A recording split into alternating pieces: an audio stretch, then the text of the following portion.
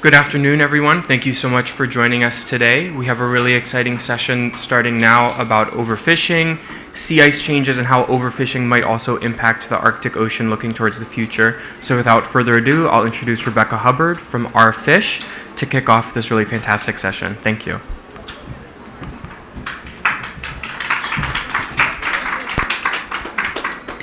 Thank you, everybody. My name's Rebecca Hubbard. I'm the Program Director with Our Fish, and thank you for coming to our event. How can ending overfishing mitigate climate change? Our Fish and Seas at Risk are hosting this event, and thanks to the Cryosphere Pavilion for having us.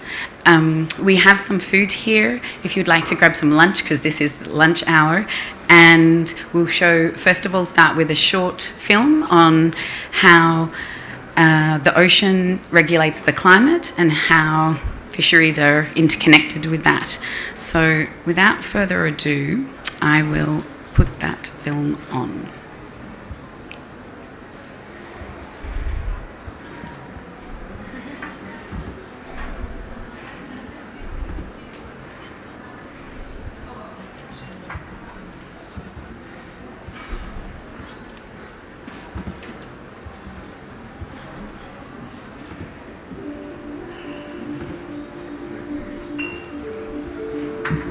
The rate of climate change is in part determined by the oceans and the state of the ocean. So a healthy ocean is capable of slowing the rate of climate change substantially.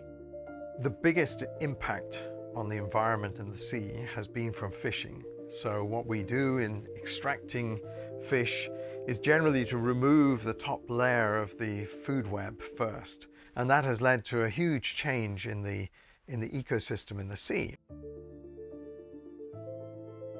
Altså, fisken er forsvundet fra kysten hele vejen helt op til Hanstholm. Og i de indre farvande er den også ved at være væk, fisken. Så det er heroppe i Skagerrak, vi endnu har fisk inde ved kysten. Og vi har det, fordi vi endnu ikke har haft det her ødelæggende bomtravls, flyshooter og bundtravlsfiskeri, det tunge bundtravlsfiskeri. Det er derfor, vi har det. Det bliver sgu ringere og ringere, og der er jo mange.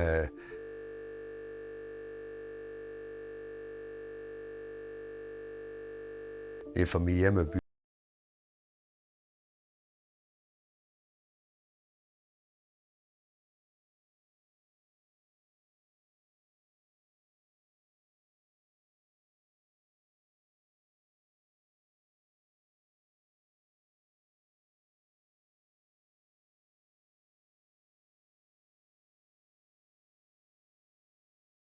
Because of the computer.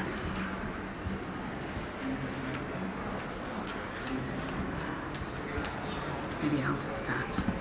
Okay. Maybe the video will crash the system again, so we might just get started with the actual presentations. So as a little bit of context and background for why we're here today and why we're looking at how ending overfishing can mitigate climate change, there's been quite a bit of increasing research into the impact of climate change on fisheries. But what we found to be an interesting idea was to turn that around and say, but what would it look like? What is the impact of increasing and restoring our fish populations, and how could that help mitigate climate change and help contribute something positively to the fight against the climate crisis? A groundbreaking new study from Dr. Rashid Sumalla and Travis Ty at the University of British Columbia shows that ending overfishing is essential in building resilience and can mitigate the impacts of climate change.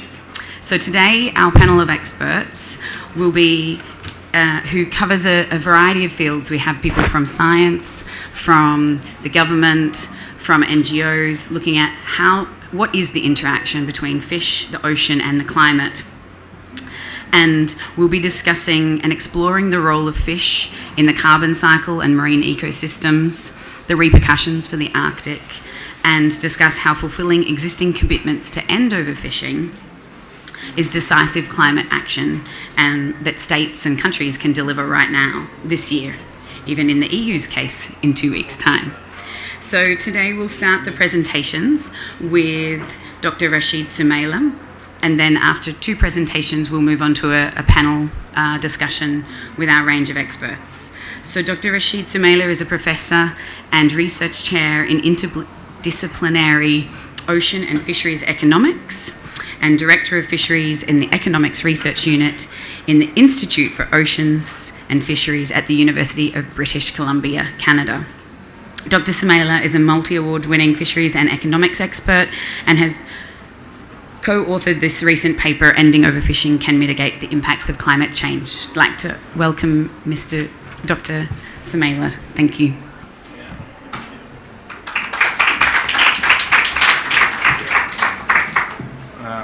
Thank you very much, Rebecca. I saw you said Mr. and you quickly changed to no. I'm also a Mr. Okay, so it's part of the deal. So thank you all for coming. There's so much going on in this house, and you took the time to come here. That is very much appreciated. And so I have just 10 minutes to say a few things. The panel will come, and it's in the Q&A that the interaction we get. That's why we get more. Okay, so. Essentially, this is the main figure. This is the main figure that actually supports the work we have reported in the analysis we did.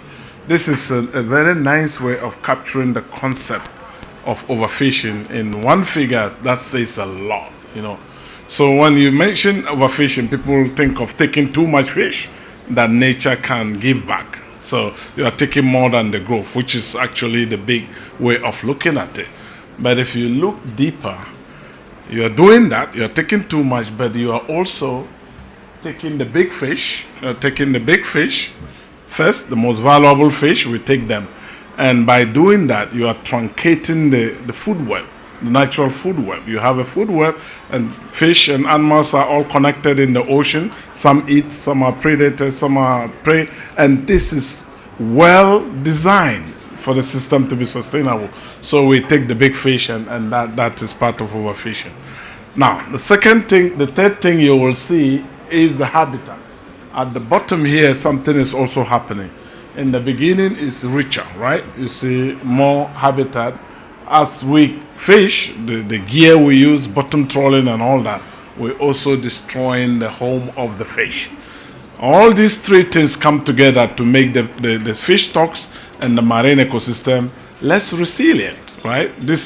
Once somebody says this, it makes sense. It's like a human being, right? If your home is gone, you are in trouble, homeless people, Or if you are sick and there is a flu running through your city, you are more likely to be knocked down than somebody who is healthy. The same with fish. People and fish are not that different. So this actually is the main idea behind our paper. But added to that is the issue of how much fishing you are doing has also meanings for the resilience of the system. Because if you are taking too much fish, you end up with less fish in the ocean. That means you have to work harder, you have to go further, you have to go deeper. All that means you are pumping out more CO2 than you would need.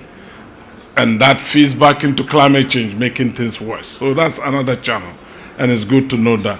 The last channel through which that this happens is what you will be talking about after me. It turns out that when you have more life in the ocean, an ocean full of life is also an ocean that can sequester more carbon. There's evidence coming more and more. You have more large animals going up and down and taking stuff down. Their poo, for example, contains carbon, so they absorb, and that again feeds into less climate change and therefore makes the system more resilient. So this is really the key point to remember from this. The rest are details, how you nail this down, and we'll get more filling up from my colleague here, and then we go in. So having said that, we know that climate change is actually doing things to the system. That's what this whole conference is about. In terms of life in the ocean, there are three or four very important things happening. You have the warming of the ocean. And again, fish are like people. You see, when I was coming, I took out my jacket. I was feeling hot. If you allow me, I'll take off this, right? I can do it. Or if it's too hot, I open the window or put on the air condition. If it is too cold, if it's too cold, you put on the heater, right? The fish cannot do this. When it's out of their range, they either move and follow the temperature, or if they cannot, they perish, right? So that is the situation. And so warming is affecting. And there's a lot of literature on this, right?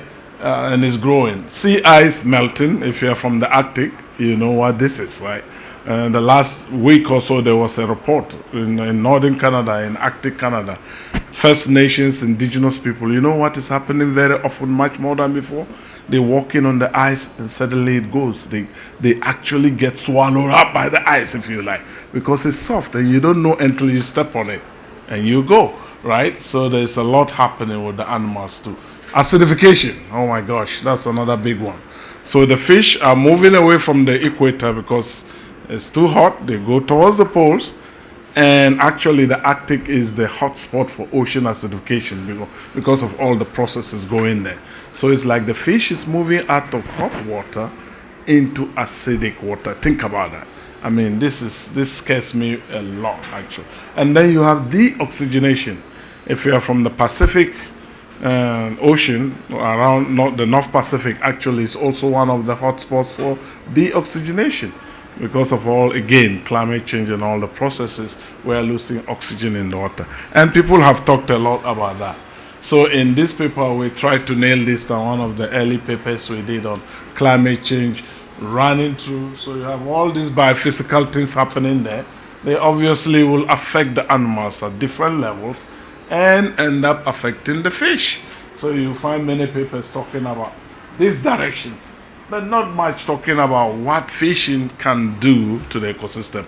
And this is where our fish and seas at risk and all this kind of partnership is trying to really bring to the table. Okay? So very nice. And all this we are doing is actually, I'm an economist, so I love nature, I love the ecosystem, marine ecosystem, but actually what I do is at the end of the day about people. So this is, at the end of the day, it's all about people. The temperature, climate, I don't even know whether the fish cares, right? I can't talk to the fish, right? But I know that when your fish is gone, it has impact on people. So ultimately, that is the point.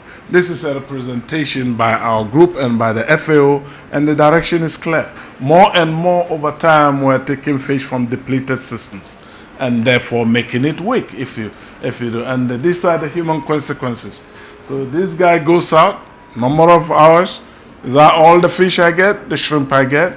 And this is an example of an environmental refugee. Sea level rise, no fish, nothing to do. You know what? People don't just sit down and die. People move when life is too hard. And so we're going to get more of this as all these things are happening. So we better start fixing this. And this is what drives me, right? I mean, we are in Spain now. The story of West Africans getting on boats, dangerous stuff, to get to Europe is partly attributed to this. And so the Africans are at risk. Of course, they are not happy. That's why they are moving. And the Europeans are not happy, and we are all in a bad space. So let's fix climate change. Let's fish overfishing, because it has implications in so many different ways. New literature is beginning to show up, and this is something that has come out not too long, both of them last year. William Chang is our colleague and his co-authors. What they found out is if you don't fish more than the fish can provide you. That's what maximum sustainable yield is. It's nature. But actually, it can relate this to every human being. If you have a bank account, right? So you put 1,000 euros, January, midnight, December 31st. Midnight the next year, if you are promised a 10% interest rate, this is too high. Today they don't give you that. If you don't take time, actually they give you negative discount rate if you take in inflation. But let's assume 10%, right? So at the end of December, you have 1,100. If you keep taking $100 each year, you can do this forever. That's sustainability. But if you take 200, then you end up with 900 at the beginning of the new year. And therefore, you don't get $100, you get 90. If you insist on 200 very soon, you go to the bank and they'll call the police for you. You have no money in the bank. That's what is happening to the fish. And if you overdo it, it's trouble. But this paper shows that if you stay within MSY, you are able to reduce the risk of extinction of fish biomass by up to 63%. So sustainable fisheries are good. They are able to withstand climate impacts more. And similarly, this is another one from Steve Gaines, where they look at what good management does, which is actually, again, about overfishing. If you have a solid management system, you don't overfish. And if you don't overfish, you kind of mitigate the impacts of climate change. What else do I have to say? This is a new model that I've been trying to develop, and it's kind of lifting off and saying that really, for us to be able to manage the relationship between people and nature, we have to think deep. When we put policies in place or take actions, we have to make sure that these actions and policies we put in place lead to positive feedback from people to nature and nature to people. If you put policies that lead to negative feedback, which is what we seem to be doing, it's terrible, because you get into a vicious cycle, and subsidies is one big one, right? Marine protection is another. At the moment, more than 80% of the subsidies we give to the fishing sector goes to large-scale industrial fishing fleets. So you disadvantage the small communities that depend on fish for food security. And so they hang on the last fish, and so the environment goes down, and it doesn't give them more, and you are in that negative. So we have to think very hard. This is a very quick illustration of this. This is the paper I mentioned. About 80% of all the subsidies goes to large scale, and most of what they get are actually what we describe as bad subsidies. And I could go on, but I know time is of the essence. My last point is, we also have to think of the ocean as one global ocean. We put all sorts of definitions and boundaries, but the fish don't know this, right?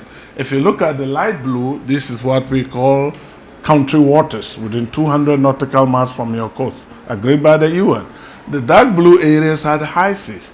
So you can manage your EEZ, your country waters, as best as possible.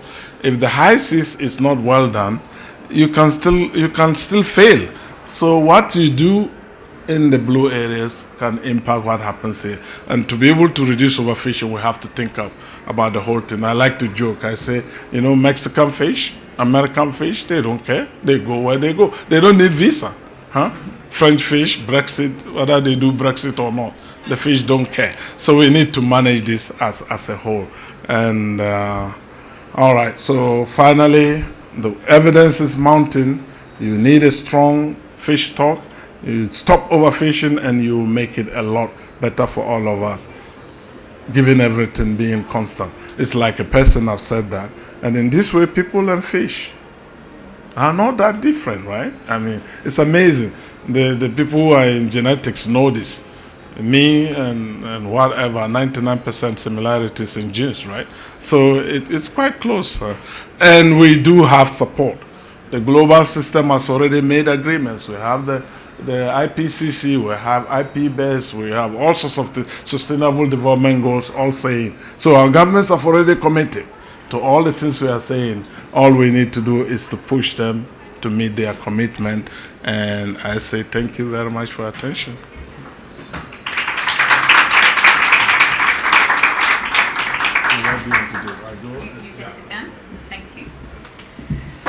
Thank you, Rashid. we will continue now with the next presentation from Angela, because it continues with this scene setting in terms of providing the scientific context and background for what we're talking about here, and then we'll go into questions and answers with the full panel. I will just navigate the technology.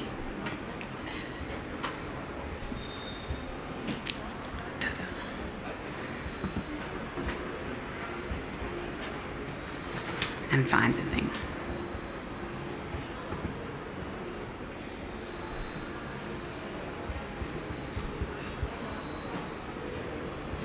It worked really well before we started, but I've lost the cursor completely. Oh my god. Oh, it's behind us. No, it's this one. This one. Sorry. Perfect. Excellent. So, Angela Martin is a research fellow at the Centre for Coastal Research at the University of Agder in Norway, and Angela was the leader of the project Blue Climate Solutions, and is an expert in fish carbon. So if you didn't know there was an expert in fish carbon, she exists, and she's with us today, Angela. She's going to describe for us how fish and marine vertebrates, provide important carbon services that help maintain the ocean's role in climate regulation, and give us a little bit more background on how we can understand the important role of fish in the system. Thank you, Angela.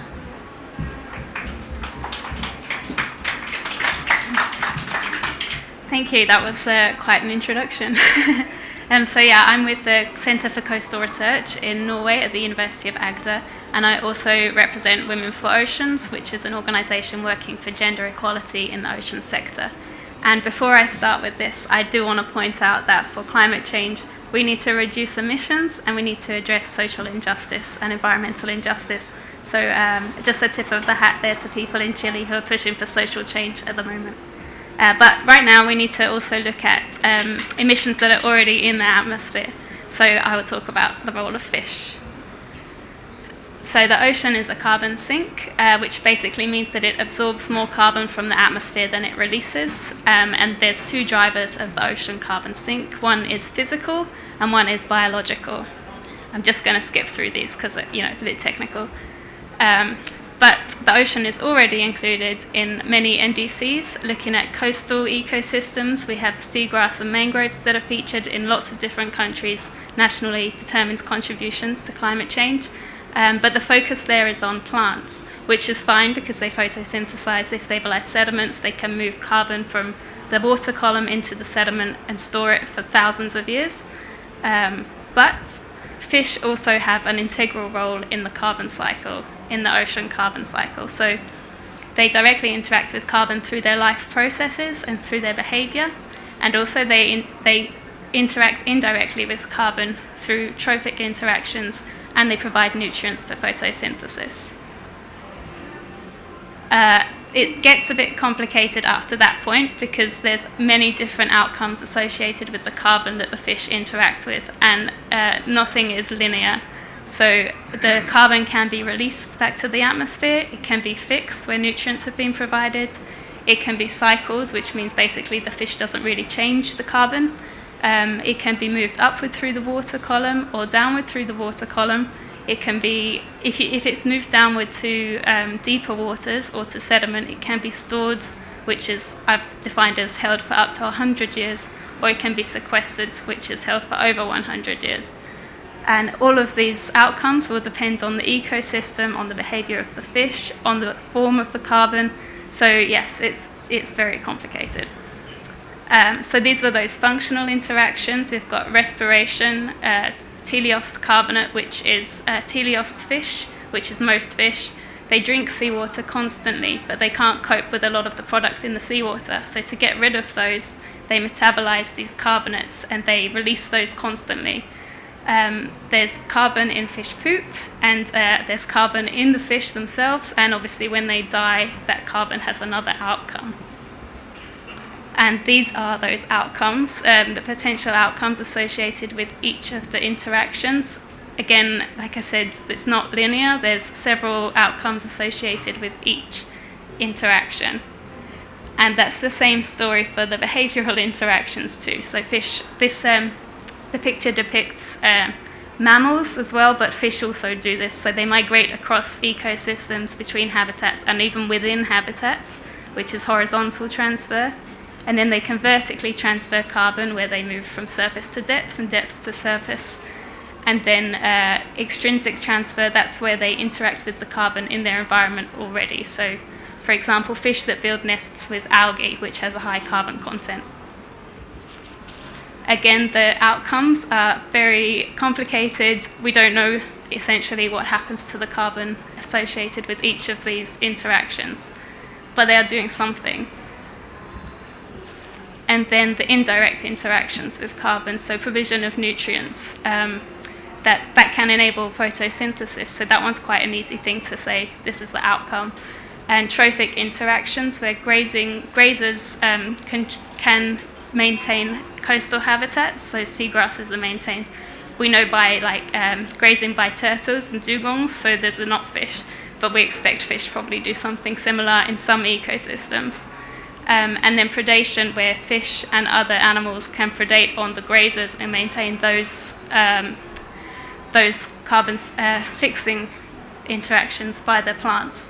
And also predation of bioturbators, which are things that dig into sediments and can release carbon from sediments. Fish can maintain the populations of those so they don't get too many and release carbon. Again, the carbon outcomes are kind of complicated. There's several associated with the trophic interactions, again depending on the environment, the form of the carbon, and the nutrient pump is a bit more simple. But these outcomes are very hard to estimate. We don't know how much. There's been a few studies where people have looked at carbon associated with a particular species or in a particular habitat or related to a particular interaction, but they're very small, very few and far between. So we don't know. But what we do know is fish do have a role in the carbon cycle, in the ocean carbon cycle, and we do know that the ocean is a carbon sink. So we know we can't just ignore them. And so here I've put the precautionary approach up, which says that just because you don't know enough about something isn't a reason not to act if you see that your action will have a detrimental effect. And this has also been raised in the high-level panel report on ocean solutions, which was released earlier this year.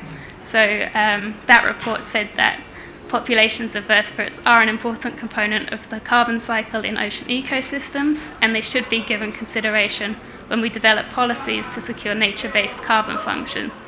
And beyond this, we've brought the ocean here to the climate meeting, but we also need to bring the climate to ocean meetings. So more than 60% of the ocean is in areas beyond national jurisdiction, and there are continuing discussions about this area of the sea at the UN ongoing over the next couple of years. So we need to make sure that climate is also included in those. Thank you very much for your time.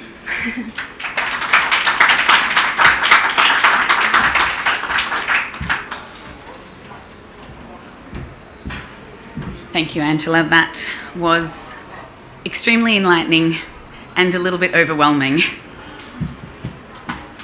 But really excellent to see that that there is some research done and obviously more room for more research, but obviously also that the fish do definitely have an important part to play in the biological pump and in the carbon cycle in the ocean. So I'd like now to invite our two speakers, but also the rest of our panel, up for a question and answer session. We have with us Martin Sommerkorn, who is with the WWF Arctic Program and one of the co-authors of the recent IPCC special report on the ocean and cryosphere in a changing climate. Martin, if you'd like to come up, and Dr. Jacob Hagberg, who is a Senior Scientific Officer with the Swedish Ministry of Environment, who can give us a government perspective, and Dr. Monica Verbeek, who is the Executive Director of Seas at Risk and a long-term marine conservation advocate. Would Angela and Rashid, would you like to also come up? So I'll just start with a couple of questions to our new panellists to get your perspectives on the role of overfishing and fish and climate change and climate action. But I need to give you a microphone.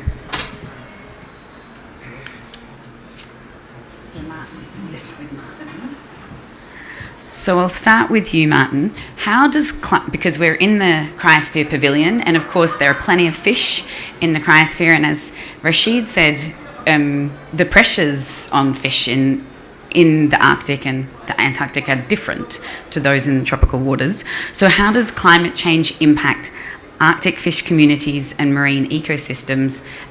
And in terms of what we're looking at here, in terms of climate action, how can we build resilience in those communities and ecosystems? You just have to turn it on. Yeah. Sure. Thanks for the question. Thanks for inviting me. I'm delighted to give you a perspective from a non-fisheries person. So, because that's what I am. I'm an Arctic ecosystem ecologist, and I have been coordinating the polar regions chapter of the recent IPCC report. So I'm mostly referring to that actually in my deliberations here. As you know, there are several of the world's largest fisheries are linked to the Arctic Ocean. There is a rich resource of fishes, and it's also richly fished by a number of stakeholders, industrial and also local communities. If you bear with me a second, conjure in your head actually a poleward view of the Arctic Ocean, so not the normal view of looking at the world, but just hover over the North Pole for a while, you will actually see that in the center of that ocean there's a huge lid of sea ice. And that sea ice has been under real critical pressure over the last 50 years. We have lost huge amounts of the area of that extent of that sea ice. We have lost almost all of the multi-year sea ice of that. So the current Arctic sea ice system is almost composed fully of annual ice, which drifts around. And obviously, for anybody who knows a little bit about oceanography, that lid, that Arctic sea ice lid on the ocean determines a lot of the oceanography, but it also determines a lot about how the ocean actually works ecologically. And on top of that, in the middle of that Arctic Ocean, there is a deep basin, and the whole and surrounding most of the Arctic is actually our extensive shelf. And it's actually mostly these shelf seas that are contributing to fisheries. And it's also mostly these shelf seas where the ice has been for the last centuries actually retreating from during summer months and coming back. So that's important to have in mind when we talk about these changes, because they are not happening in a general Arctic view, especially only over those areas that are important for fisheries. So let me do this a little further. So we have seen about 13, you have to correct your slide, 13% per decade loss of sea ice over the recent decades, which is actually hugely substantial in the month of September. So summer sea ice has declined by 13% per decade over the last 40 years. And it is still there in winter, but it has actually receded in all months of the year. And that affects a lot of the primary productivity, and we have seen that in the observations, and also the secondary productivity. Starting with the plankton side of things, it has changed the composition of zooplankton towards smaller communities with smaller biodiversity. It has, however, in the recent past also overall led to some instances of increased primary productivity, and that is regionally different. And over some of the shelf seas where the ice has actually receded, we have seen increased primary productivity, for example, over increased amounts of plankton blooms.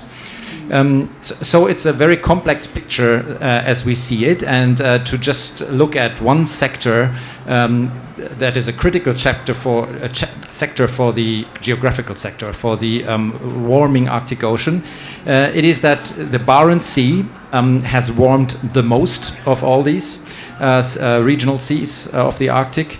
And there we have actually seen what we call a borealization of fish communities already ongoing. It was detected looking at a comparison between, for example, 2004 and 2012 fish communities.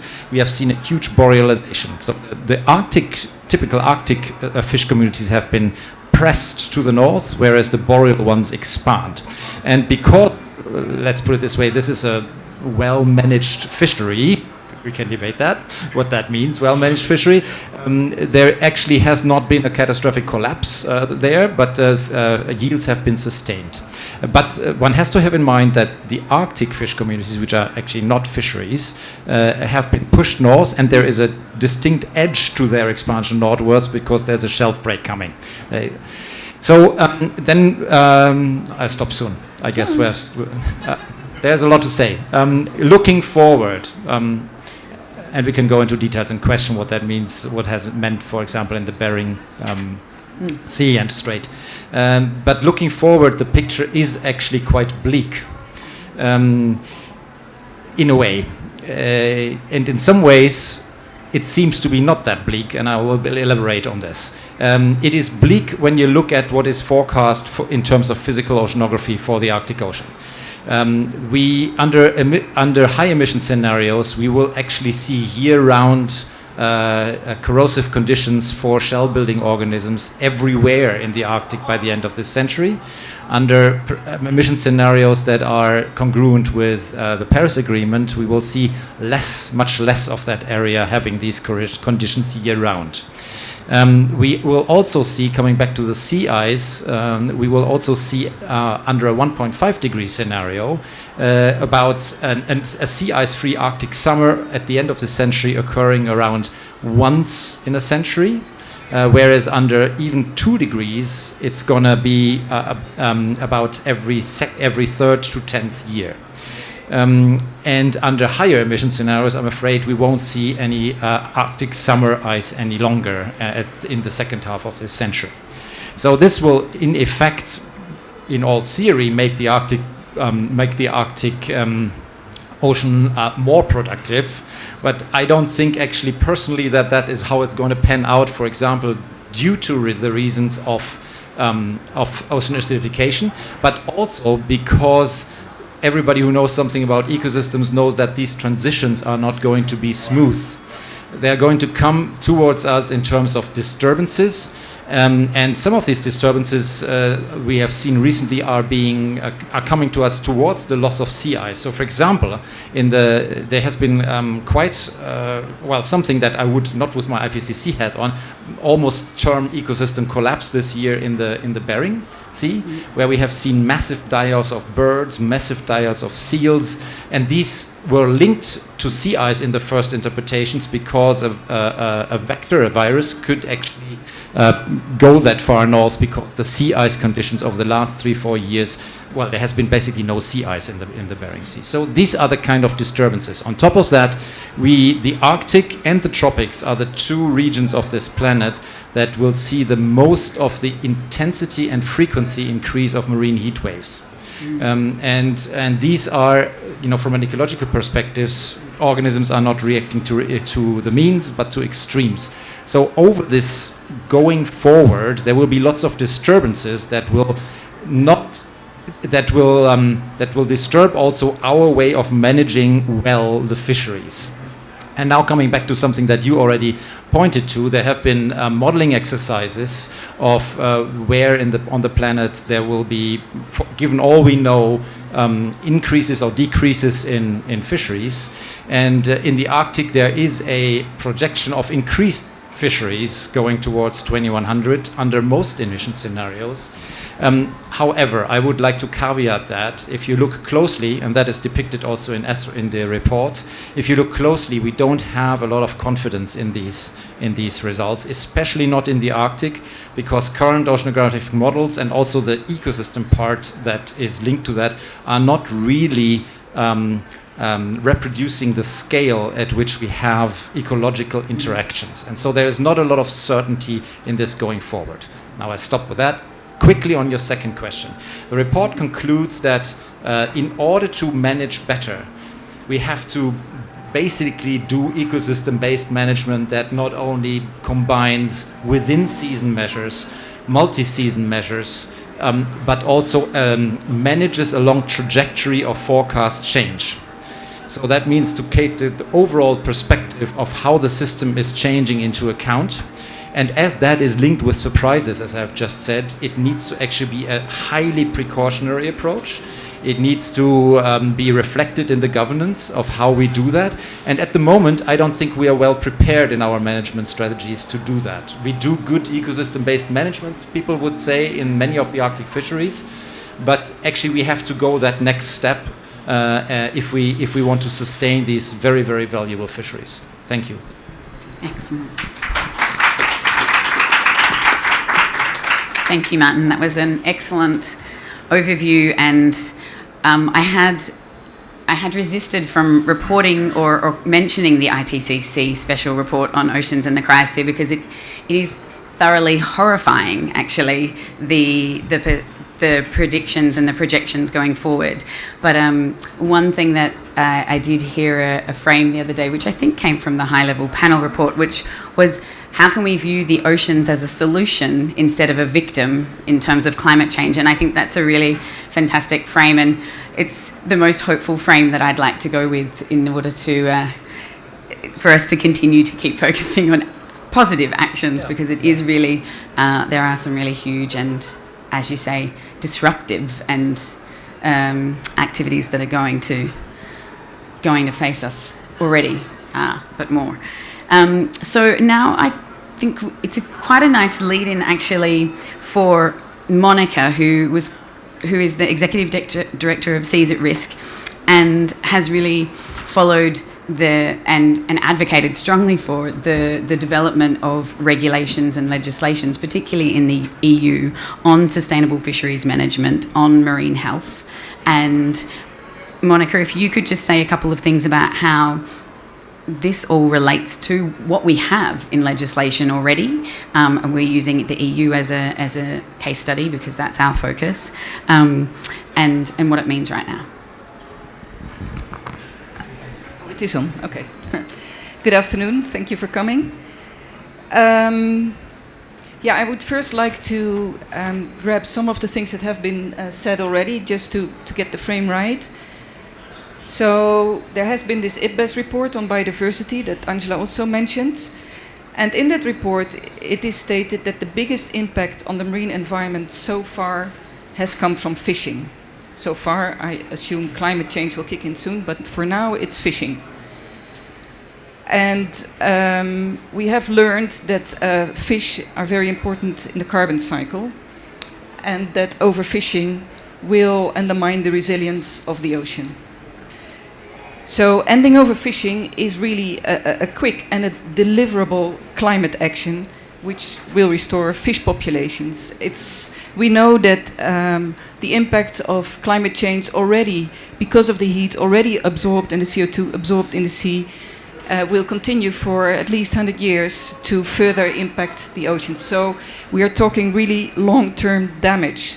So what we really need is quick deliverable actions that can take care of at least giving the ocean a fighting chance back in order to keep up its resilience. Ending overfishing would exactly do that. And it would rebuild fish populations. So we would get, plenty of fish in the sea. And that's not only good for ocean resilience, in fact, it's also good for the whole, for an economically viable fishing industry, a long-term economically sustainable fishing industry, and the dependent coastal communities. Because if you have plenty of fish of the sea, it's much easier to fish them. You don't have to go that far out. You don't have to haul that deep and so often in order to get the fish out. So it will actually reduce your fishing costs. It will reduce the fuel you need. So you have a direct climate mitigation thing there. And for the fishers, it will reduce the costs. Moreover, if you have more fish in the sea, as Rashid already explained very clearly, you can take out more fish without impacting the population.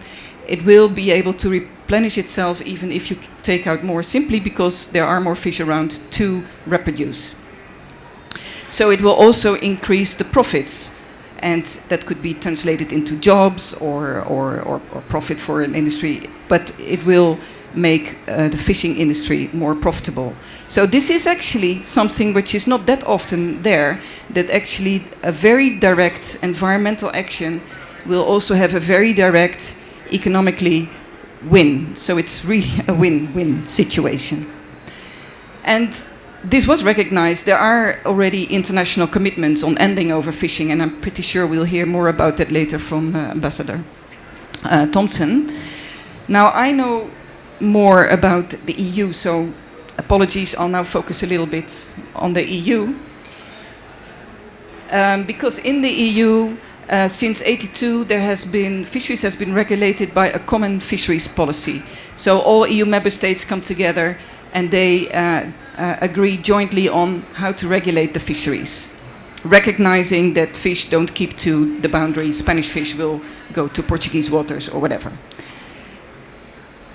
But since '82, there has been this policy, and it has been failing tremendously. Fish stocks have gone down.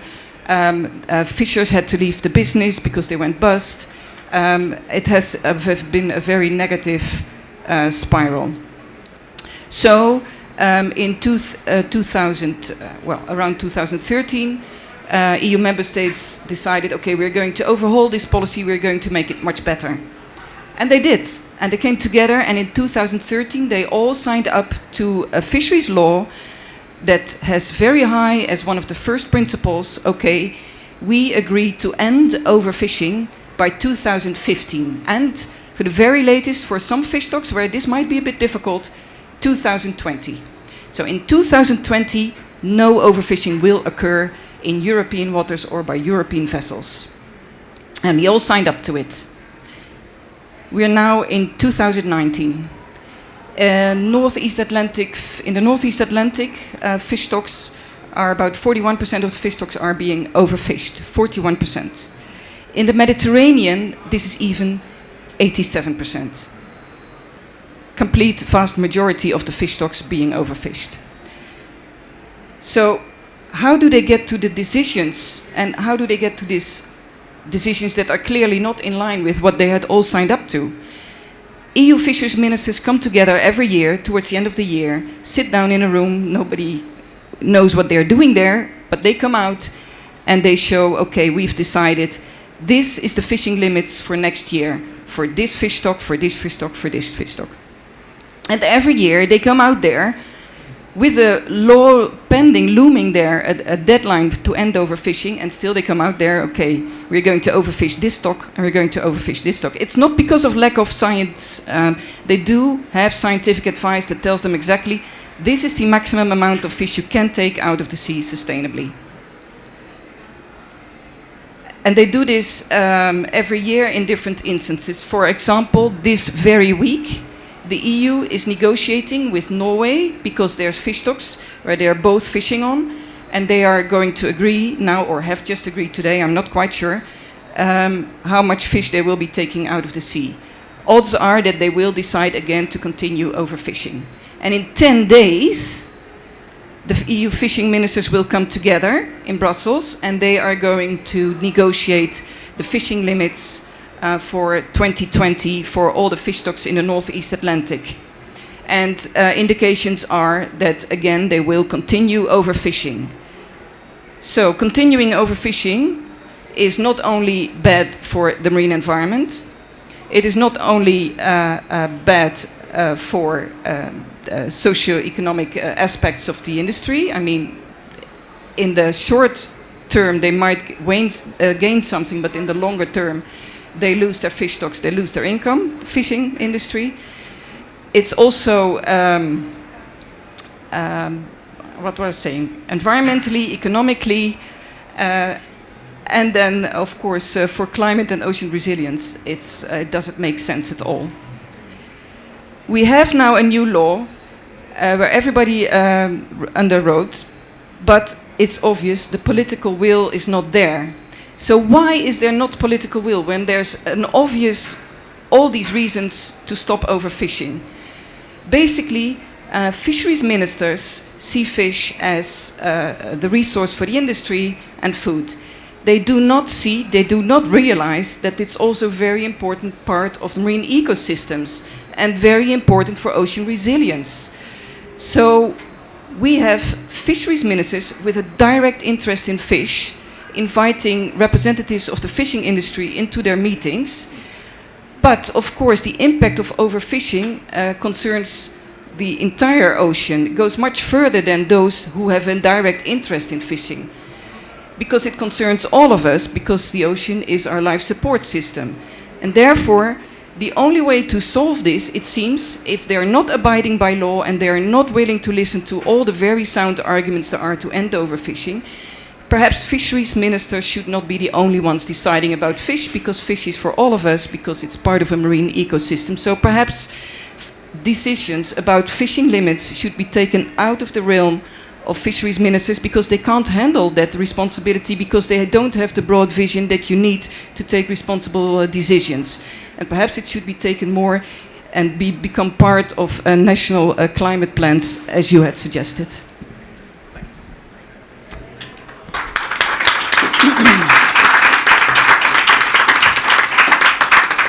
Excellent. Thank you, Monica, very much for that observation.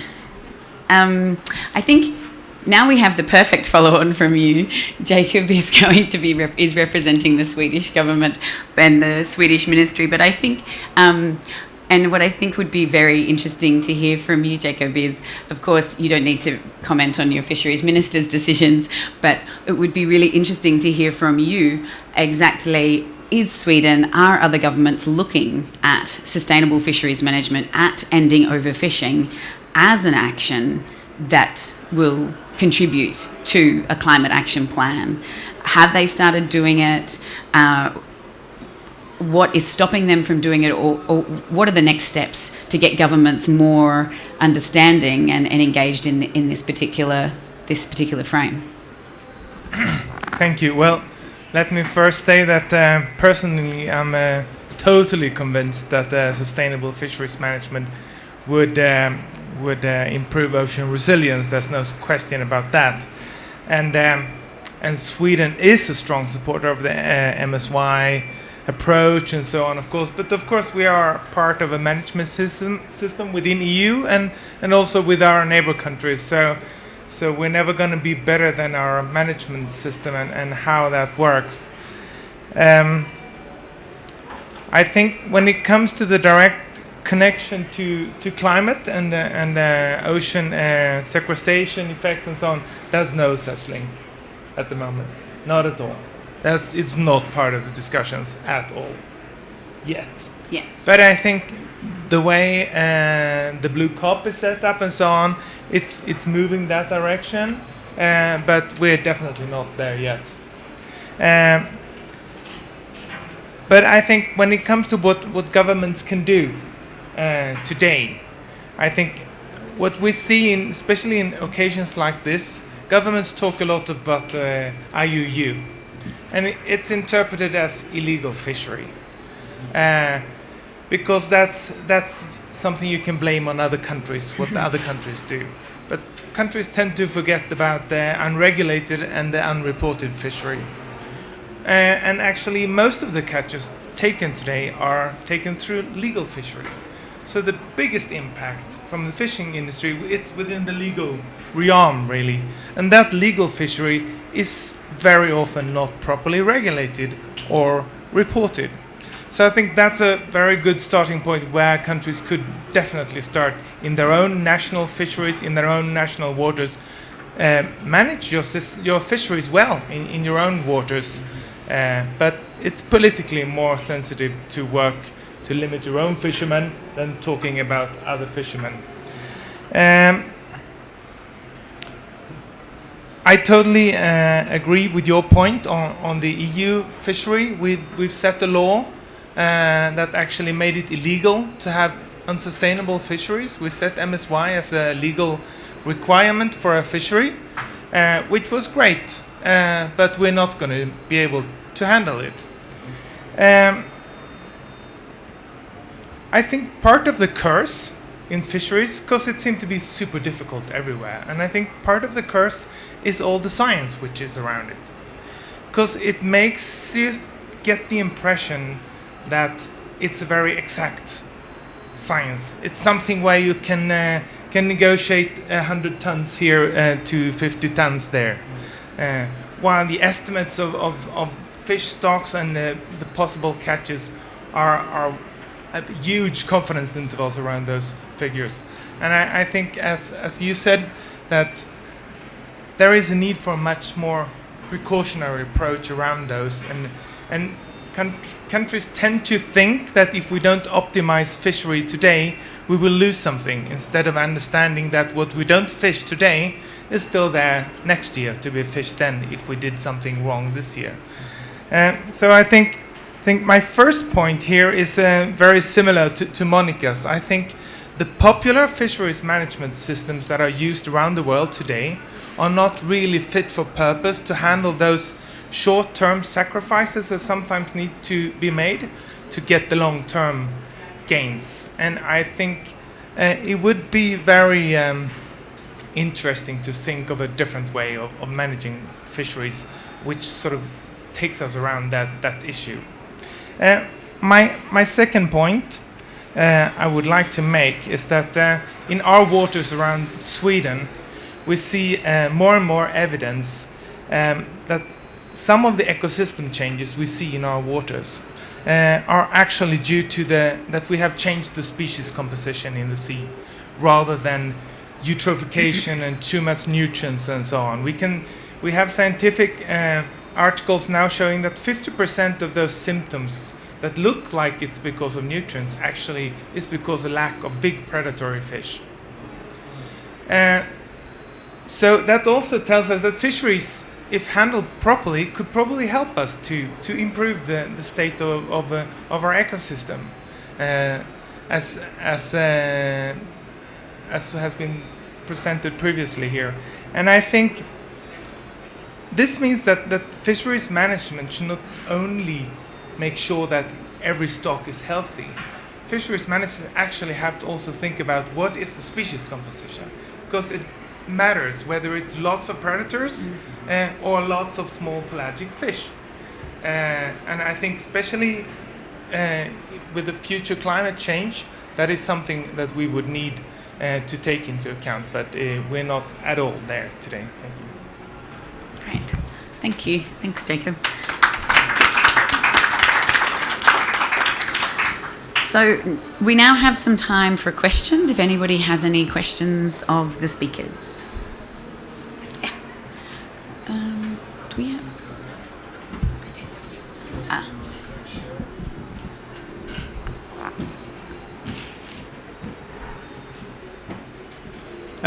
Hello, my name is Miklos Espremi. I'm a student at Yale University.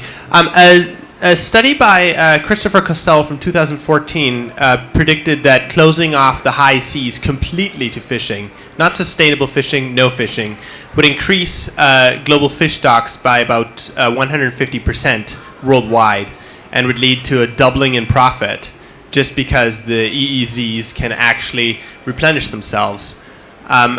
How do you guys feel of something like that, and why are we waiting for that? Rashid, do you want to answer that question? Thank you for raising that. You are from Yale, yeah? So you don't know about UBC. Before Costello, there was Sumalla, okay? Talking about this. This is something that has occupied my attention since the mid-2000s, you know. Our first paper on that was 2007. And we have similar conclusions like Chris Costello, actually.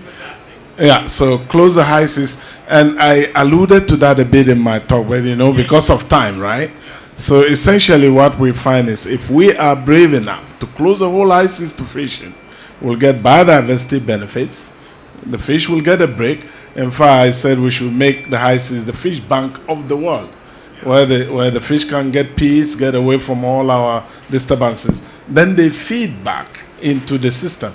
So there will be biodiversity benefit and economic ones, because then you don't have to travel far and deep. And climate ones, you don't have to pump out too much CO2. And one other angle we put in was equity. Because at the moment, 5 to 10 countries take almost 80% of all the values from the high seas. The big fishing nations, China, Korea, Spain here. Okay, so Japan, of course, there are about 10 of them. They take. But if we close the high seas, smaller countries like the Pacific ones, Guinea-Bissau will get some. when the fish come in. So we even calculated the Gini coefficient of the current distribution of income. Everybody knows the Gini coefficient. That is the economic indicator of the degree of distribution of income in a country. And we calculated that for the current situation in the high seas, it's actually the worst distribution of any country in the world. And if you close the high seas, that improves it to the best of any country in the world. Do you know which country is the worst in the world in Gini coefficient? South Africa. We don't have time. South Africa is, and you all know why, appetite. And the best one is actually Sweden. Aha. So you turn it from South African to Swedish. Wouldn't you like that? Who wouldn't like that? So you are right on, my friend. Close the high seas to fishing. Yeah, I want to make a remark about that as well, because you were asking why aren't we not doing it. I mean, it's an obvious no-brainer also because the inspection on the high seas is not there, and because regional fisheries management organizations who are supposed to manage the fisheries on the high seas are not always fit for purpose. Their governance systems basically allow continued overfishing as well. It would be a very simple solution. So yes, and obviously simple solutions are never there to be taken because of politics. Right now, they are in the middle of the negotiations on areas beyond national jurisdiction, how to protect those. If any of this, let's just close high seas fisheries, comes through strongly, I can tell you I have very severe doubts on how those negotiations will go, because then countries will pull out, because then, you know, it goes against their direct interests. And RFMOs are very much against it because, you know, it's our territory. We know how to deal with high seas fisheries, you know, stay out of our territory. So basically, it is a simple, good solution. It would, of course, have some fishing companies go bust. But perhaps if they would not get all the fuel subsidies they are getting these days, perhaps they would go bust anyway. But it is a political decision in the end, and as I just already explained, politicians are not even up for ending overfishing, let alone ending fishing in the high seas.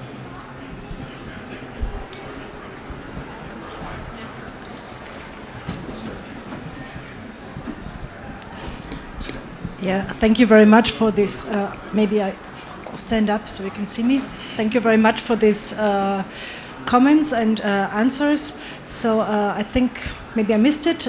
There's the SDG 14, one of it that matures next year. So if BBNJ could do it, the instrument, it could declare closure on the whole high seas for fisheries, but we also have the SDG 14 maturing next year to end fishery subsidies, and so this is another instrument, and this matures next year, and WTO has to take this decision. And this must be done not only for the ocean, but it is a clear signal for all the SDGs. If the ocean SDGs that mature next years are not met, this is a signal to all other SDGs. So this is really necessary. This is unacceptable if this is not met. So we must focus on BBNJ. This is important, but also on the WTO. So we have a couple of events next year that mature. So, yeah, this is one point. And now my question to Angela. Okay, thank you. I know many people are fixed on numbers, so I'm still in this bubble a little bit. But the more I'm here, I come to the conclusion this crisis is by our minds, but by our hearts. We have to connect with the ocean, not by numbers, but by our emotions, and to really think but however, I'm still in this bubble, and can you quantify somehow how the carbon storage and sequestration potential of fish carbon, of oceanic carbon, is compared, for example, to whale carbon? We have this number in this in this article on the online magazine of the International Monetary Fund that whale carbon, a big whale, for example, stores 33 gigatons of carbon in his body, and this sinks down to the earth after he dies, sinks down. So is this, can you compare this a little bit so that we have some numbers to put it in? And so if this is the case, or fish is an oceanic carbon is relevant not only to the food, but to the food web, but also to our climate. So, and as you said, the fisheries departments and governments are not able to tackle this responsibility. So why are there any chances to declare fisheries as a common heritage of mankind, so that we all can claim that this is protected? Fisheries and the ocean health is a common heritage of mankind, and if anyone disrupts, plunders, continues to plunder our common heritage, that we can make these people accountable for stealing our future and the future of the generations to come. Thank you. Great comment and question. Just to flag for you, we will, Ambassador Peter Thompson is here, and he will be giving us a short talk on the big global picture with the SDGs as well, but that's a sneak preview. So, Angela. We're not there yet with the science on fish. We've got some numbers, but they're very small, but then they focus on one species in one ecosystem and only one of the interactions. But it's so complex that I don't know if we will be able to get there, estimating the numbers. And when you think about the role of fish versus other parts of the ocean carbon cycle, those numbers just pale in insignificance. So it's more that they are they're an intrinsic part of the function as a whole. So I'm not sure if we'll ever have the numbers. There are some fish that we know do more for carbon sinking and sequestration than others, like the mesopelagic fish that have this style vertical migration. And there are numbers associated with those in some studies. But again, they're not that comparative to other parts of the ocean that do a lot more. But yeah, they are an integral piece of the puzzle. So, can I talk? Yeah. Quick ones, first, Monica, about the high seas. I agree with you. It's difficult. People are going to push back, but actually, I don't think it's completely crazy. You never know, right? You throw out the idea and you never know where it goes. In fact, the first large high seas marine protected area was declared in December 2017. The Ross Sea is closed. Nobody ever thought that would happen. So, just get the idea out. And it's a few people that are making the money, so the rest of us can actually get it done. I'm always end up on the optimistic side, right? And Angela, you are right. It's very complicated, the carbon.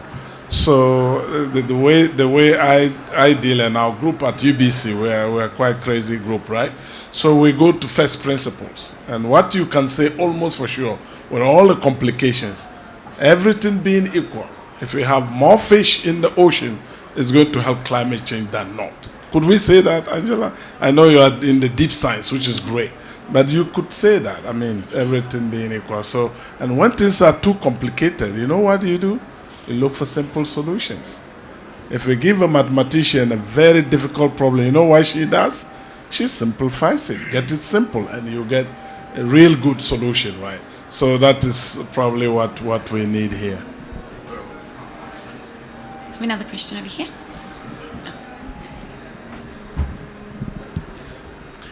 Hello, I'm Matthew Costa. I'm a postdoc at Scripps Institution of Oceanography, and I have two questions. One a specific science question, and one sort of a broader question. So I'm one of those. I study those coastal plants you talked about in blue carbon ecosystems. So I'm very interested in the efficiency of burial of organic matter and sediment. And when I was in this talk, I thought, what do you guys think about the role of trawling in disrupting benthic ecosystems and what that affecting their net heterotrophic or not status, and also breaking up sediment organic matter and exposing it to being released back into the ocean for respiration. So that's a very specific question. More broadly, we're here at this international meeting. How can we approach linking global policy ideas to local action, especially in the context of small-scale fisheries? Thank you. Angela, would you like to respond to the first question? So the first question, I think it's an important question. I had this same thought when people were discussing deep sea mining, because obviously a lot of carbon has accumulated in the deep seas over a long, long time. And I had that similar questions, but I don't know if there's been anything done on that specifically. Rashid, this is something that is touched on in your working paper, but it is an issue that we have discussed in looking at this science. I mean, basically, ending overfishing as climate action is a relatively new concept. I mean, it's something that we looked at and went, oh, nobody's really talking about this. They're talking about how climate change impacts fisheries, but not how fisheries impact climate change. So we have identified a number of areas in terms of the quantification of how much carbon does a fish take, or the impact of destructive fishing practices if they have a higher carbon impact, for example. But Rashid, you want to touch on that as well? Yeah. Okay. So we are planning to do some deep studies here, and I just got the Frontiers in Marine Science to create a research topic on this issue. And our hope is that in the next 1.5 years, we'll publish about 10 papers on this. Angela, you're on board. I didn't tell you, right? So we put the team and look at this more deeply. But you know what? Actually, we double into this. And when I say we, Alex Rogers of Oxford University, then he was at Oxford. One summer I visited him, and we actually looked at the carbon value, the sequestration value of big animals taking carbon down in the high seas, and we compared it to the value of the fish we catch in the high seas. It's in the report we did for the Global Ocean Commission, actually. And you know what we found? Alex and his team, they did the quantification, very rough, I have to give that up, but they did something. And I put in the economic value. What we found was that the value of the carbon was 10 times the value of the fish we catch from the high seas and eat. So there you go. So there is some evidence at least, but yeah. Mm-hmm. How about the global question? There is another question just over here. This is Silke Bölz from the YMCA, and thank you for the interesting presentation. But when I try to explain to people that we should end overfishing and that we should have healthy fish stocks that will be resilient and healthy to face climate change, then they tell me, oh, climate change will come anyway, and that fishing is just a minor impact, and that there's no use of stopping it because then climate change will come and change everything anyway again. So how can I explain to them that there's still some reason in not doing overfishing? And I think the essential question is, in which magnitudes are we playing? Is the shift from overfishing to sustainable fishing, can this shift overcompensate the effects of climate change, like with the migrating species and changing ecosystems? So what can I answer to them? Excellent. I think we have a couple of people here on the panel who'd like to respond to that. And I'd like to interject because I've got the microphone. But I do think that it's quite interesting, the IPBES report on biodiversity and ecosystem services earlier in 2019 predicted that we were threatening 1 million species with extinction. And this is not a crisis that has arrived in the last few years. It's not a crisis that we've been learning a lot about like as in with climate change, where the science is moving so quickly, and even though we've known about it for decades, obviously it's been accelerating very quickly, very recently. The biodiversity crisis we've known about for decades, and overfishing and fishing, as Monica pointed out, is the biggest threat to the ocean that we have. So I guess for many people that I work with, scientists, campaigners, governments, I mean, the biodiversity crisis is as big as the climate crisis, because the biodiversity and the ecosystem services that provide us with the air we breathe, the water, etc., it is very, very important and integral, and cannot be disconnected almost from the climate. But that's my interjection. Now I'll hand to the panel. Can I go? Yeah. So this is a real question, and some of my economics friends actually argue the same thing. They will tell you, because climate change is coming, take out all the fish and put the money in the bank. And I've heard it again and again. But I think it's quite crazy if you think that way. I take you to West Africa. I have a little saying in West Africa. We say, because I'm going to die, I shouldn't sleep. You get it. So essentially, it's capturing this idea that you have to keep doing your best, no matter what you are facing, because you really don't know, right? So, and people ask me, and I'm sure Peter and all of you, journalists, are you optimistic? I say, what option do I have? I mean, you mean I'll just stay in bed and I can't do anything? No. For two reasons. My forebearers will just kill me. I mean, can you imagine all those who fought all this to get all of us in this room now? Men, women, black, white, yellow, green, I mean, this is what we are working at. And I added it by saying, can you imagine what Nelson Mandela will think in his grave if I, Rashid, I sit here and say I'm pessimistic in that cell room? So we don't have option to that. Tell them to go jump into the ocean when they tell you that. We need to do our best no matter the obstacles we face. All right? Yeah. Somebody wants to go? Yeah.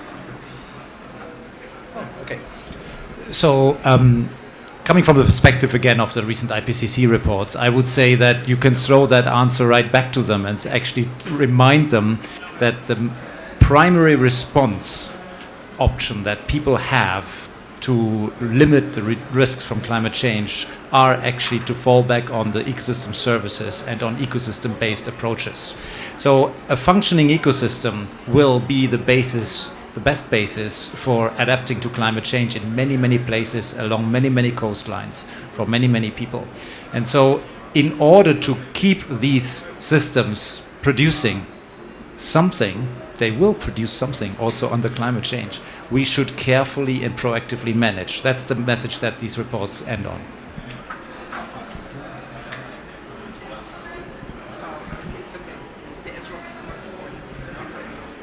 I just wanted to add on to that as well. It's not an either or thing. We really need everyone to do everything. So it's both things. If we're saying that we need to manage fish better, we are already assuming that we've cut emissions as well. So otherwise, everything's going to change. We need to have strong climate action as well before any of this really matters. But we're going with, they're going to do something. They have to do something.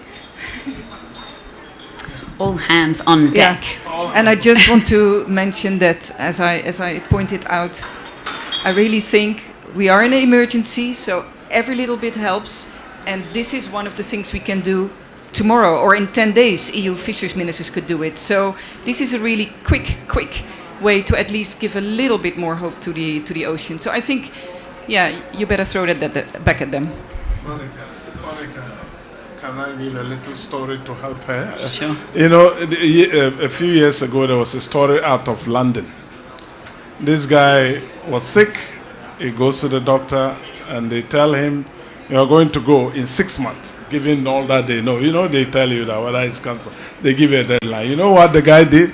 He went off after his pension. He opened up his pension box. He's going to spend everything before the 6 months.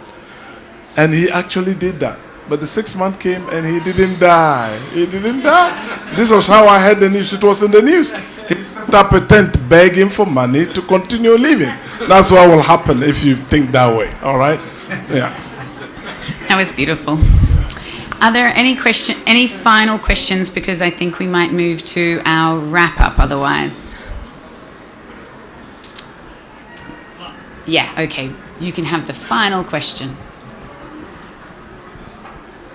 No, last comment about that. Well, we play around with these numbers, 1.5 or 2, and it's just half a degree, but it has been calculated that translates into 150 million deaths as direct results of climate change. So to make that argument is to say, well, I'm complicit in a death toll that makes everything else that have ever happened in human history just nothing. So it's a moral argument at the end of the day. I think that's a good point, and I think we might close the panel Q&A for now. If you'd like everyone to thank the speakers, thank you so much for your time.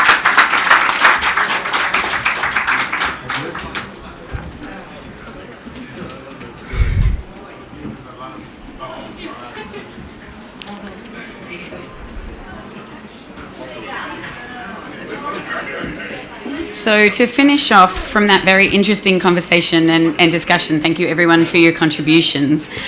I'd like to bring it back to the big picture. So someone mentioned the UN Sustainable Development Goals. And today we're very honoured to have the Ambassador Peter Thompson, who is the UN Special Envoy for the Ocean. And his job, his one and only ambition for operating right now is for the advocacy and outreach and to galvanise efforts to deliver on the UN's 2030 Agenda for Sustainable Development. And I'm going to hand over to Peter because I think he can talk about that a lot more clearly than I. Thank you. Hey, just as you were saying those words, I was thinking, what's my motivation here? And I realized it's actually selfishness. And I think I want to talk to you about being more selfish, okay? Not about altruism, which is what I usually preach on about. It's actually about selfishness, and I'll get to that point. But firstly, I just want to emphasize the fact that some of you might think you're at COP25. You're not. You're at the Blue COP, okay? Have a look around. There's hundreds of ocean events on. It's taken us a long time to get here, by the way. Sweden and Fiji, we started the Ocean Pathway a few years ago, and people thought we were crazy trying to bring ocean into climate change talks. What? That's like trying to bring ocean into biodiversity talks. You know, what terrible things. We've got silos. Don't you realize we've got bureaucracies that deal with these things and never sort of the twain meet? Well, that's obviously rubbish. And we've got the super year coming up next year where we've got the biodiversity conference. We've got the climate conference in Glasgow. We've got the ocean conference in Lisbon. And those three have to be absolutely in step. And I'm working on projects to bring that glue together right now. Please don't ever let whoever that person was that mentioned that about the fact that you can't do that. That's biodiversity. Well, more biodiversity in the ocean than anywhere else. You know, you can't have climate. You can't have ocean and climate. We're talking about climate change here. Well, sorry, the ocean is what creates the climate on this planet. So anyway, you get my point. Welcome to the Blue COP, and I think we all have to be so grateful to Spain and to Chile for making it happen, and really spread that word loud and clear, because you'll still find some old diehards who think we should all be in our boxes. I want to say that my main message is just to echo what Antonio Guterres said to the 193 member states here when he opened this Blue COP. He said, and think about these words, he said, if you read the 3 IPCC reports that were produced this year, the one on ocean and cryosphere, the one on land, and the one on the difference between 1.5 and 2 degrees, read those reports, and you will see that humanity is destroying the life support system of this planet. That humanity, he used the word, is knowingly destroying. Now, that's not WWF or me or Greenpeace or somebody saying that. That's the head of the United Nations. That's like humanity is, finally woken up and said, my God, we are destroying our home. Not kind of hurting it a bit, destroying it. That's the context of the Blue COP. and nobody should underestimate the seriousness of the situation we're in. So that's, a really important thing in terms of what are you thinking about while you're here, what are you going to take home with you. The other point that I really want to stress is that, and I'm sure you've heard me on this before, but you can't have a healthy planetary ecosystem if you don't have a healthy ocean ecosystem, right? It's just not possible. Do the math. And, as you've heard today, we're doing our best to really destroy that ocean ecosystem. I'm going to get around to fishing, but just let me say something about the selfishness thing first. I was just talking to a journalist before I came in here, and he was saying, yeah, because I had criticized New Zealand's cow culture. I'm from Fiji, but New Zealand's my second home. And I was saying, we're going to do something about it, not just New Zealand, but everywhere that's into cow culture. And that means eating less red meat and less dairy and cheese, and follow the flexitarian diet, which is what's been recommended to us all, which involves a lot more fish, by the way, but that's got to be aquaculture, obviously. And a lot more plant-based food. So that's the recipe for human survival. Not eat more beef. The guy, of course, was objecting to that as a good New Zealand journalist, and he said, "Don't you realise, that the Homo sapiens is a selfish species? We only think about ourselves. We're not concerned about the future. We want to have our meal every day and enjoy our beer and all the rest. And you're on radio now to New Zealanders, right? What are you going to tell them, I said, look, I am motivated by selfishness. I'm not an altruist. I'm not an optimist, as was there. I'm just a pragmatist who is motivated by selfishness. And my selfishness is encapsulated in a day in New York about 5 years ago where my wife and I had just read the UN report on what beef is doing to this world, right, and the non-sustainability of that. And then we happened to look at a photograph of our grandchildren. And I said to my wife, which one do you love more, the grandchildren or the beef we've been eating ever since we were born? And she said, well, the grandchildren, obviously. I said, well, what are we going to do? Well, obviously we've got to give up. And so, everybody doesn't have to give up beef, but we did it on that day. We said, okay, we love our grandchildren more, we love beef, goodbye hamburger, etc., etc. So the good news is life's fine without beef, by the way. We are not suffering in any way. You can make those personal changes. So what is my selfishness? My selfishness and what gets me up every day, unlike that guy that you were talking about, what gets me up every day is the selfish drive to make sure that my grandchildren, not yours, my grandchildren, have a healthy life on this planet. And if you think selfishly like that as well, hopefully all the grandchildren will be all right. But that is my motivation. An old man like me, I should be sitting back in Fiji's underneath a coconut tree reading a novel. I kind of earned that time. But I could not do that without just breaking into a sweat after 5 minutes because I'd be worried about what's going to happen to my 3 granddaughters in 20 years' time. I couldn't do it. Anyway, you get the point. So selfishness, let it motivate you. We must give a future to our children and grandchildren. I said I'd get to fishing. Let's say a bit about that. Again, I like being controversial. Come on, wakes us all up. Fishermen are not some special category of human being. If fishermen carry out crimes, they need to be punished. The way that people on land, if they carry out crimes, need to be punished.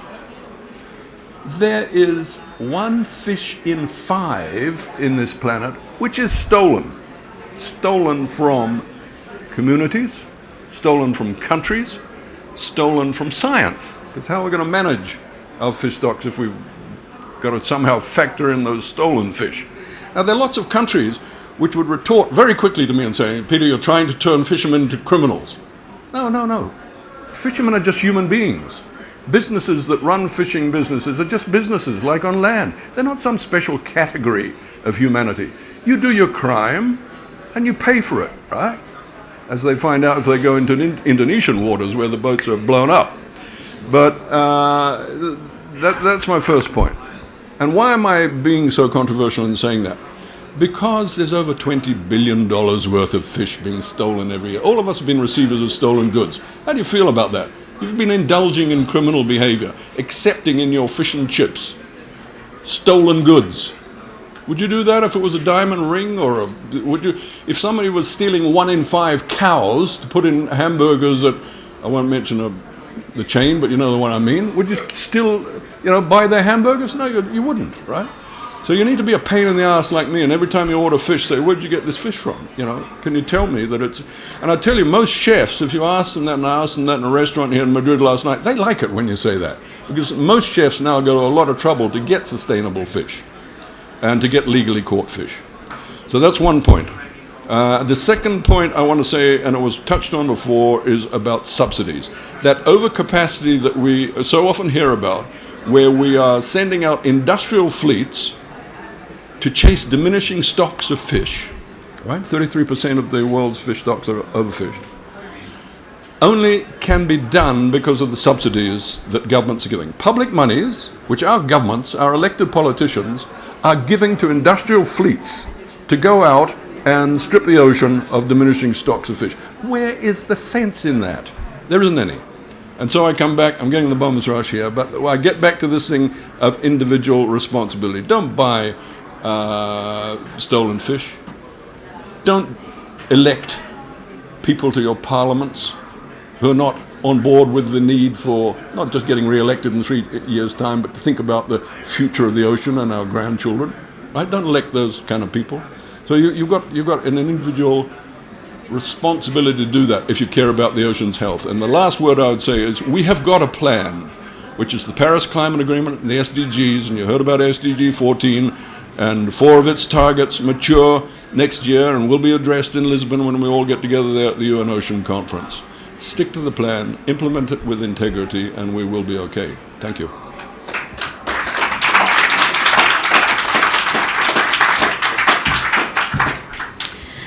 Thank you, Ambassador, and thank you everybody for coming. In very quick closing, the tagline for this conference is Time for Action. This is the Blue COP.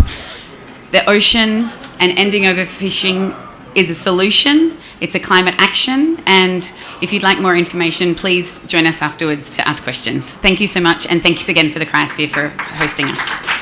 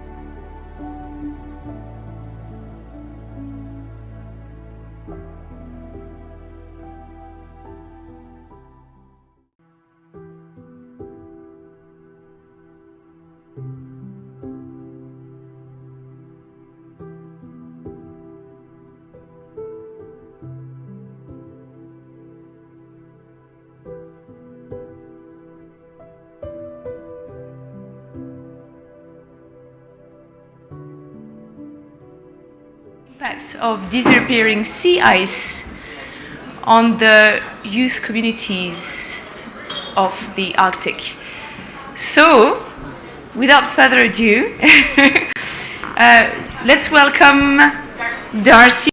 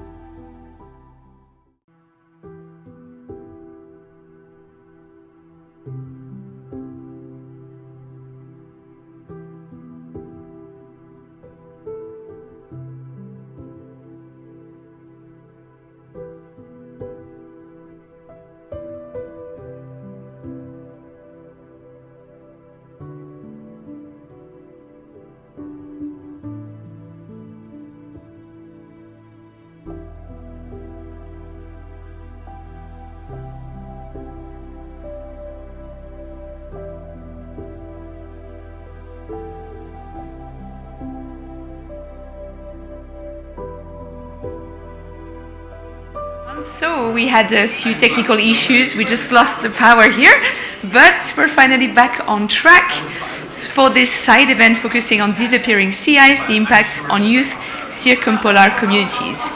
And we're going to start with Darcy from the Woods Hole Institute. Thank you. Okay. Oh, no, it's fine. Let me just try that. Yeah, now everything has been disconnected. Duplicate? Duplicate. No, but duplicate will do the same, no? I can't select actually. Oh, it's stuck. Let me try again. Yeah. Yeah. Thank you. Okay. Hello, everybody. My name is Darcy Peter. As they said, I'm a scientist at Woods Hole Research Center in Cape Cod, Massachusetts. But I actually hail from a village of about 30 people called Beaver, Alaska, north of Fairbanks along the Yukon River. So I was asked to give this talk because I did a lot of climate-induced relocation work with coastal Alaska Native communities.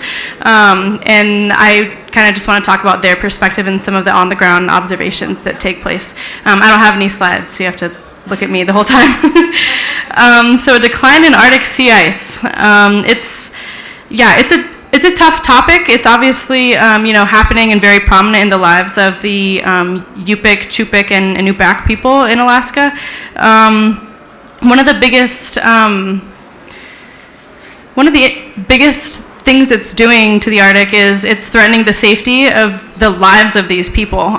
So there's a lot of social, economic, and cultural values that go into the Arctic sea ice, and with a decline in it, one huge example is access to subsistence hunting, fishing, trapping, and whaling in these communities. So, I mean, there's a lot of cultural identities that go into that, right? Because, they live to hunt. They live off the land, and this is a food security issue that's taking place, because if it's unsafe to go on the sea ice and travel to get food. I'm not sure if you've seen prices in rural Alaska, but it can get up to $20 for a gallon of milk.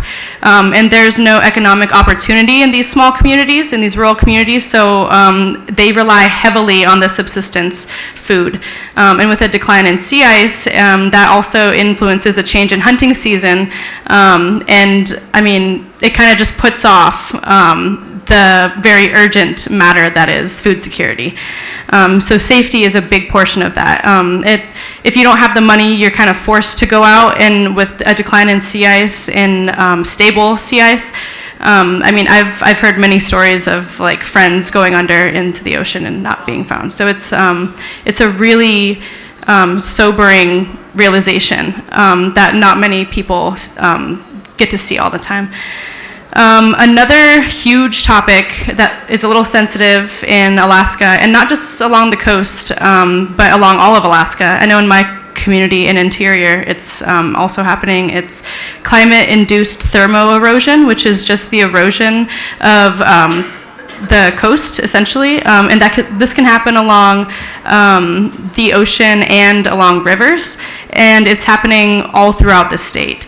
I did work for about a year with climate-induced relocation, and there are a multitude of steps that, well, not steps, I'd rather say multitude of barriers that inhibit a community from deciding to relocate to a different area. So with a decline in sea ice, there's a decline in safety and protection of a place, so that the erosion is happening at a faster rate than usual. And I've seen houses hanging off of cliffs in Western Alaska along the coast, and with the way that the United States is set up right now, there's no money, there's no funds, there's nothing that declares thermal erosion as a state of disaster. So that's one thing that my focus was trying to document the indigenous knowledge of the Yupik, Chupik, and Inupiaq communities that are being climately induced relocating, or trying to relocate due to climate change, and trying to get their definitions of erosion occurring as a result of decline in sea ice, and trying to put it into terms that policymakers and scientists can all agree on to hopefully determine erosion as a state of disaster, because that is one of the first steps.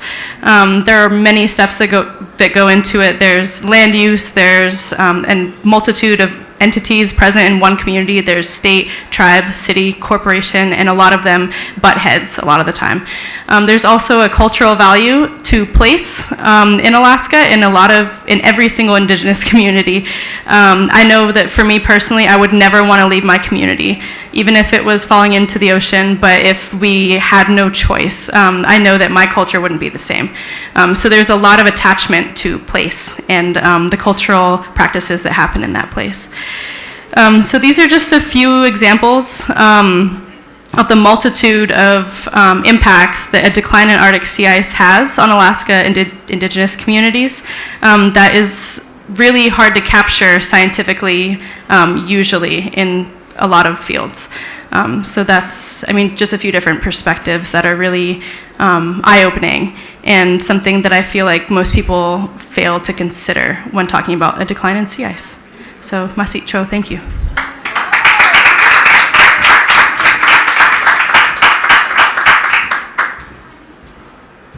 I feel like I don't have to say anything after that great presentation.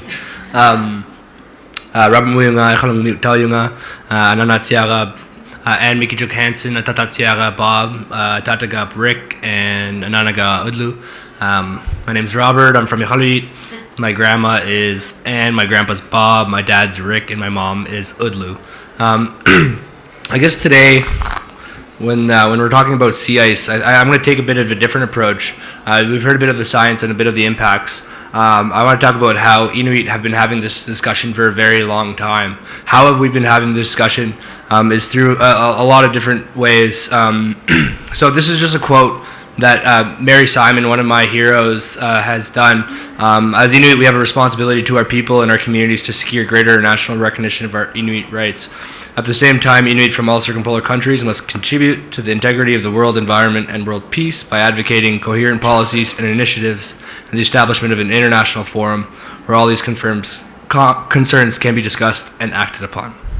Well, thank you for establishing a forum in which that I can come and continue this history of Inuit advocacy for our environment with that basis of cooperation and also advocacy.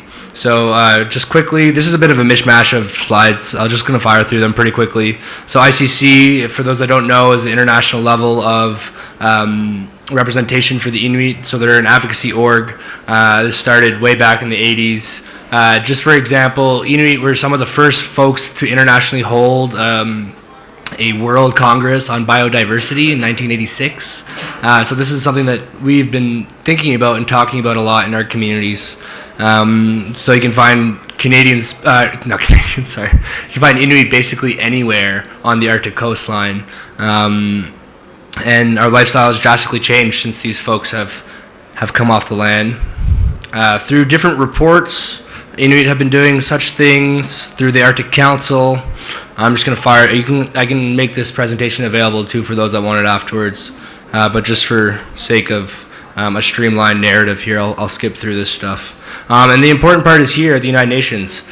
So there's a forum on permanent forum on Indigenous issues that happens in New York, but then there's also folks like Ben and folks like Crystal sitting in the back that are here through ICC and working through LSIP, the local community and Indigenous peoples platform. So I'd like to recognize Daly, the work of Ukalik, and the work of Silawat Kluche. So these are all heroes of mine that I take a lot of guidance from. And what do? They base everything in community. So this is my grandparents' place back home in Iqaluit. What you see here, oh, no mouse here, but I'll show you with my hand. All of this here is what we call the pack ice. So we have a very large tidal zone. What that means is that in the wintertime the sea ice forms, but when the tide falls out, then the ice is all pressured. So then it kind of makes it really difficult to navigate through. But once you get through that, you're onto the sea ice. And for Inuit, we talk about going out on the land. And for us, there's no difference between, well, there is a difference, but there is no difference between the sea ice and the land. Either one, wherever we lay our feet down to go hunting, we consider the land. And making it through the pack ice, sometimes there's a trail you can follow. Sometimes you have to make your own trail through this stuff. Sometimes your chamutik will flip over. But then you get down onto the ice and you feel free and you feel like you're alive. So some of the work that ICC has done is included a report called The Sea Ice is Our Highway. So this was a contribution to one of the Arctic Circle working groups, and they really wanted to place in the Inuit relationship to sea ice at the forefront of the discussion of the loss of sea ice or the increase in transportation. So as my colleague has said, there's very traditional practices that are tied to the sea ice. So myself, I love to go sea ice. I love to go on the sea ice in the springtime. That's when it's the best time to go seal hunting, and it's the best time to go out, and the sun is up almost all day. So it's just such a glorious time. As my colleague has said, our food source is one of the most important parts of our identity. It's not just a food source, it's part of who we are. Our relationships to these animals and the reciprocity to these animals is of utmost importance. Inuit have been consistently leading the way in terms of sustainable development. So one of the things that I always like to say is that when folks are like, Indigenous folks are anti-resource development, I say, no. It's the opposite. We're actually some of the best resource developers in the world. And we will adapt, and we have no choice. But while we're adapting, we're also going to come to things like this. We're also going to lobby our national governments to make sure that our rights are being recognized as these changes are happening. So some sea ice usage here, hunting, traveling to another community. So in my community, there's no roads. There's no roads that connect us. You can only get fly in and fly out. So the wintertime and the springtime actually provide a tremendous opportunity for interlinkages between communities. I got to go visit my grandmother's community where she was born for the first time, Kimmerut, a couple springs ago because of the sea ice. My nanangwak, my pretend mom, her father makes the trip from Pangatang, Panganyak to Iqaluit, which is by a flight. It's about maybe an hour and a half by a turboprop. But he uses the sea ice all the way down. So I'm talking about southern Baffin Island here. Sorry, folks. And he uses the sea ice, and he's been doing this since his family's forced into settlements. So he's been going back and forth between communities for over 40 years. But if he's been doing it, that means that his family used to do it, and their families used to do it too. So it really is a source of, it's a platform on which we live our lives. Some of the increasing stressors.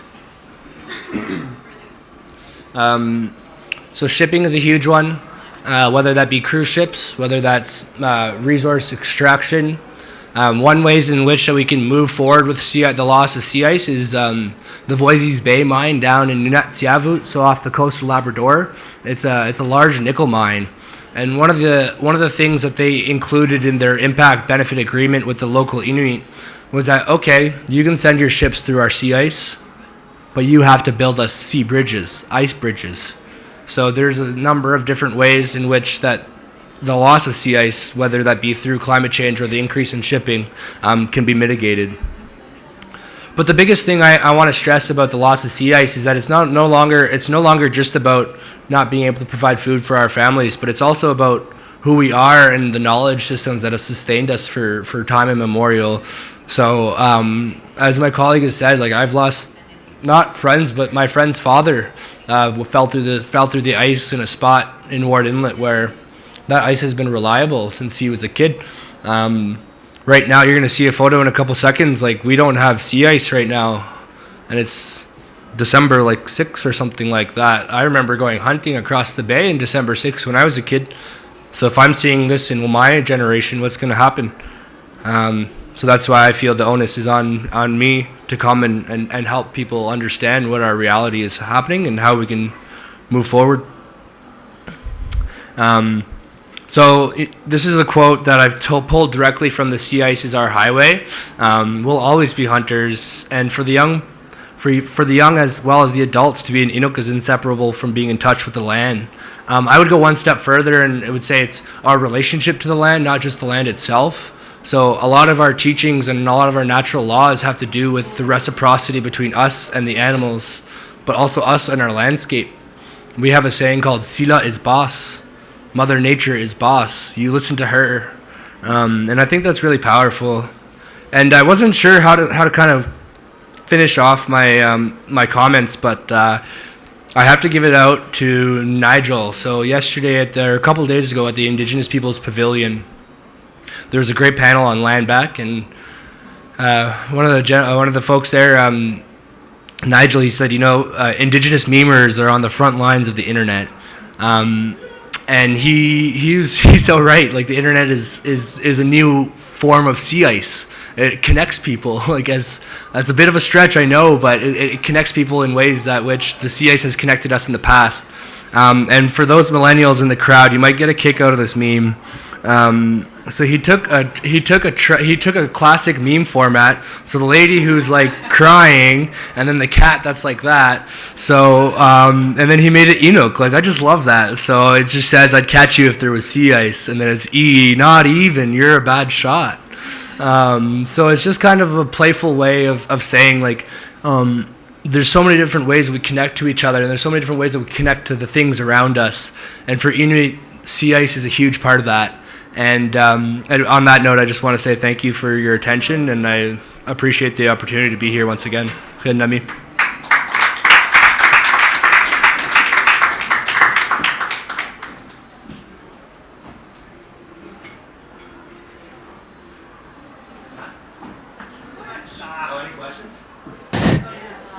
Thank you, Rodrigo. Thank you, Darcy. Thank you, Robert. This was absolutely fascinating. Do we have any questions in the audience? We'll start with that. Any questions, Pam?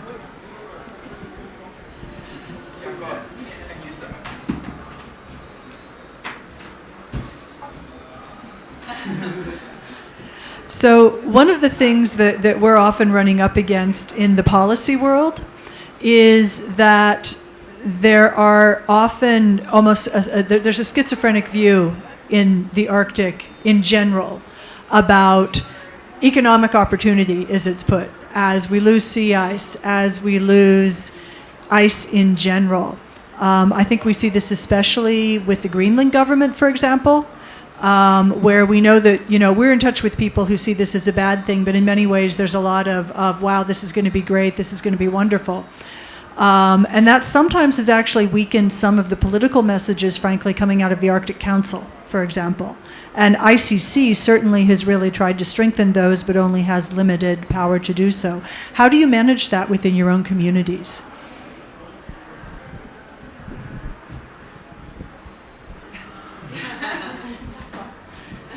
So economic development, sea ice, and how does we manage the changing opportunities within our own communities? Is that a... Even more basic than that, it's almost a message that climate change is a terrible thing and it's just destroying our communities on the one hand, and then on the other hand, climate change is wonderful and it's going to bring economic opportunities to our communities. And there seem to be two almost camps about that, at least at the political level. And how do you see that? Yeah, so climate change on the whole. So I guess I can only really speak to my experience in Nunavut, not the Greenland side. But for the past two territorial governments we've had, they've been really pushing resource development through oil and gas and through mining because they see the benefits of the income. So at the community level, we elect these politicians, and unfortunately in Nunavut we operate on a consensus-based legislative assembly. So we elect our member of the legislative assembly, and then within themselves they elect a cabinet, and then within that cabinet they elect a premier. So oftentimes we don't have that vote on who is actually going to be our executive, and it's unfortunate because there are a lot of folks in our community that don't want oil and gas, but our last two premiers have said this is the way forward for us. And as a young person, it's kind of hard to reconcile because, I have friends who struggle to feed their families. I have, there's severe issues that we all know about in our communities, and economic opportunity is one of the best ways to address that, but it has to be done our way. So as long as there's free, prior, and informed consent, and there's enough dialogue, I think that as Inuit we will continue to find the best way forward.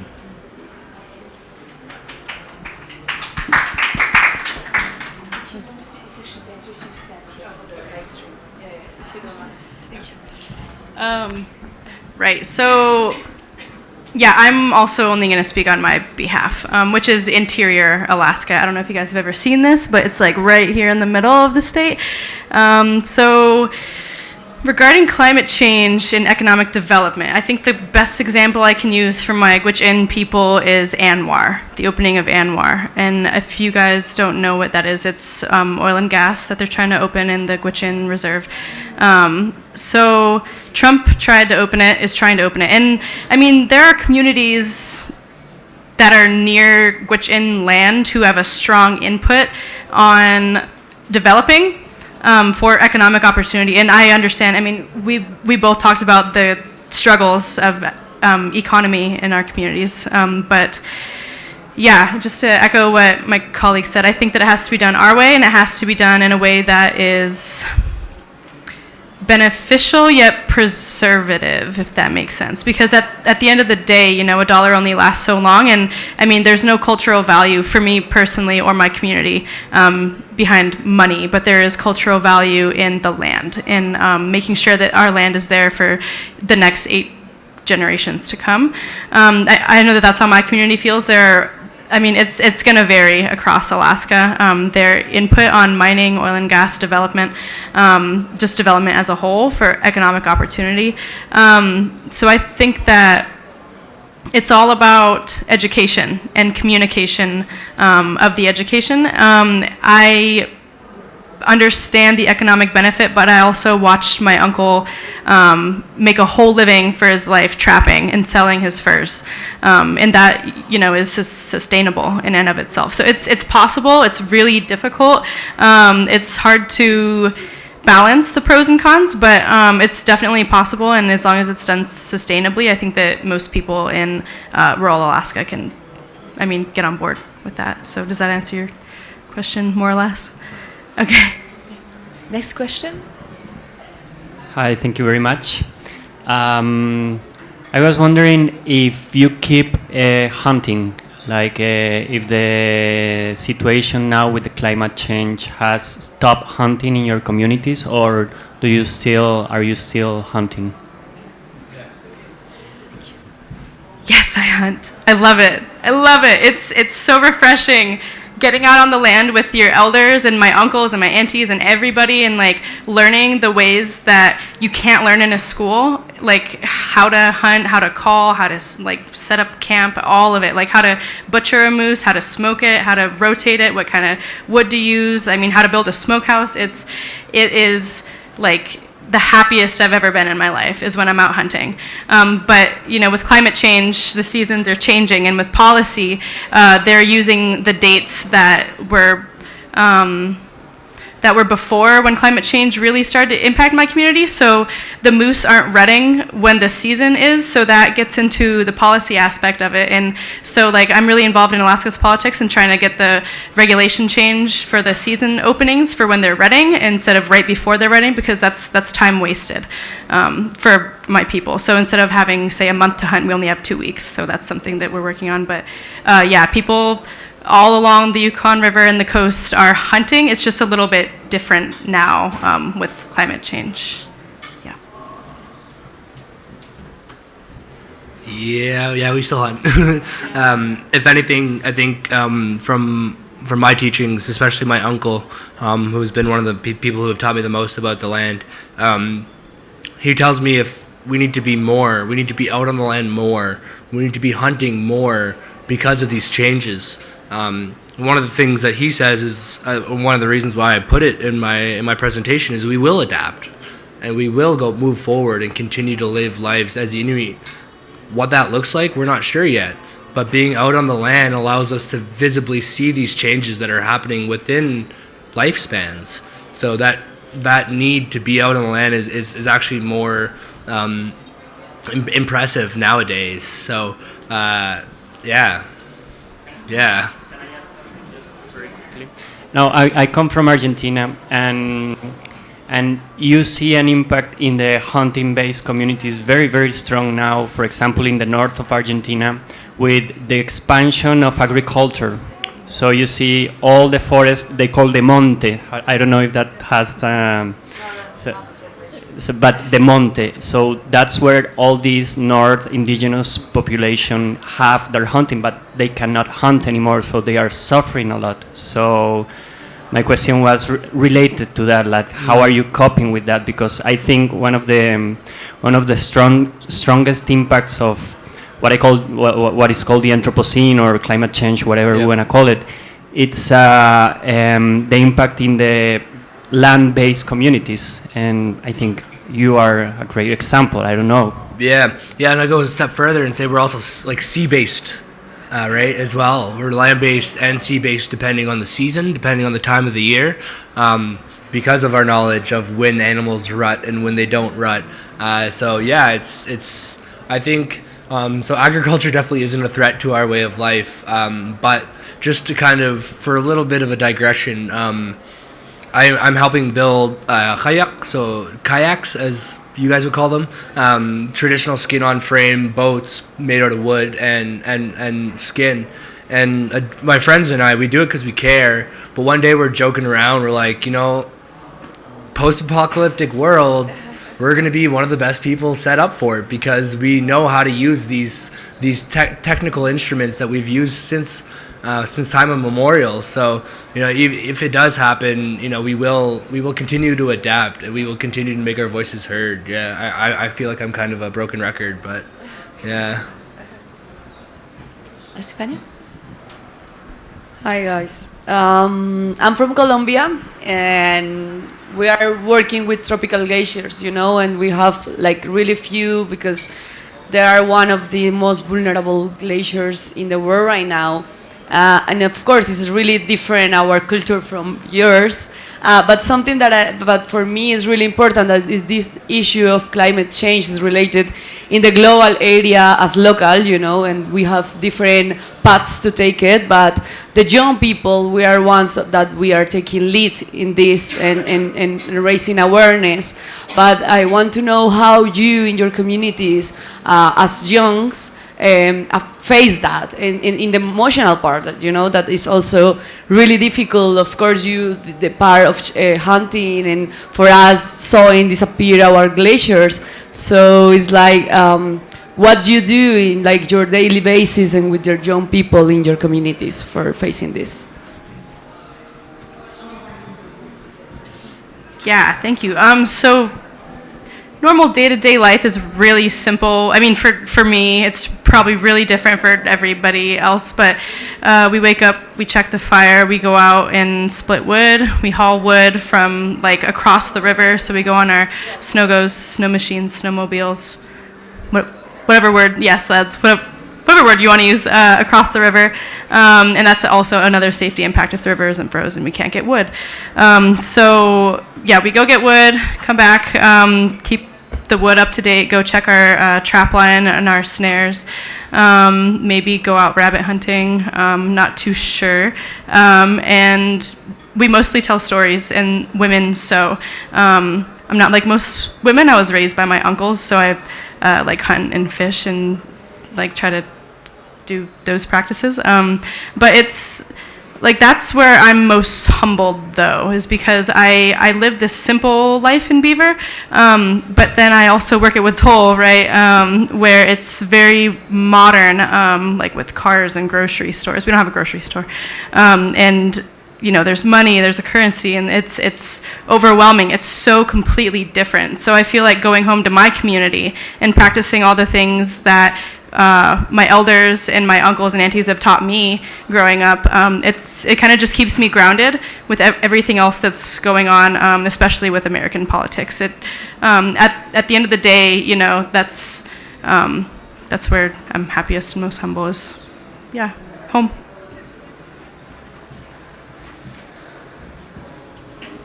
Home for me is Yakambi, and there's over 8,000 people. I would say only about 4,500 of them are Inuit. We have a lot of transient populations, and with that being said, the day in our life, it looks a bit different than our friends over in Beaver. But there's a huge resurgence of cultural practices that keep us grounded in our tradition. So things like building kayaks, things like sewing is actually huge in my community. But on a day-to-day basis, unfortunately, being here to advocate about climate change is the epitome of privilege. Our communities are facing traumas like no other community in the world. Our suicide rate is through the roof. You know, our food security, our housing issues, our tuberculosis rates. These are all things that prevent a lot of folks from doing things that like this. So I just wanted to ground that conversation that it's a privilege to be here because our communities are still facing the really nasty effects of colonization. So within my friend groups, you know, I tell my friends that I'm going to, you know, Madrid to go to this climate change conference, and they're like, haha, you're taking a plane to get there, isn't that counterintuitive? Because that's just the level of literacy that our community has at the climate change basis. All of our communities run on diesel generated electric, so we don't, it's for us, it's so hard to manage the two, and that's why I'm grateful for folks that have come before me and the folks that will come after me in this advocacy role, because it does take a certain level of privilege. Hannah? Thank you so much for speaking with us. This is sort of a related question. I've found myself really curious about what your conversations might be like with your communities when you go home after this. And I'm wondering if you've thought about that or if you've had other past experiences of kind of going home after living in this separate world and what those conversations have been like.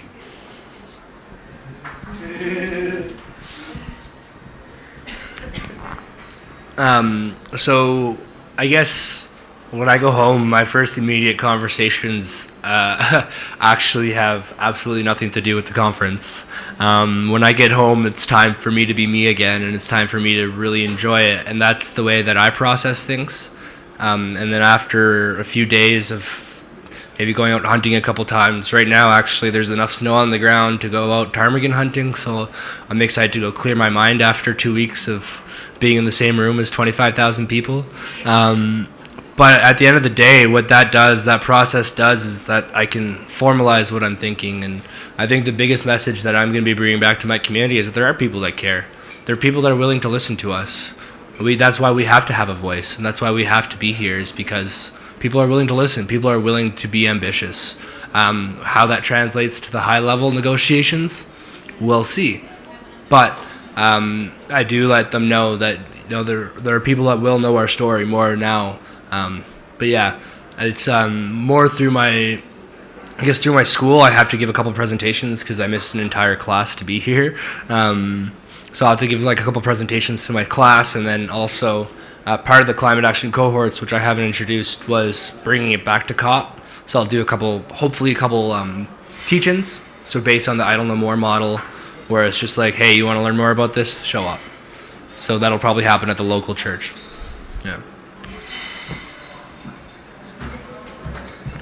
Yeah, so very similar. Nothing to do with the conference initially, like what kind of food did you eat, how was it, like how are the people, kind of thing. Just because it's very different, right? I mean, they don't leave the community very often, and when they do, they go to Fairbanks, which has a population of like 30,000 people, so that's the big city to them. So it's mostly stuff unrelated, but I also need time to process everything, and what I do when I process, I just go out on the land, I go out on the snow-go, and I just think about like the stories that I have and the impact that it can have at conferences like this, and the power behind telling personal stories, and the power that has on conferences like this and on meetings like this. Regarding telling them what I learn here, I learn a multitude of, my brain blows every time I come to a conference. So it's mostly just processing and then picking and choosing the most applicable to report back to the council, to the boards I'm on, to my family, to Shalaknai, to my people. So the conversations are really broad, but mostly it's like, what is the outcome, or what is the expected outcome, and what are the next steps to get that outcome, to make it change, which is a little bit of a more morbid conversation, but yeah, that's probably the conversations we have. I had a question about co-production of knowledge, this idea of bringing together different ways of knowing in order to do science. And I wonder if you could reflect on what you think, if you think there have been successes with regard to co-production of knowledge, and what you think the obstacles are to really doing science that is uplifting and highlighting the multiple ways that we can know things about the Arctic system.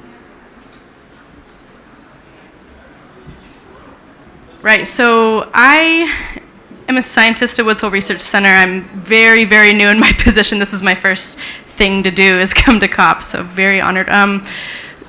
So I'm helping out with a program at Woods Hole called the Polaris Project. You and I talked about it. It essentially is so Woods Hole is a nonprofit scientific organization that's based in Cape Cod, Massachusetts, and we get a group of undergraduate students together and we bring them to Alaska. So I was a participant my senior year, right after I graduated, and they brought me home to Alaska, but there were people from all over the US. And while we were there, there was no community meeting, there was no outreach. We stayed in a village, we didn't leave the house. We stayed in there. We didn't talk to anybody. We went out to a remote field site, took a bunch of samples, brought them back to Cape Cod, and that was the end of it.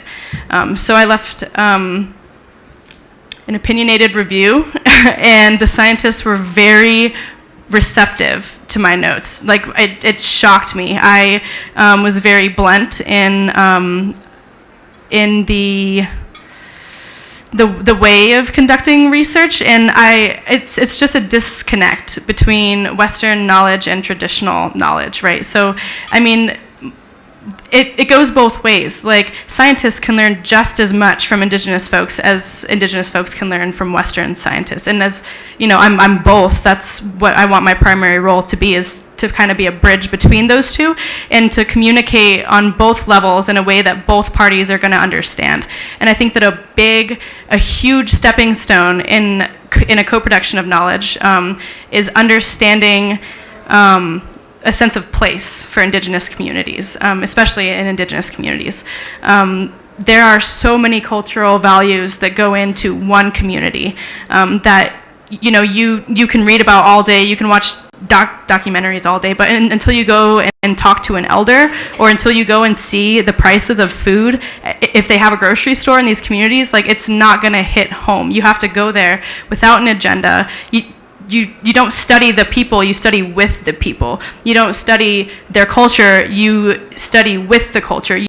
It's a symbiotic relationship, or it should be. And so a great example for this is the community of Kaktovik, Alaska, along the northern coast. So they have a living document that was documented in Inupiaq and then translated to English. And it's living, it's updated, and it's for scientific researchers who go to Kaktovik.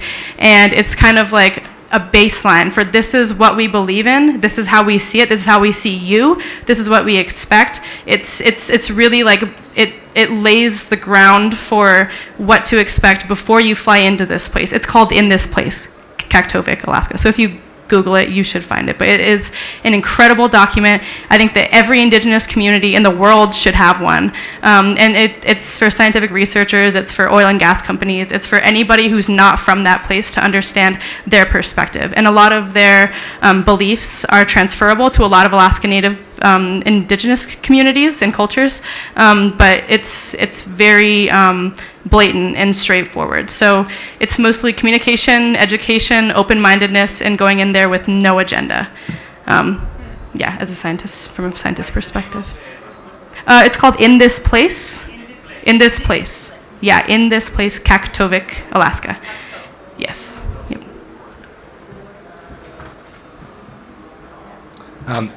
So as you can tell, one of the ways I deal with a lot of things is through humor. So just bear with me here. Another one of my heroes, Zibidi Ngungak, who was a filmmaker from northern Quebec, Canada. He wrote an article series called Halunology. So a halunak in our language means somebody with a very large eyebrow, or like protruding eyebrow kind of deal. So whether that's the actual bone that we noticed, or whether it was just the hairy eyebrows on the explorers that we noticed, but that's what we call you guys. It's not derogatory. But he came up with this concept of halunology. You know how there's Eskimoology? Inuit are some of the most researched people in the world. That being said, we're so tired of being researched, and we want research to be done our way. So how do we manage to do that core production? You need to find yourself a halunologist. You need to find somebody who, like Darcy, who like myself, can speak both languages and knows not only how to get Inuit knowledge into like scientific processes, or what about the other way around? Like, how do we make sure science is also accessible to Inuit? So you have to find like those intermediaries, and like but that's heavily dependent on people. So in terms of structure, I would point to the Taluritiup Imanga.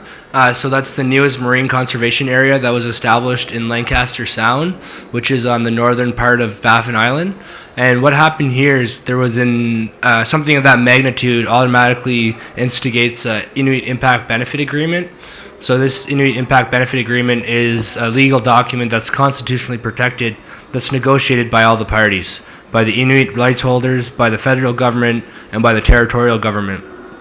Within this particular IIBA, they set up a Guardians program, so an Indigenous stewardship program named Guardians. So they're taking advantage of Inuit that are already on the land. So this is a very specific example in which there's a structure that allows for that co-production, and any research that happens in that area now has to be done with the guardians. So, and it has to be done according to the guardians' wishes. So nobody can just come in anymore and, oh well, I'm studying the belugas 300 kilometers away from your community. Why do I need community input? Well, that's no longer acceptable to us. Like, now that we have the literacy in these institutions, we're setting up our own structures. So there's the structure side and then there's the personality side, and it really comes down to how do you see yourself as a researcher, and how do you want to input into those structures, and how do you want to create relationships to those people. Sorry, that was kind of long-winded. I was actually going to ask you about the IIBA. So that was supposed to actually be a comment of mine, because there was a question around economic development in the Arctic and how that impacts sea ice and that kind of thing. So I actually wanted you to touch a little bit on the Inuit Impact Review Board and also the Inuit Impact benefit agreements that Inuit benefit from, but you just covered it. But kudos to you guys for a great presentation. I've really enjoyed it.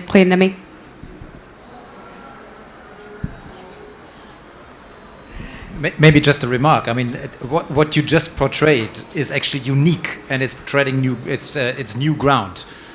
Canada, Nunavut. It's the only place where we have such things, so we shouldn't err that this is actually unique and unprecedented and treading new and really treading new ground.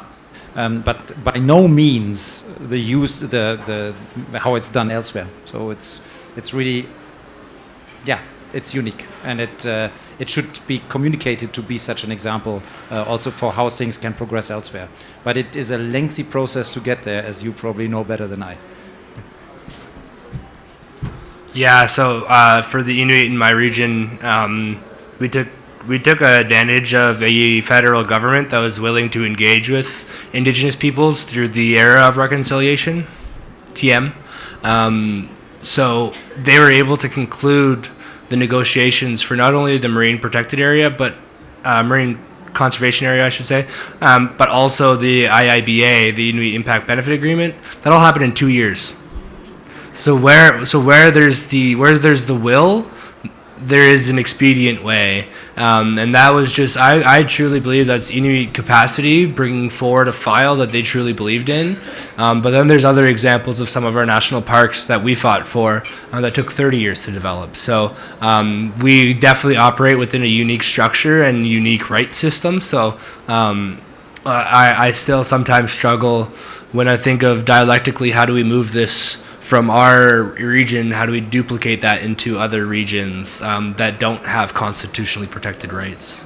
Yes, and I included that whole struggle in my reference to a long timeline, actually. Yeah. So all the way coming from there over land claim agreements to where you are right now. Not everywhere do we have these. Yeah.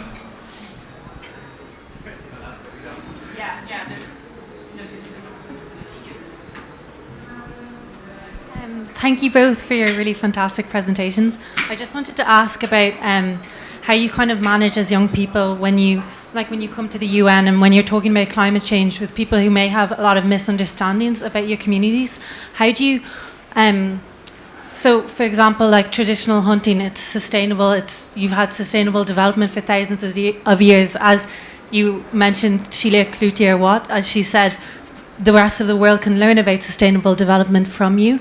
So I'm just very curious, how do you manage to, when people have misunderstandings about hunting, selling fur, when these things have been legally in the past became illegal, such as selling fur or hunting and things like that, how do you manage to explain to people who may have misunderstandings about your culture that it is sustainable and it is integral to fighting climate change?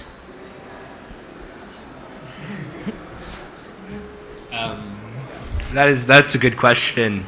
I'm still struggling with that. As you can see, I'm wearing a sealskin bow tie at the moment. When I came up out of the metro up over there at Feria de la Madrid, there was a group of vegans at the top of the stairs, and you know, as a cis white presenting male, I am afforded a lot of privilege, and that truly scared me for a second. And I've learned in my experience that those are not the folks who I'm going to be able to convince otherwise. I need to spend my energy advocating and educating those that are willing to sit down and listen to me for what I have to say, and not necessarily just because they have to. So finding ways in which to be an advocate is really hard, but I find directing energies in positive ways. So I'm not going to win over any vegans. That's as easy as it gets. But folks who, and I'm not going to knock veganism either, I would just add them to take their criticism, their critical engagement with their philosophy a step farther and say, hey, can you just not be racist for a second, please? And just understand that there are these traditional ways of doing things, and there are these ways of understanding the world that just aren't yours. And I think that's the biggest thing, is finding small stepping stones to allow people to say, oh wait, I'm not the only person in the world. Like, my knowledge system can be actually enhanced by this way. So I guess that's kind of a turnaround way of saying, like, pick your battles. You got to be able to pick your battles and know what hill you want to die on. And sometimes I just walk away from conversations. Other times I come back to them. But that is actually one of the reasons why I continue to coming and occupying these space, not only because of representation and visibility and the ability to have input, but to refine my abilities as an individual in advocacy. Because if I can't stand there against the vegan and defend myself, I'm not saying I can't do that, but I'm just going to choose not to. But if I can't do that, then what am I really doing? And myself, that's what I think in terms of my own abilities. If I can't stand on this and decide this is what I want to push forward, then that's kind of where it comes back to, like, okay, why am I here? And then that digs down to, I'm here for my community. And if you're always based in your community and your kinship, then it makes those conversations a lot easier.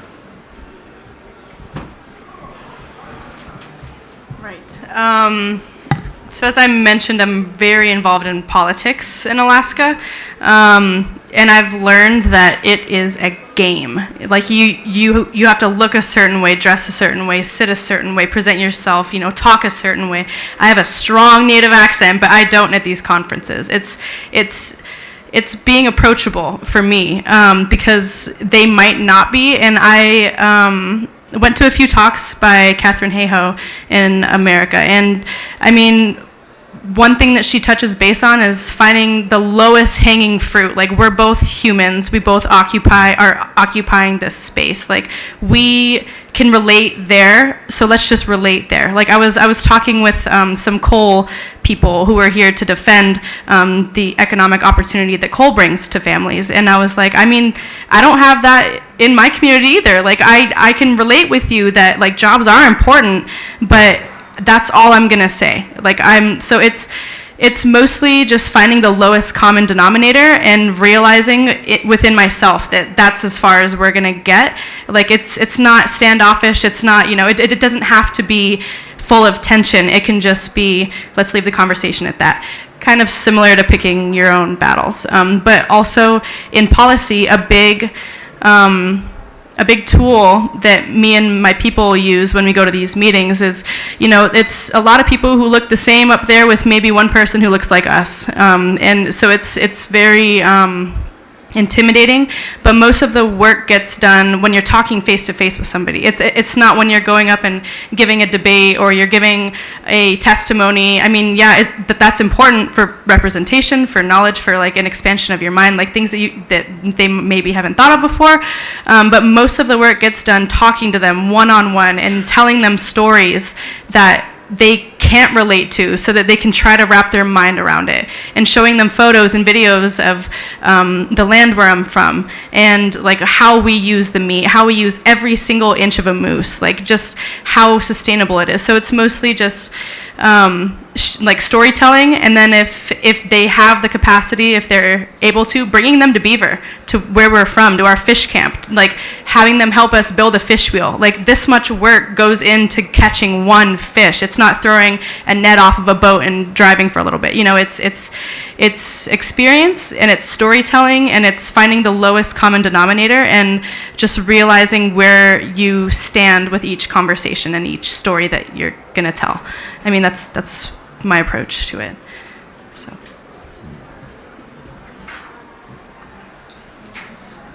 Okay, another quick one.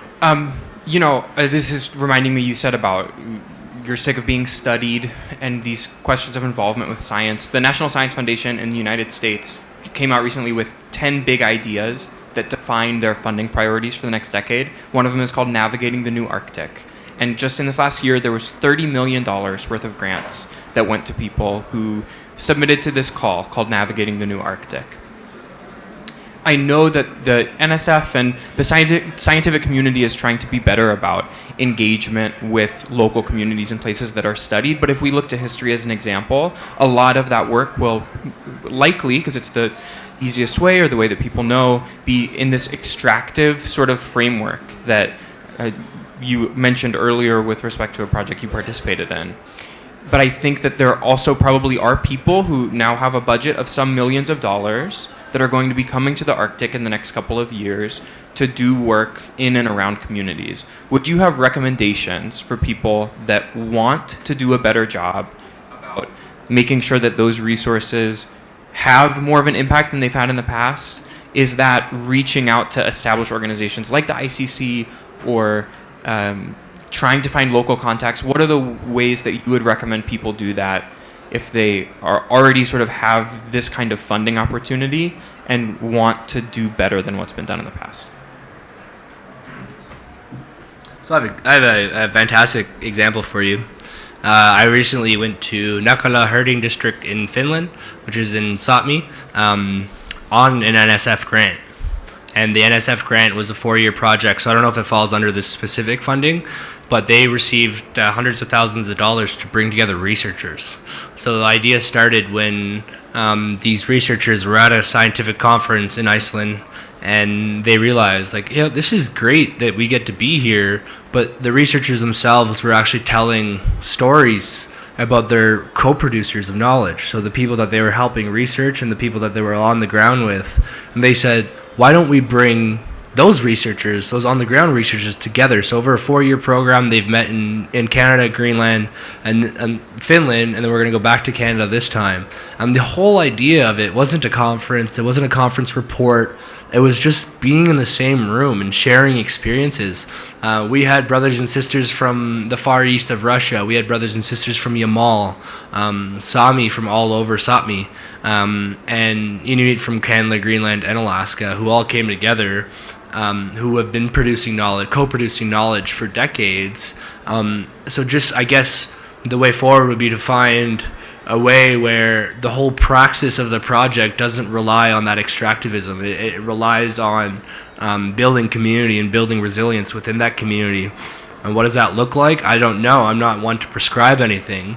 And I think that's the biggest point of what I enjoyed about being able to go to Finland and sit there at a reindeer herding camp with all these random other indigenous folks, was that there was no pressure to produce a report. There was no prescription to what we were doing.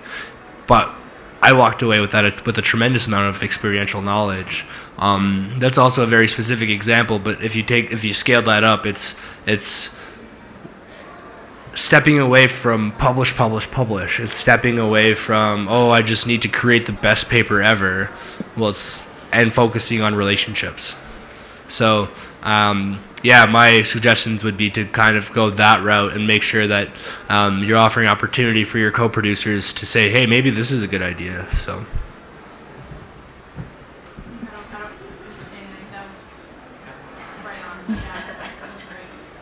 Do we have any more questions? Thank you, young youth, for providing your perspective on this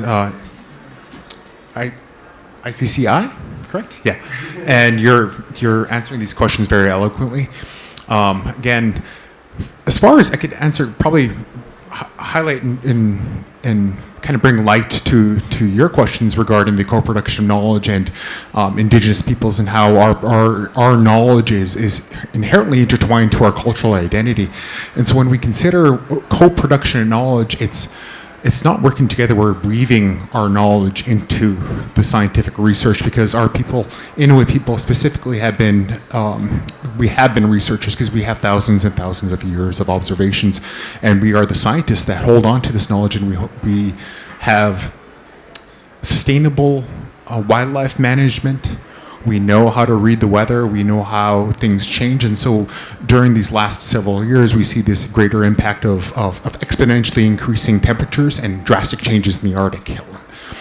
So when we talk about the co-production knowledge, we're also talking about the inherent human right aspect to our indigenous knowledge, so that for indigenous human rights, our knowledge is actually our knowledge, and we're actually offering it to scientists, and we're saying, this is our researchers, because in the Western perspective of research, scientists are always looking at specific things. They're looking at a single starfish, they're looking at a single leaf, and they're providing their inferring, or they're theorizing, they're inferring, and they're analyzing data. And so for us, we look at the world holistically within our environment, within ourselves, and also within our community.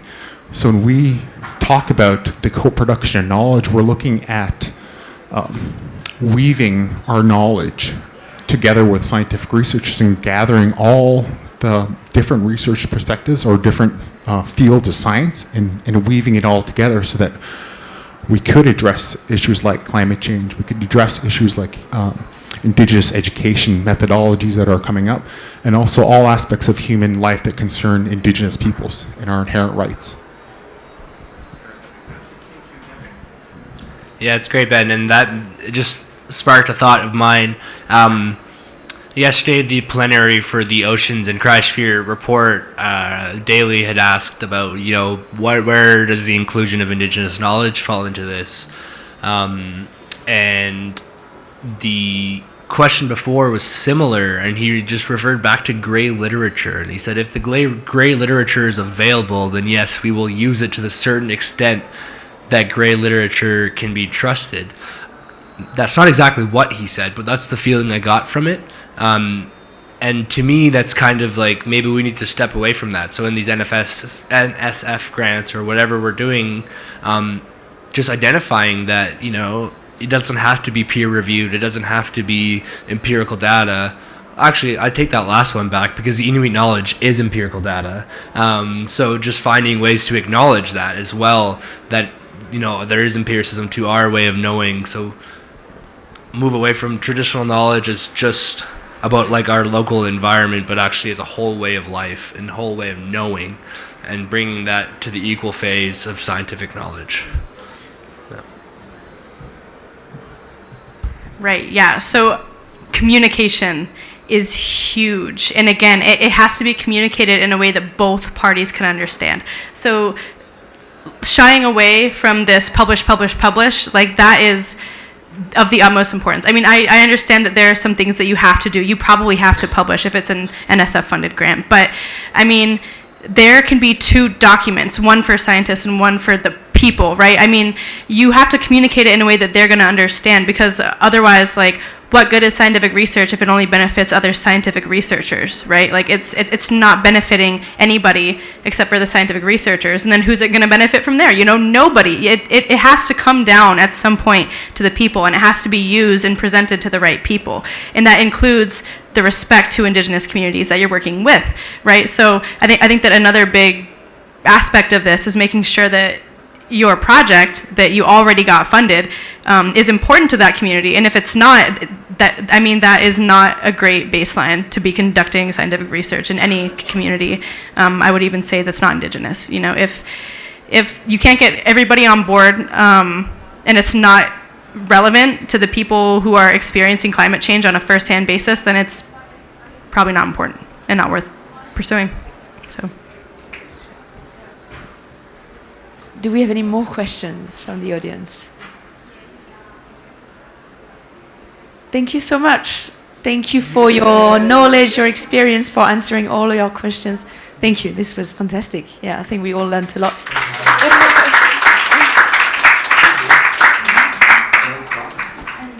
So the next session is coming soon.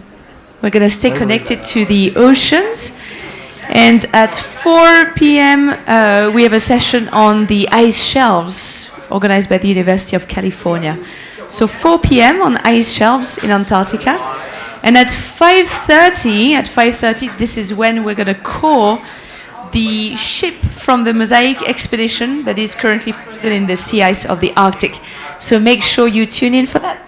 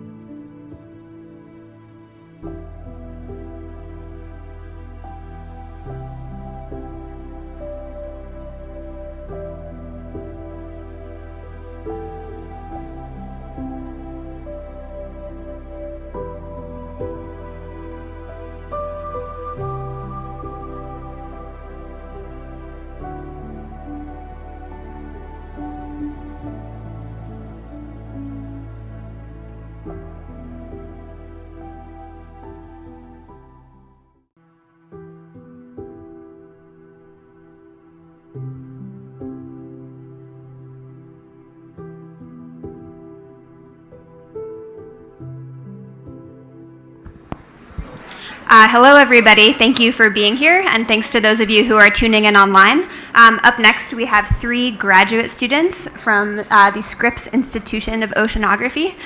They're going to be speaking about Antarctic ice shelves. And up first, we have Maya Becker. Awesome. Thank you for the introduction, and hello, everybody. Thanks for being here. So I'm going to kick things off with just a quick introduction of what we all do and the Scripps Polar Center. But yeah, broadly speaking, we're going to talk about the role of Antarctica's ice shelves in holding back the grounded ice that contributes to sea level rise, and then also in Southern Ocean ecosystem dynamics. So here's just a slide to kind of give an overview of the structure of the center where the 3 of us work. So we're all graduate students, all PhD candidates, and we all work with PIs of the Scripps Polar Center. So Sheil and I work with Helen Fricker, who's one of the lead PIs, and she studies ice sheet ocean interactions with a glaciology focus. Fiamma Stranio also does ice sheet ocean interactions, but from the ocean side. Sarah Gilly is an oceanographer who uses a lot of sea surface altimetry to understand ocean processes. Ian Eisenman is a climate and sea ice modeler. Jeff Sebringhaus is a paleoclimate specialist and works with ice cores.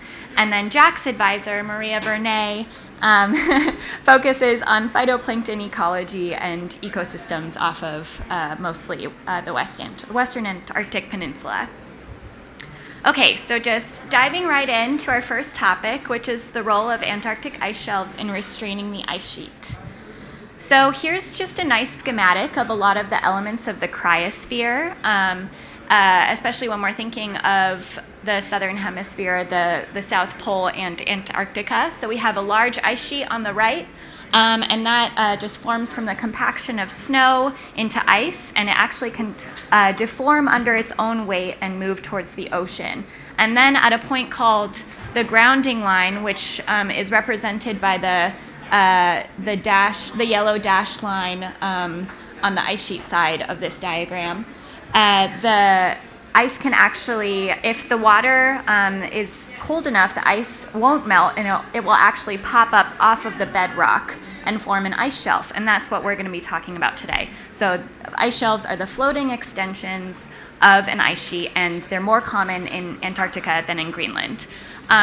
We also have a couple of I guess, a couple of elements that represent how interactions with the ocean. So we have an iceberg. So ice shelves lose mass by two main processes, one of which is iceberg calving. And iceberg calving events are often in the news. I'm sure a lot of you heard about the Larsen C ice shelf calving a large iceberg the size of a whole lot of different states, or of half of Wales or something like that, in July or June of 2017.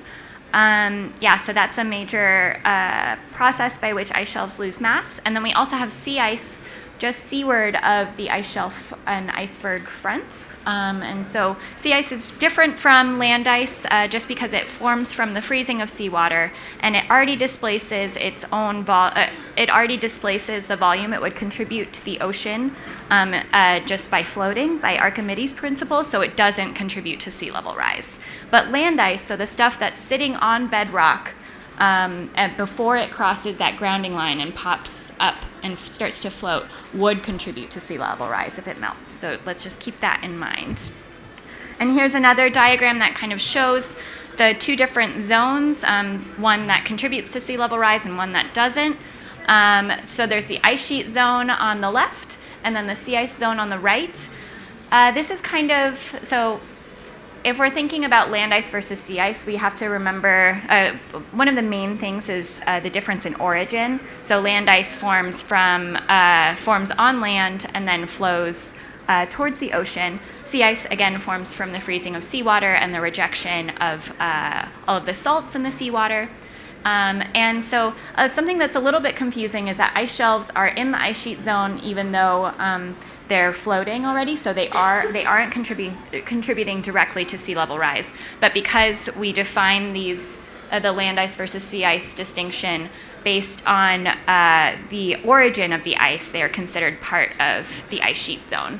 Icebergs, you could probably say, are part of the ice sheet zone on that basis as well, because they formed on land and then eventually made their way into the ocean. And then sea ice is sea ice zone.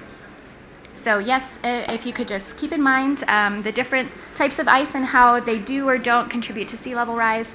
In terms of ice shelves, they actually indirectly contribute to sea level rise by a process called buttressing, which we'll talk about later. So they actually hold back the grounded ice that otherwise would contribute to sea level. And now I'm going to switch over to Sushil here, and he'll tell us a little bit about broad-scale Antarctic mass changes. Thanks, Maya. My end, I have the same advisor, the Scripps Institution of Oceanography. We both work on ice shelf processes. I just wanted to give a quick update of what's happening in Antarctica right now. Some of you might have already seen it.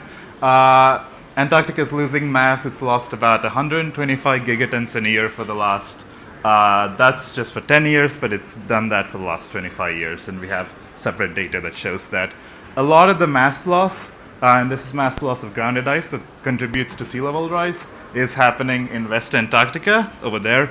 And it's called West Antarctica because it's in the western hemisphere of the world. So there's a lot of mass loss in West Antarctica, and it's about 125 gigatons in a year. And a gigaton is a bit of an abstract concept, and it's hard to get your head around it. So Alex Gardner made this really cool cartoon of what a gigaton looks like. And this is the city of Manhattan, that's the Empire State Building, and a gigaton's just a huge quantity. And to look at how many of these Antarctica is losing, we have, you can look at that on the left-hand side, and Antarctica is losing about one of these blocks every 50 hours. Greenland is losing one of these blocks every 40 hours. So between them, we're losing one of these almost once a day or twice a day. Once a day. And this is a similar figure showing a very similar thing. Antarctica has been losing mass for the last 25 years. This time series starts in 1992. It's a compilation of a lot of different studies. It's called the Ice Sheet Mass Balance Intercomparison Exercise. And you can see that Antarctica has lost about 2,000 to 3,000 gigatons of mass between 92 and 2017. And that's contributed about 8 millimeters to sea level rise. And a good number to keep in mind is 362 gigatons of melted ice, if it goes in the ocean, is about a millimeter of global sea level rise all over the world. And there's other local differences, as Maya will talk about later.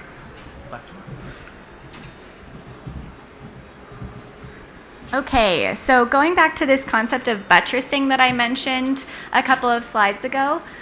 So if we think of buttressing kind of in terms of Gothic architecture, so if we look at this picture on the right, you'll notice the flying buttresses that are supporting the main structure of the cathedral in this photo. And so we can kind of think of ice shelves in a similar fashion. So they're the flying buttresses, if you will, that hold back the cathedral that is the Antarctic ice sheet. And the way they do this is by contact with either topographic sides, so they are constrained by the topography of the Antarctic continent, and also by contact with highs in the bathymetry of the cavity below them. So ice shelves are floating, so there is a certain amount of water below them, and then there's the seafloor. And if the ice shelf runs aground on a high in the seafloor, then that can actually kind of stop it in its place and create back stresses that hold the ice that's feeding the ice shelves, so the glaciers and the ice streams and all other sorts of otherwise rapidly moving ice into place. And so if we look at this cartoon on the left, we have a before picture that shows, I guess, a healthy ice shelf system that's nice and thick. It has some contact with the sidewalls, so that topographic there's some topographic restriction just from the presence of the Antarctic continent, I guess you could say. And then it doesn't show it here, but we'll just assume that there's a basal point on which the ice shelf, the floating ice shelf, is grounded. And so we'll say that on the left-hand side, we have an example of a healthy ice shelf that's doing a really great job of buttressing or holding back the grounded ice upstream. But on the right, we have a cartoon that represents a less healthy ice shelf, so one that's thinned such that it loses contact with the basal or the topographic highs in the bathymetry under the ice shelf, and it's also lost some of that contact on the sides. And so that means that the back stresses that the ice shelf can exert on the upstream grounded ice are reduced. And so if we have conditions where we have rapid thinning or just otherwise reductions in extent of an ice shelf, then we can see reductions in buttressing and then potentially or almost definitely increases in the flow of grounded ice into the ocean and thus contributions to sea level rise. And so there's a really pretty nice, well, not nice, but I guess useful example of this buttressing effect actually going away in the collapse of the Larsen B ice shelf, which occurred in the early part of the year 2002. And this collapse event was triggered by a series of very warm Antarctic or austral summers, and then kind of a summer that broke the camels or the ice shelf's back in 2002, so an extremely warm summer. And so the atmosphere and just the air around the ice shelf got so warm that it led to a lot of melting of the ice shelf surface. And so a lot of little melt ponds developed on the ice shelf surface, and those could actually essentially hydrofracture, much like the technology behind fracking. And so they could, those melt ponds could fracture the ice shelf along existing weaknesses, and that led to a really rapid disintegration of this floating piece of ice. So here's a picture from satellite imagery taken on January 31st, 2002. So you can see, hopefully you can see some of these little blue spots on the ice shelf, and those are those surface melt ponds that are widening existing cracks in the ice shelf. And then if we step forward to February 17th, we can see that the front of the ice shelf has retreated, and you also see a lot of icebergs of varying sizes, but you see a lot of kind of thin sliver-shaped icebergs, and those are that shape because of the formation of the melt ponds and the expansion of these crevasses. So the icebergs actually calve based on where there's a structural weakness in the ice shelf in a lot of cases.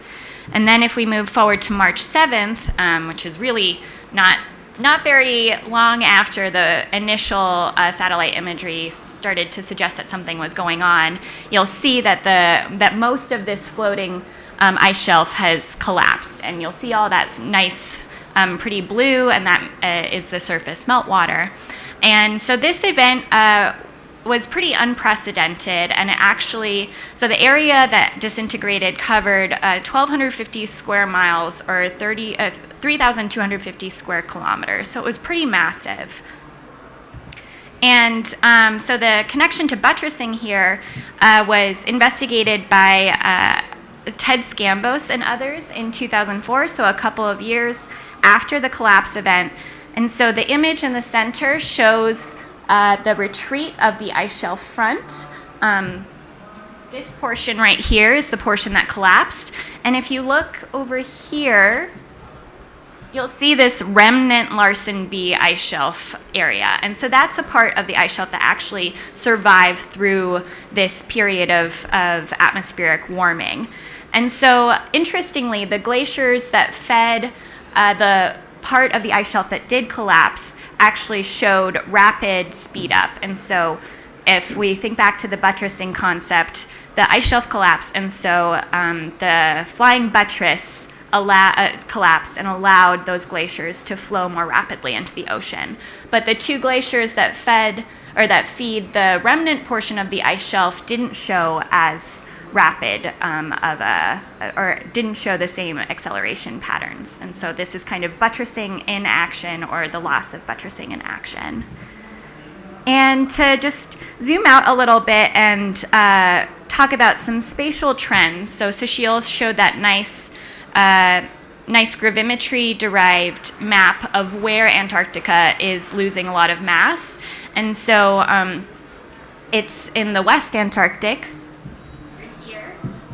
And so you can see so on the left we have a map of ice shelf thickness change rate, and then the color scale on the ocean is actually the ocean thermal forcing, or the ocean temperature. And so you can see in the Amundsen Sea area, so that area I just pointed to, and then the Bellingshausen Sea, which is a little bit just up from that section, you can see that the ocean there is really, really warm. And so this kind of gives us an idea of what might be driving this ice shelf thinning, and we think it's ocean warming.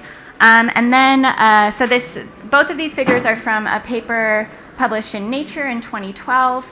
And so the figure on the right is actually elevation change calculated between 2003 and 2009. And that information we get from satellites that can actually directly measure the surface of ice shelves and grounded ice. And so we have the ice shelf elevation change rates and the grounded ice. And so you can see that areas where the floating parts of the ice sheet are lowering actually correspond to areas where the grounded ice upstream is also showing surface lowering. And so that, again, is a nice example of ice shelf thinning leading to rapid speed up of the glaciers that contribute to sea level rise. And just from kind of mass conservation, just basically physics, as the grounded ice speeds up, the surface lowers. Yeah, I won't get too much into it, but now I'll hand it back over to Sushil, and he'll talk a little bit more about altimetry. Thank you, Maya. So pretty much the only way we can image the entire Antarctic ice sheet is with satellites. You can go to the field, and it's incredibly useful to go to the field because you learn about processes that are happening that are at smaller scales than what the satellites can see. But at an ice sheet wide scale, the best you can do is with satellites.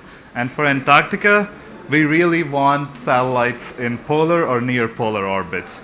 Antarctica is the southernmost continent, and you can't have a satellite going over the South Pole and have global coverage. So what we have is a partial polar cover which goes to about 81 south, which is 9 degrees above the South Pole, or a polar orbit which goes 88 south, and that's about 200 to 300 kilometers from the South Pole. Yeah, so there's been a few European Space Agency missions starting in 1992 that have had partial polar cover. So they only cover about 70 to 80% of the Antarctic continent. And you have a few NASA missions that have polar cover, so they only leave out a small fraction of the continent. And I want to talk really quickly about the latest polar orbiting mission. It's NASA's ICET-2. We were very involved in the project since the beginning. Our advisor was very involved since the beginning. We came in a few years ago. And it was launched September 2019. It was a very successful launch. 2018, sorry. It was a very successful launch. We were lucky to be there. And this is a great instrument. It images the ice using 6 laser beams, and they're green lasers. If you go out on a dark day and ICET-2 goes over, you can probably see the beams. Yeah, and it's a very precise altimeter, and that's what you need to have to look at changes in ice, because the changes over Antarctica are kind of small in magnitude, but because Antarctica is so large, you need that high precision. So ICET-2 has 6 beams. That's the emitter where the laser beams come out of. That's a telescope, and it's so good that if NASA set this instrument up in Barcelona, which is about 400 kilometers away, a few hundred kilometers away, it would know the difference between if I was standing here and if I was standing over there.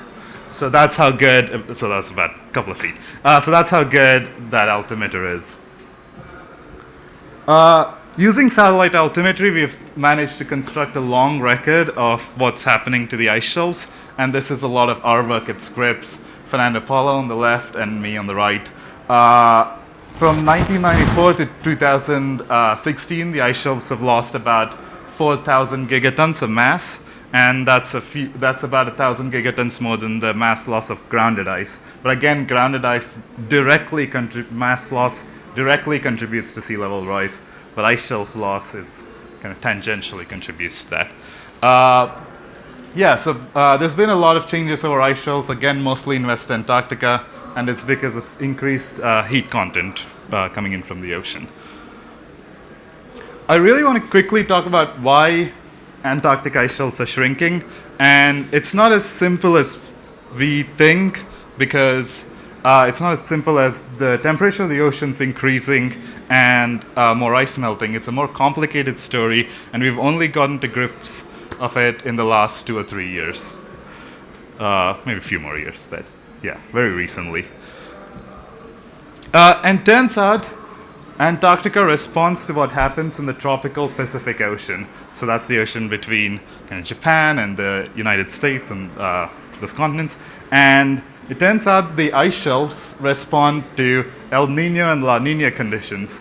The Indian pavilion's right there, and El Nino brings less moisture and monsoon to India. It brings more precipitation to California, but it turns out that outside the tropical Pacific, some of the El Nino's largest impacts are in Antarctica.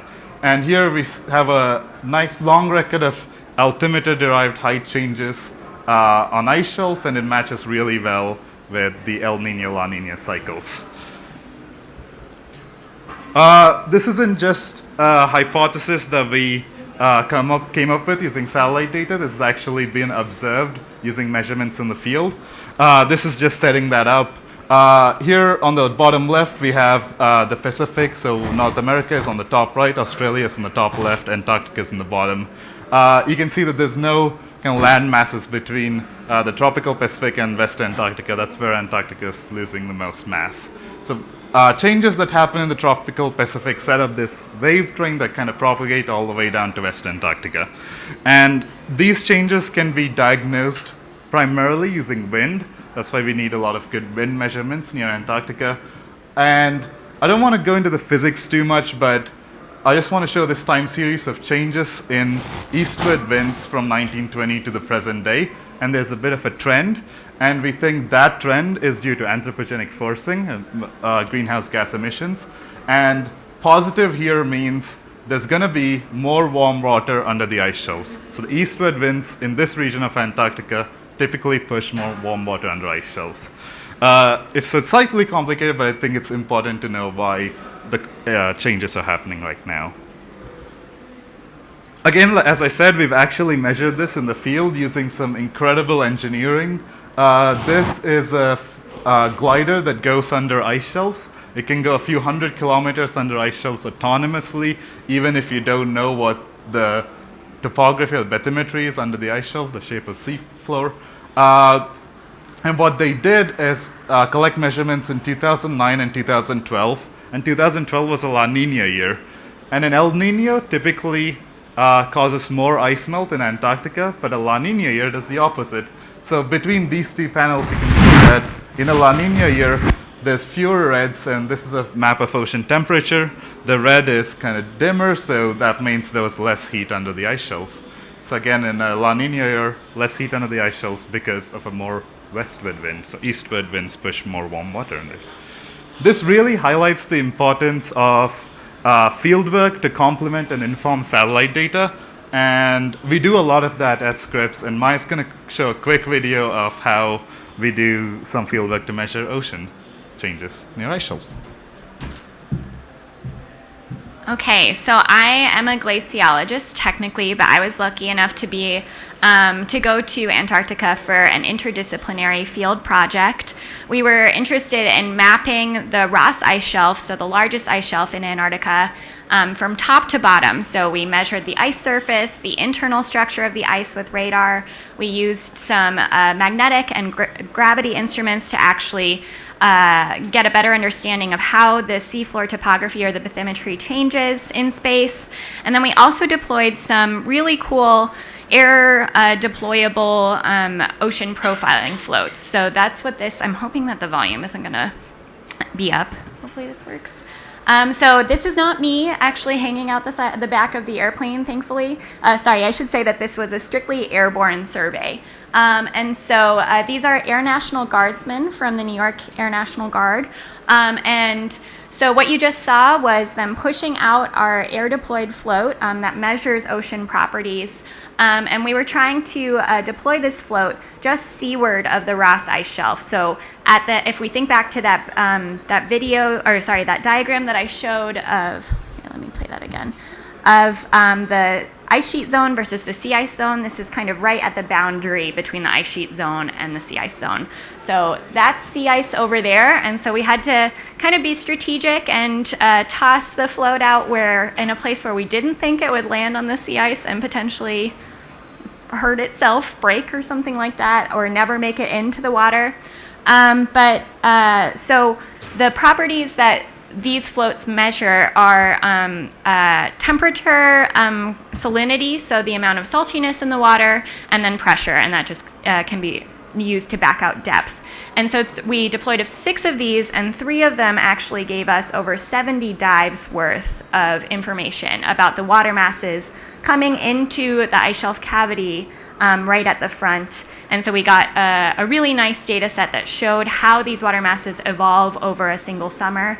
Unfortunately, none of them actually made it out alive after the winter. We think they're probably stuck under the ice shelf somewhere, but still a really great data set and a really cool field project to be a part of. And back to Cecile. Yeah, that's great. And I want to kind of go back to this idea of the human influence on Antarctic mass loss. And again, you can see this time series of wind. And just to remind you that more positive wind means there's going to be more warm water under the ice shelves. And you see this trend, and we think it's due to anthropogenic emissions.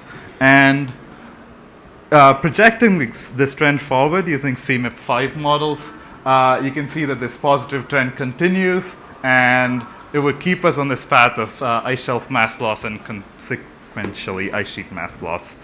But this is under a high emission scenario, RCP 8.5, but if we take it down to RCP 4.5, you can see that the magnitude of these eastward winds decreases, and that would likely lead to less ice shelf mass loss.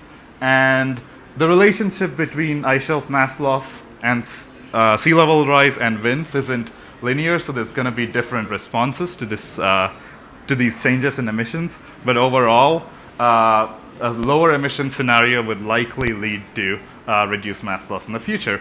And this is a really cool study that highlights that, and it actually just came out this year. And it really highlights the need for urgent climate action. Back to you. Okay, so now that we have some more understanding of how ice shelves are changing and why we think they're changing, we're just going to take a step back and talk more about the wider influences of this mass loss. And so this kind of provides some high-level context for why it's important to study how ice shelves are changing. So the plot shows that melting land ice is now actually the largest contributor to global sea level rise. So the red curve shows the cumulative sea level contribution between 2005 and 2015 of melting land ice, and then the blue curve is the same for thermal expansion, so the sea level rise that results from water just expanding as it's heated up. And so you can see that around 2007 or 2008, they were pretty much similar in magnitude, but then the melting land ice curve starts to exceed the thermal expansion one. And so for quite some time now, melting land ice has been the big driver of global sea level rise. And Greenland is currently contributing more than Antarctica to that curve, but as I'm sure a lot of you have heard, in the future, Antarctica might be playing an increasingly large role, especially if we don't do anything in terms of climate action. And so these two processes together lead to combined generate about a little over 3 millimeters per year of average global sea level rise. And again, in Antarctica, much of this contribution to sea level is facilitated by the thinning or shrinking of ice shelves. So this is some really great motivation for our work, and we always try and keep it in mind, especially when we're in the throes of the PhD and feeling not super motivated. And this is some recent work on the concept of relative sea level change. So I mentioned that the global average is a little over 3 millimeters per year, but that's not actually, that number doesn't apply everywhere, and it actually varies spatially and as a result of which of the two great ice sheets of the world, so Greenland or Antarctica, is melting. And so I won't get too much into the nitty-gritty, but generally because of rotational and then gravitational effects, it turns out that if you're in a landmass in the northern hemisphere, you actually care a lot more about mass loss from Antarctica than if you're a landmass in the southern hemisphere. And the opposite is true for Greenland and the southern hemisphere. And so in California, Cecile, Jack, and I are much more concerned about mass loss from Antarctica. And the difference in relative sea level rise, owing to this spatial difference, is up to 30%. So 1 foot of average sea level rise from Antarctica, average global sea level rise, assuming that the global ocean is just like a big bathtub that is raised by the same amount everywhere. So California and a lot of the northern hemisphere will actually experience almost 0.3 feet more sea level rise from mass loss from West Antarctica in particular.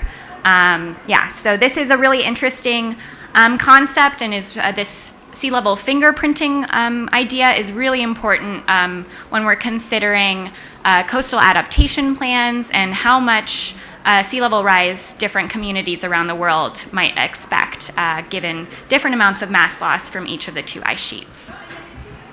Another really big influence of ice shelf melting and by extension grounded ice melting is ocean circulation.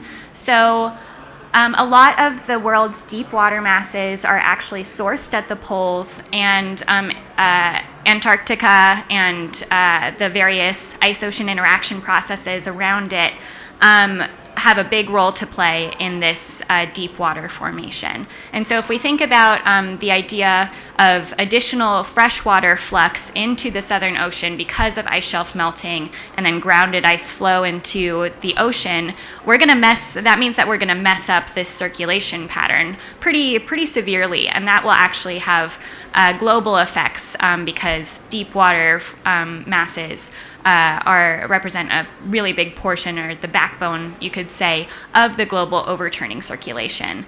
I'm not an expert in this, but I'm sure I would love to talk more about this if I could. But there are plenty of great papers that are starting to probe this idea of mass loss and its effect on the global ocean circulation. Okay, and now we're going to move to the last part of our session here, and Jack Pan is going to come up and tell us about influences on phytoplankton ecology and broader ecosystem dynamics from ice shelf melting. Hello. So that was sort of the physical and the geology and the glaciology part of Antarctica and ice dynamics. I want to talk to you about a very different aspect of the polar ecosystem, and that is polar biology. More specifically, I study phytoplankton ecology. That is the single-cell plant organisms in the ocean. So they do photosynthesis just like plants on land. They take in carbon dioxide and they produce oxygen. Matter of fact, something like 50 to 85% of the world's oxygen are produced by marine phytoplankton. And this photo shows you, only with microscopy and instrumentation, you can really see what they look like in the water. So this is a microscopy sample taken from sea ice in the western Antarctic Peninsula, and it shows diatoms, which is a type of phytoplankton. We'll get into it in a moment. And the reason why we want to study phytoplankton ecology in the polar ecosystem and why they're so interesting is because the polar regions, especially Antarctica, has a very short food chain. And of course, this is a gross simplification, but basically everything changes on the bottom, which is the plants, will be translated to upper trophic level and impact larger animals. To really get into the details and talk about phytoplankton ecology, I want to talk about how we measure these organisms. So there are three things we care about: how much phytoplankton grow, which is the magnitude. So this is usually observed in terms of spatial extent and distribution of phytoplankton collectively and also as individual groups. We also care about the size of phytoplankton, so we're talking about a size distribution, a size spectrum. So this is sort of looking at the variety of phytoplankton. And the third type of things that we measure with phytoplankton ecology is the type of phytoplankton. So we're talking about functional types. So this is their ecological role in the broader ecosystem, or taxonomy, which is something I sort of measure in our lab. And this is to in a way look at where these phytoplankton fall in the tree of life, and there are ramifications of categorizing phytoplankton this way, which I'll talk about in a moment. So here are just some examples of what phytoplankton measurement actually works and looks like in practice. On the left-hand side here, that's a tube of chlorophyll concentration, which is a way we measure phytoplankton. You filter the water sample onto a filter and you extract the chlorophyll, which is their pigment, just like this plant over here, and you can measure the concentration of this pigment, and therefore it's a proxy of telling you how much plant matter is in the ocean, or phytoplankton. And this is a very laborious way of doing sampling, and we do this all the time. It's a common practice. However, in the late 70s and early 80s, NASA figured out a way to actually measure this from space. And it's just by merely measuring the ratio between how much green light versus blue light are reflected off the surface of the ocean, you can map out something like this figure here. This is a compilation of 10 years of data from the CVIVS satellite, or CVIVS sensor on, I don't remember the name of the satellite. And this shows you 10 years of chlorophyll concentration in motion, and you can really see the earth breathing. And we all know about the changes of seasonality on land, but you can really see in this picture that the ocean also responds as well. And this is sort of, you can see the breathing of the ocean from summer. This is northern hemisphere summer, and now this is southern hemisphere summer, and you can see the ice extent and so on and so forth.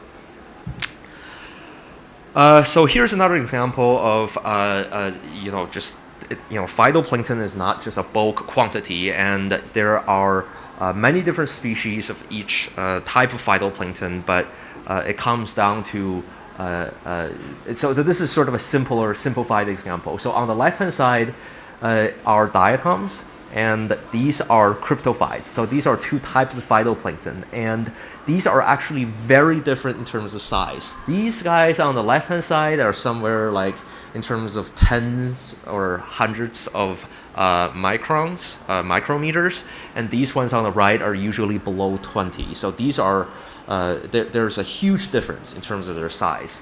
You can really see the difference on the in the picture on the left. That tube over there, that's a different species of diatom, and those P-shaped phytoplankton are cryptophyte. And there are a lot of consequences of this difference in size and why we care. Speaking of why we care, here's why. This is, again, another gross simplification of how this complex of system works. But basically, in terms of ecological function and the type of phytoplankton, you can look at it this way. When it's mostly diatom in the phytoplankton community, that's the preferred diet for Antarctic krill or Euphausia superba. And that in turn is the preferred diet for the rest of the Antarctic ecosystem, which has ramifications for larger animals at the upper trophic level. However, if because of environmental change in the polar regions, when the phytoplankton community shifts to cryptophyte, that will fuel the growth of kelp, which will eliminate krill, and nobody wants to eat kelp. And here's a visual representation of the two different animals, and you can really see the difference of their body structure. The one on the left are krill. This is a krill, and you can see they have feeding structures that are specifically for picking up large phytoplankton. So when the phytoplankton community transitions to one that's dominated with cryptophyte, you will get a lot less krill population, and in turn you will get a lot of these kelps. And you can see these are jelly-like disgusting animals, and they suck everything in. These white particles aren't even phytoplankton, they're just gunk in the water, and this is not a preferred diet by seals, whales, and penguins. So in terms of environmental change, there are a lot of things going on. One of the key things we're talking about is sea ice, and this is actually a key hypothesis of the Palmer Long-Term Ecological Research Survey in the Western Antarctic Peninsula. Basically it boils down to that when sea ice melts too quickly or too early, it will lead to stronger stratification, which are the layering of the upper ocean.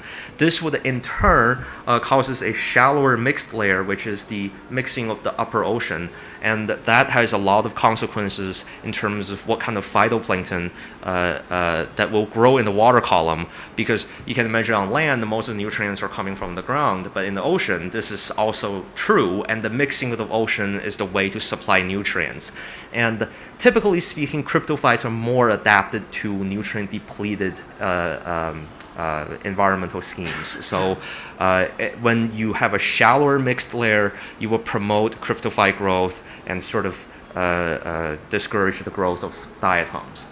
And you can also see this spatially. This is a paper came out from a while ago, but this is sort of a classic work where you can see there are very different assemblages of phytoplankton associated with sea ice. Like Maya and Sushil pointed out, sea ice has very specific distributions. Usually you see more sea ice closer to land, and you can see here that as sea ice expands, there are diatom assemblages associated with the sea ice extent.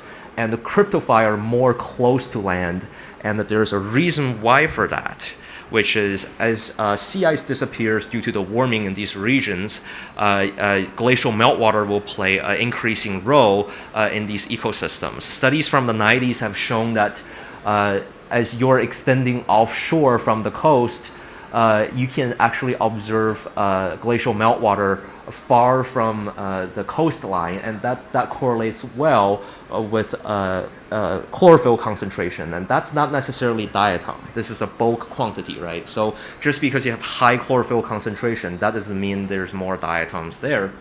And our lab has shown that in Antarctic fjords, where really you have a lot of glacial meltwater being directly discharged into the water column, you will actually see a nice correlation between chlorophyll concentration with meltwater fraction.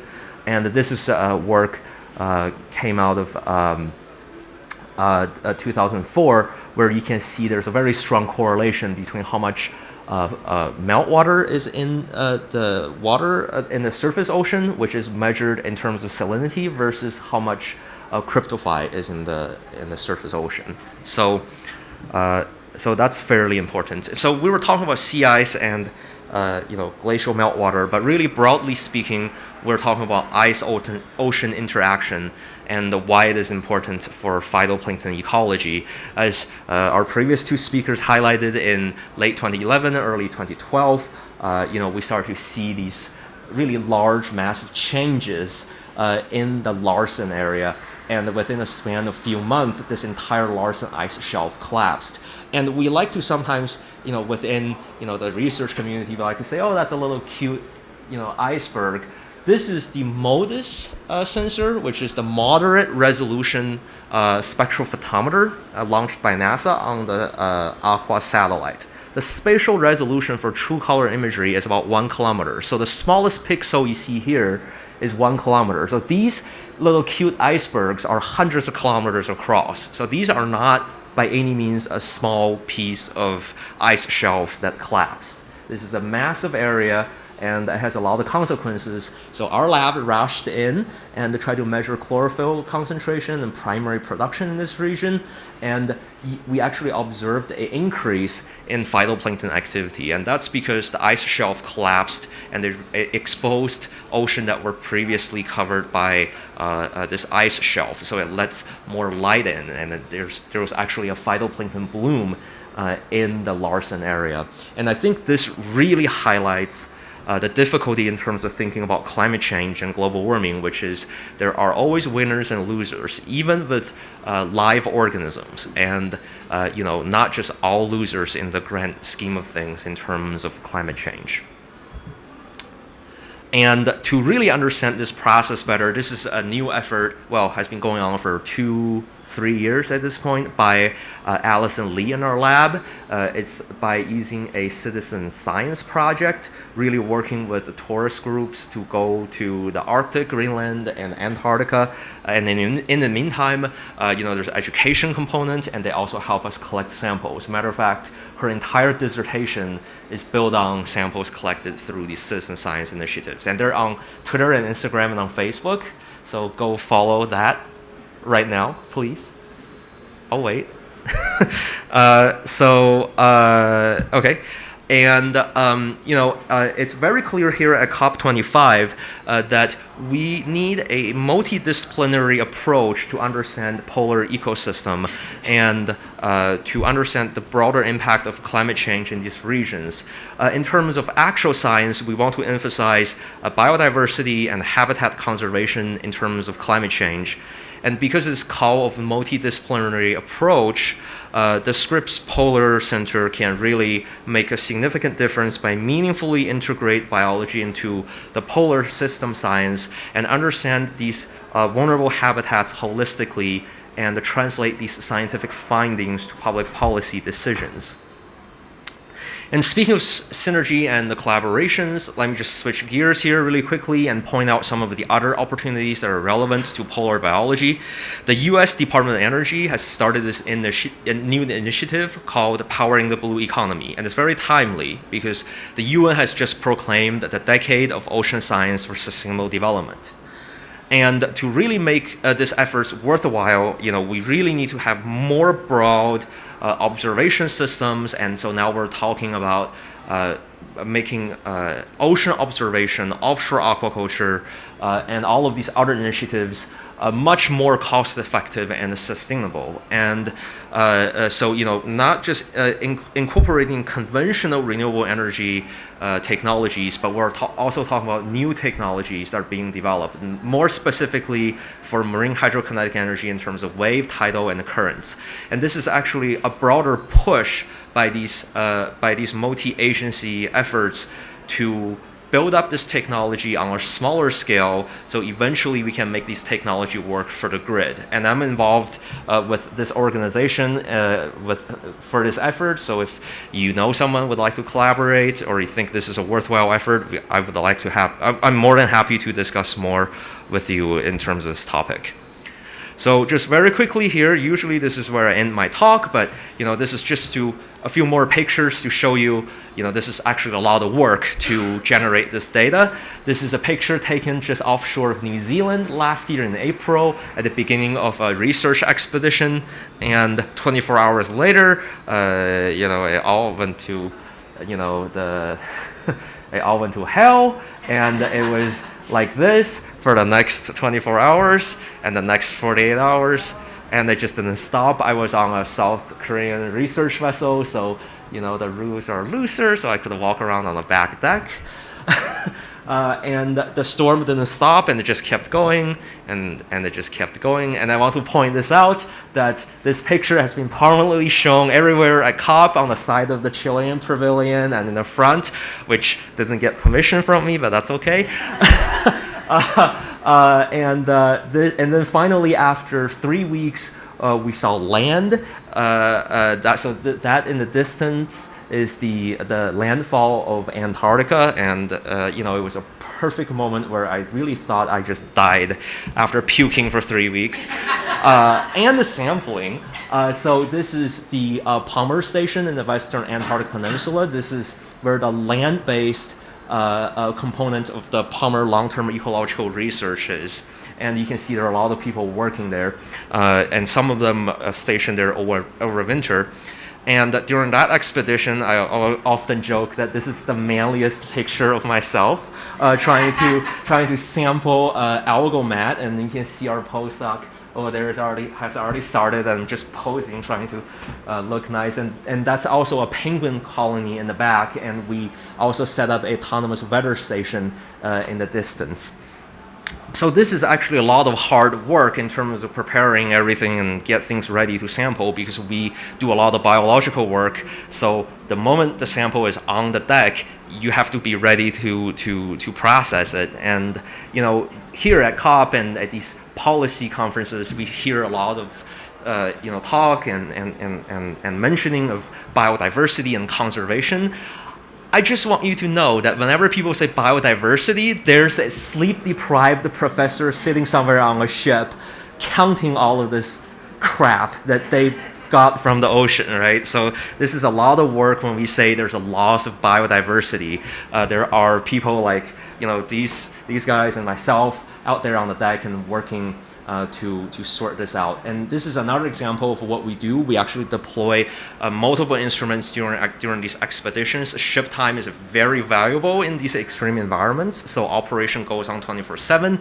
This is a yo-yo camera being deployed at 3 o'clock in the morning. It's a laser-triggered camera system, and it takes pictures of the bottom. So it's sort of a simpler, more efficient way to sample the deep ocean. We got lucky because we sample phytoplankton and they do photosynthesis, so we have to sample during the day, so there are no night operations for us. And this is a CTD, which samples temperature, salinity, and depth, and that's a sensor component.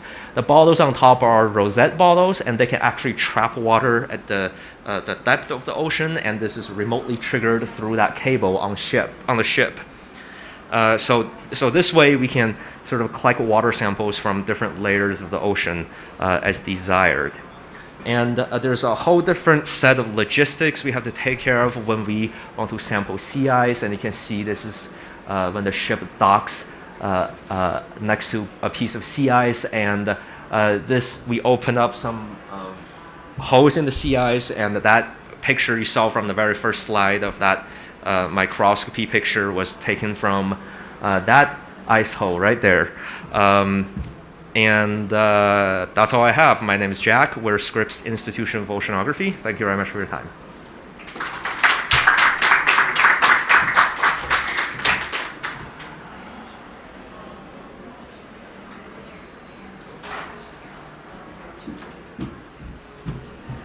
Thanks, Jack. Are there any questions? Sorry, we realized that was a lot of disparate information, but hopefully the whole system is starting to make some sense. We have half an hour for questions. Yeah. I'll ask the lay alarmist question. So, is there any, what is the maximum possible speed up and collapse, would you say? I mean, I'm sure that's just a wild guess, but I mean, is there any danger of something rapid collapse? Is there any, sorry, one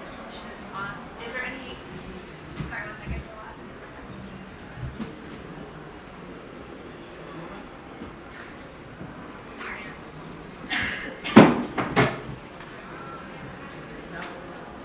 Is there any possibility of a rapid collapse, unexpected, catastrophic in the next few decades?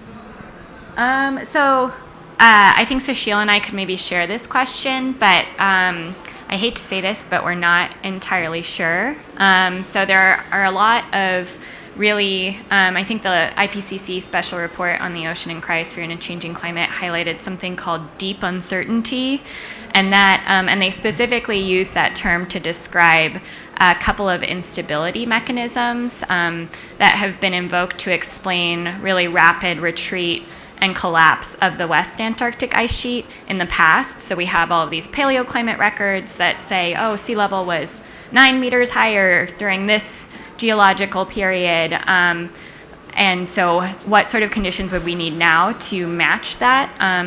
And so I don't feel comfortable answering that question in terms of like a really rapid collapse. Sushil, I don't know if you want to add anything to that. Sorry, yeah. Some of the physics, theoretical physics suggests that there is potential for rapid collapse, but one of the problems is we've only seen collapse of the Antarctic ice sheet in the past, and we didn't have the resolution to identify if it's rapid or if it was gradual. Mm-hmm. So, as Maya said, that's a source of deep uncertainty, and it's only one of two aspects of the cryospheric system that use that term, deep uncertainty. One is the mass loss of the Antarctic and Greenland ice sheets, and the other is permafrost. Mm-hmm. And yeah. And so maybe we'll come across some observations of current change that kind of clue us into this possible instability taking place now, but we don't have any observations that the whole cryospheric science community is confident in to suggest that those instabilities have taken hold. Any other questions? So the other thing is, look at the Larsen Sea ice shelf. I think when we first observed those cracks on top, the melting ponds, the worst case scenario was something like in a few years or 5 to 10 years, that entire ice shelf will be gone. And in reality, that entire ice shelf actually collapsed within a matter of months. So the uncertainty of how much worse it could get is still uncertain, but it's definitely there. So.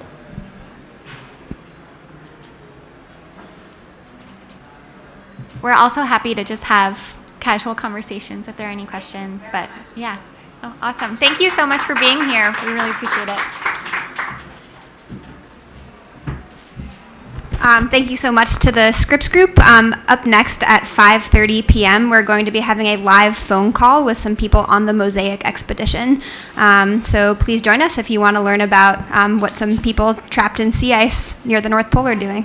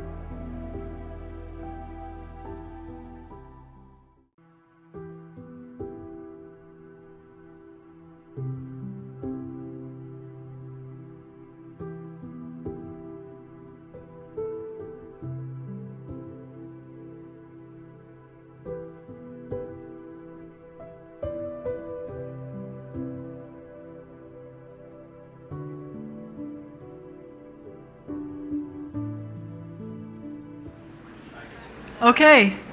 Good afternoon, everyone, and welcome to what is going to be a bit of a seat of our pants connection to the MOSAiC expedition. This is the ship, the Polar Stern, that is now frozen solid in Arctic sea ice and is going to be there all winter to study the ice. We have a couple of films from Polar Stern, and we're going to show those first.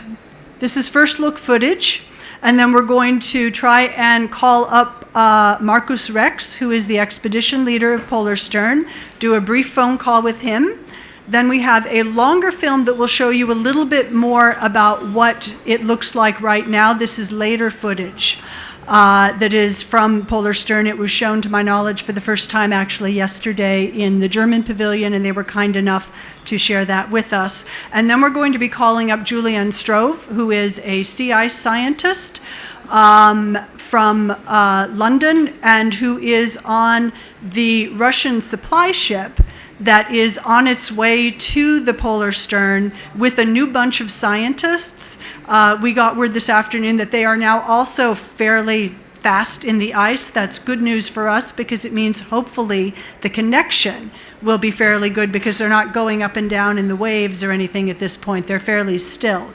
We're not sure the technology is going to work. We're going to do our best. When we tested it yesterday, it went well. So here is the first look footage. It is in this is pretty raw footage. Most of the commentary from Markus is in German, but there are subtitles. So let's go and see if this works.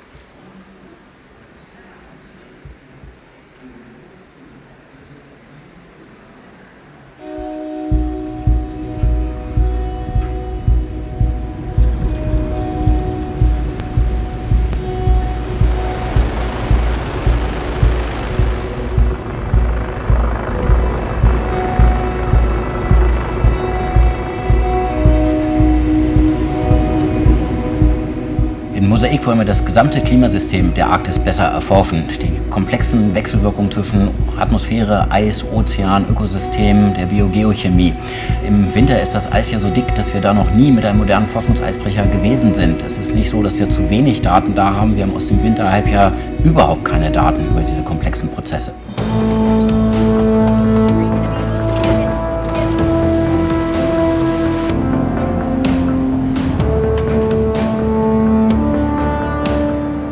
Extraordinary to see the community come together to address our shared scientific objectives. 19 nations coming together, that's really remarkable.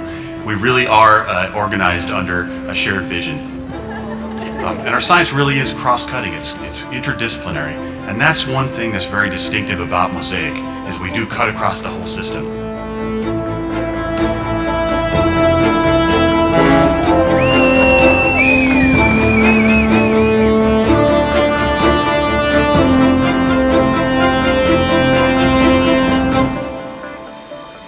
В 2006 году в Арктический институт приехал профессор Клаус Детлов, который предложил координировать работы в Арктике на дрейфующих станциях с институтом Альфреда Вегенера.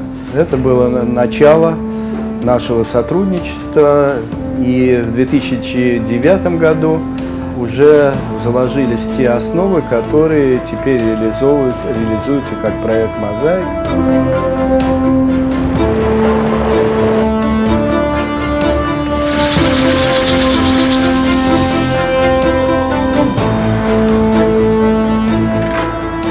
Der erste Tag auf dieser Scholle hat uns mit einem wunderbaren Wetter empfangen. Es war gleichzeitig der letzte Tag, an dem wir die Sonne sehen konnten. Sie ist stundenlang noch einmal dicht am Horizont lang gedriftet und wir konnten uns erstmal damit vertraut machen, auf welchem Eis wir hier unterwegs sind. Die Scholle, die wir jetzt zur Expedition ausgewählt haben, an der wir unser nächstes Jahr verbringen werden, hat ein paar ganz besondere Eigenschaften. Ein Großteil der Scholle ist charakteristisch für die neue Arktis. Aber diese Scholle zeichnet sich dadurch aus, dass sie darüber hinaus in ihrem nördlichen Teil auch einen sehr verpressten, sehr stabilen Bereich hat. Und auf dem können wir unsere komplizierte Logistik erstmal aufbauen. Da können wir das Schiff fest drin verankern. Und dann die Standardbedingungen in der Arktis, in dieser neuen Arktis, die von dünnem Eis gekennzeichnet ist, im Rest der Scholle ganz genau untersuchen.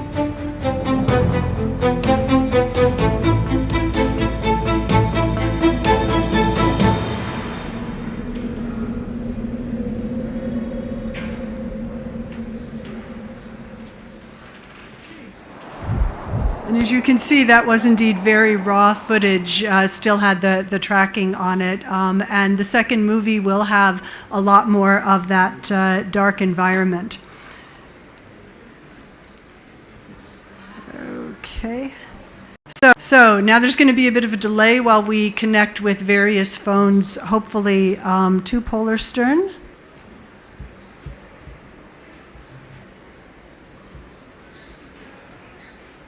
And you're going to hear some very irritating music. I do apologize.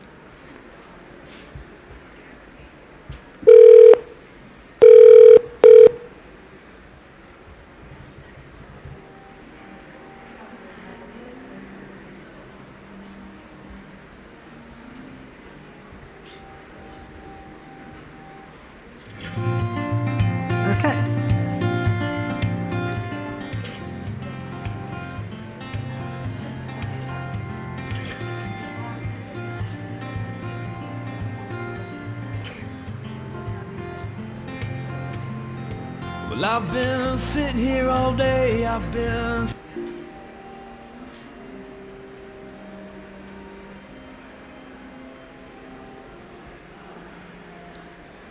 We're a couple of minutes early.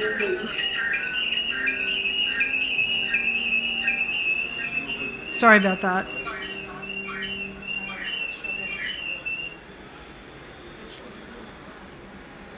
Are any of you scientists engaged in Polarstern?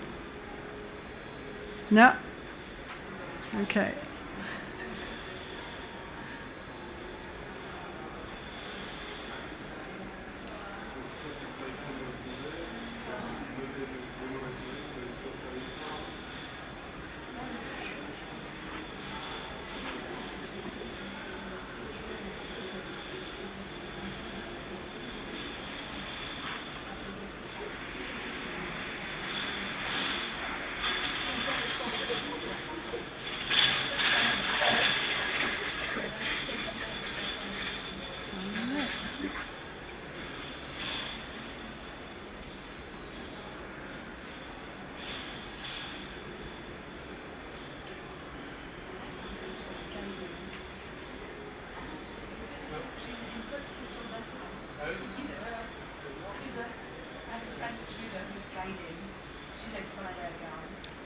Hello, Marcus. This is Pam calling from COP25. I'm going to try and conference you in right now, and we'll see if we can hear you in the room, okay? Okay, one moment.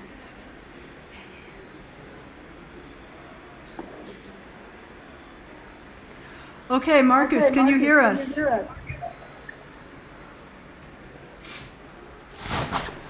Now I have a large echo. It's hard for me to understand. Can you please repeat? Yes, can you hear us now? This is better.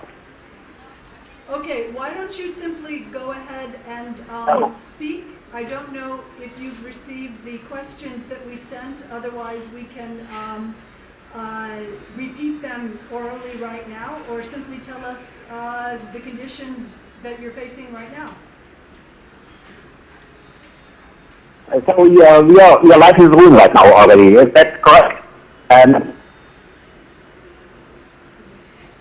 Yes, we can hear you good. Very good. Have you played the recorded statement which I have already sent?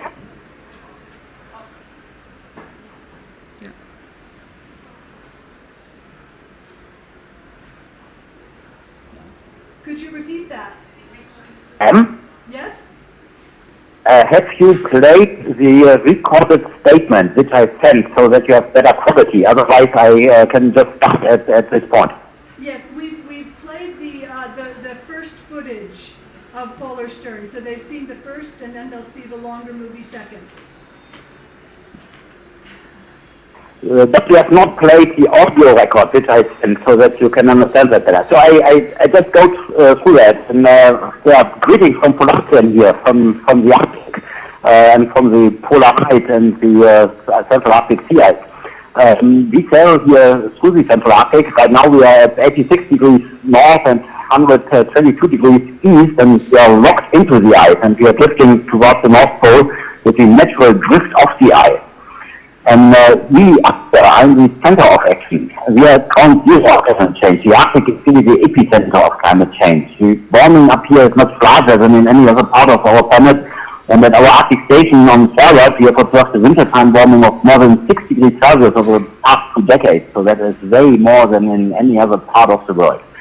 We are locked into massive ice and in fierce cold, and maybe this is not a place where you would expect climate warming to be so obvious.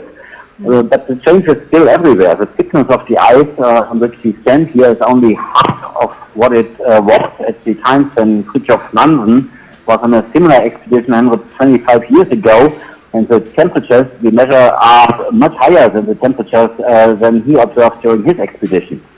And we are here to understand how these massive changes affect the climate system and to explore what that means for the stability of the Arctic climate system. So our mission is to provide the robust scientific basis for the important decisions that you, the societies of the world, have to take now to shape our future. And I think it is your duty and the duty of all the leaders of the countries who are present in Madrid now to acknowledge the overwhelming scientific evidence that we have and to come to the conclusions which are needed now to agree on the urgent actions to mitigate further climate change. Because if we do not reduce our greenhouse gas emissions massively, if we fail to reduce them to near zero by the mid of the century, irreversible change of the Arctic will have major effects on the climate in the rest of the world. The Arctic is not isolated. Things that happen in the Arctic don't stay in the Arctic. If we fail, then the irreversible change will lead to increased climate extremes in all parts of the northern hemisphere. If we don't reduce our emissions massively, the Arctic will be a different world for future generations. A world with an open ocean where we have eternal sea ice today, a world in which the North Pole then could be reached by a normal sailing boat, and the polar bear would be extinct, and the weather patterns in the northern hemisphere would completely change.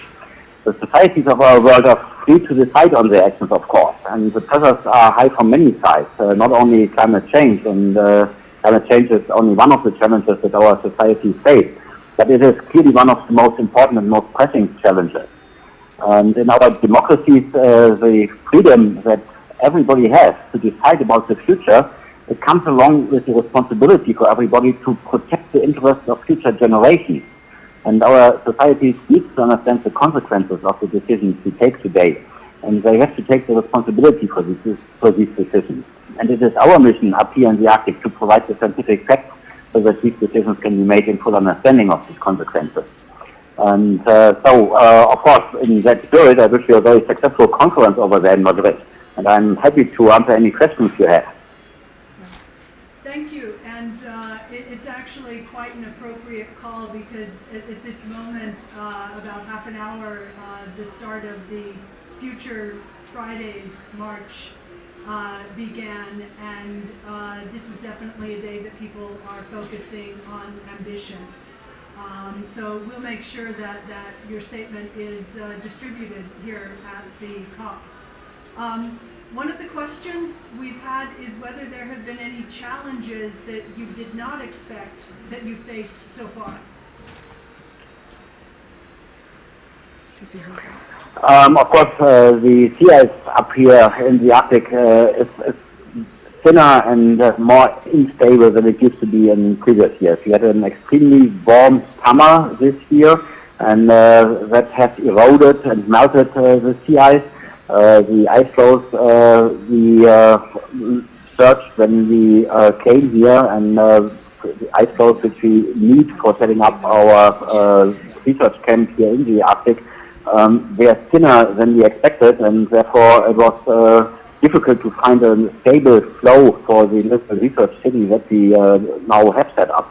We have found an ice flow which is suited for our operation. It is unusual. It has a strong core of compressed ice, which provides us more stability than the thinner parts of the flow. And the thinner parts are representative for the modern Arctic, like all the other flows around us, but they are much less stable. They keep breaking. We have so many crack formations and pressure-rich formations right through our research city that we constantly move and have to relocate instrumentation on the ice. That is a challenge, but I think that is what is characteristic for the modern Arctic. Hello Marcus, this is Heidi. I have a question regarding COP25. Are you following the negotiations from Polarstern? I would love to do so. Our internet connection and our communication lines are extremely limited. We have this phone connection, which you can hear right now. It does not have high quality, and we don't have the possibility to browse websites or receive any news. So I'm a bit disconnected while we are sitting here close to the North Pole doing our research. I will certainly look at all the decisions that have been made at the conference right when I get back in January for this period, before I then return to the expedition in April again. Okay, thank you so much. Are there any final words you have for us before you sign off? I think what you are doing there is extremely important, and don't take that lightly. We don't have much time left. Over the past decades, I would say, we have neglected the topic more than we should have, and therefore it became more urgent now, and we need to take action.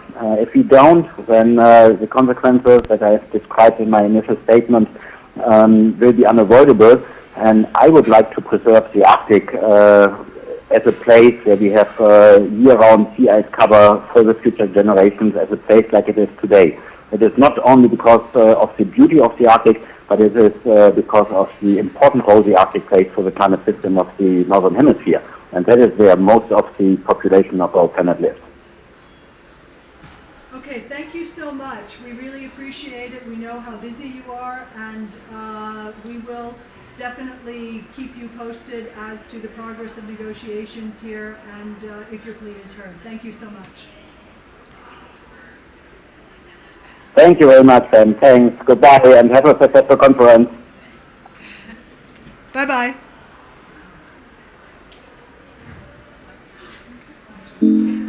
Wow, this was crazy. Yeah. Don't worry, it's...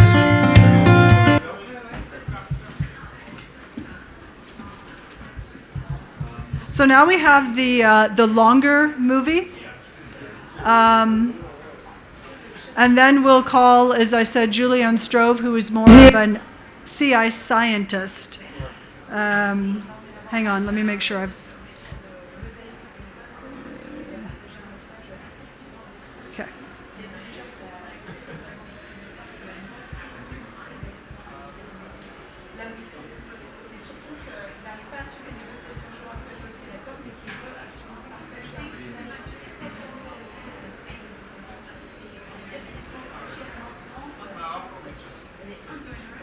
Ah, wait. Okay.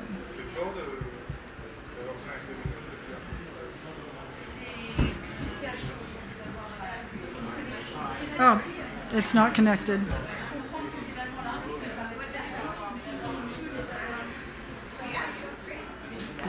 Oh, hang on. I'm gonna have to get rid of the Uber conference line before we watch the movie, I think. Hang on. I'm on hold. Oh yes, I'm on hold.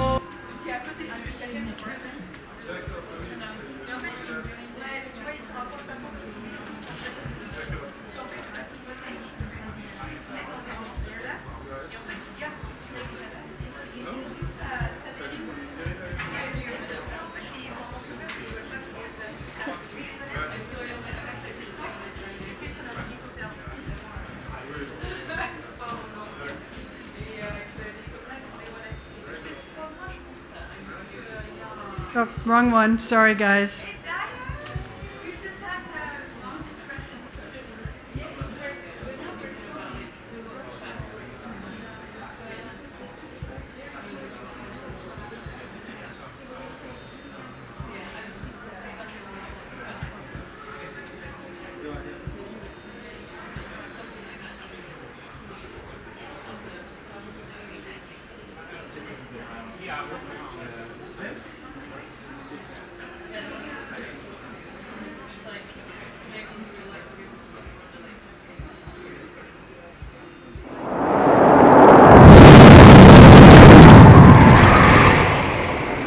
MOSAiC is, as you can imagine, an extraordinary opportunity. We are embarking upon one of the most amazing Arctic expeditions of history to measure change, the rapid changes that are happening in the system that affect global climate. We need to understand the Arctic climate system better, and that requires measurements year-round, including the winter season from the Central Arctic. So the only way to get there is to let us freeze in on the Siberian side of the Arctic, then use the ice drift to drift across the Arctic and take these measurements for a full year.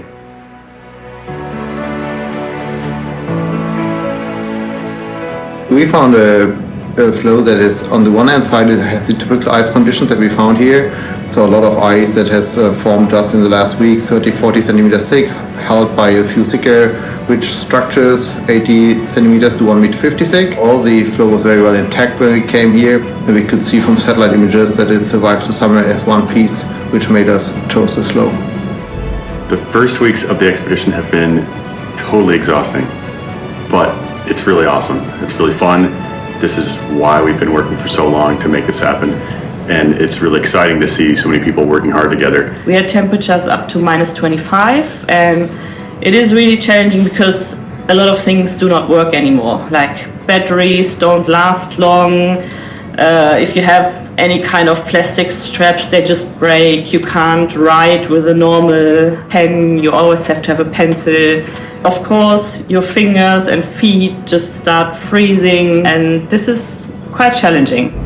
My personal highlight is, just being on the bridge and seeing the progress that is being made, and then maybe at the end of the day to look back and see what you've achieved. So we had a lot of instruments to put in a very short amount of ship time, and my biggest concern was the weather windows, that had the weather not cooperated, we really could not have completed the project.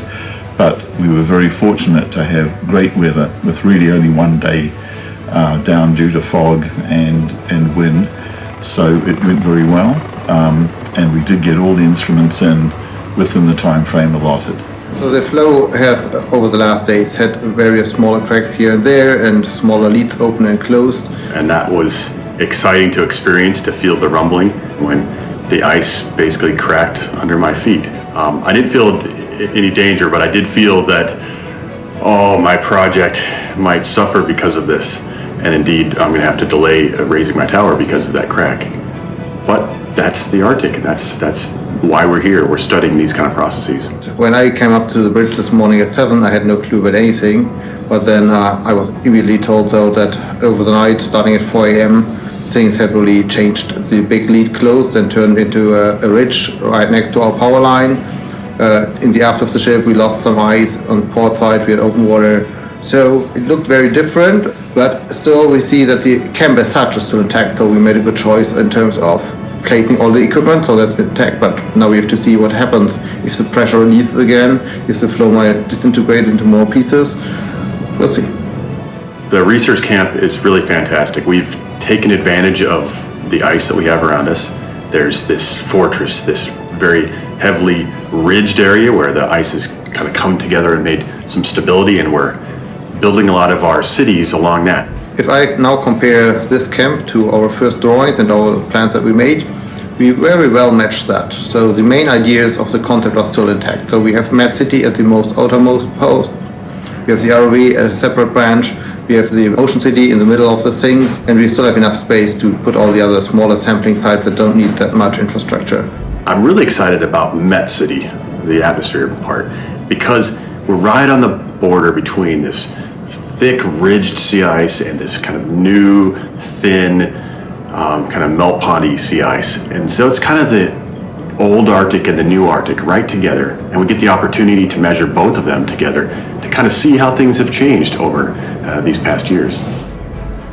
So the open data policy is really important for MOSAiC, because we're investigating a very big question, climate change. So the output which we generate, the data which we obtain, should be used in generations to come and give insights. Every scientist on the world will be able to work with this data and gather new insights in the years to come. One of the great things about MOSAiC is we have so many people from so many different nations and disciplines, but that's also one of the biggest challenges. How do we get all those people working together? We had a great collaboration with our Russian colleagues that contributed significantly to the setting up the distributed network. We had great collaboration with Chinese colleagues, with people from the US, and many other institutions. So that's a true international experience here. The first next challenge now is to really establish all the smaller sampling sites that are not that obvious. We need to do more mapping of different sites. We started to build the first main roads and we have to establish them. We have to force people to stick to these roads, although it might be easier to walk straight to somewhere. So we have to really establish this culture of living on the flow and to maintain the flow as good and disturbing it as little as possible.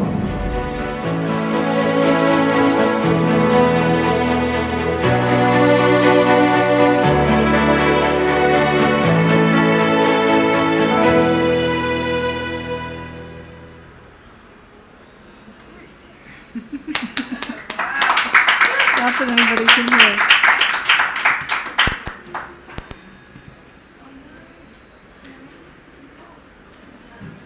You can watch it again. All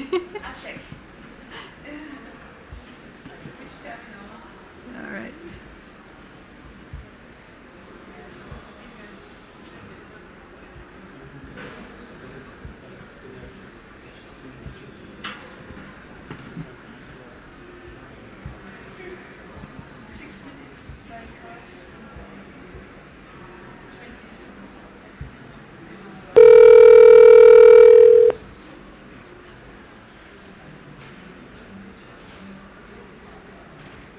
You are the first participant on this Uber conference. Please hold while we wait for the others to join.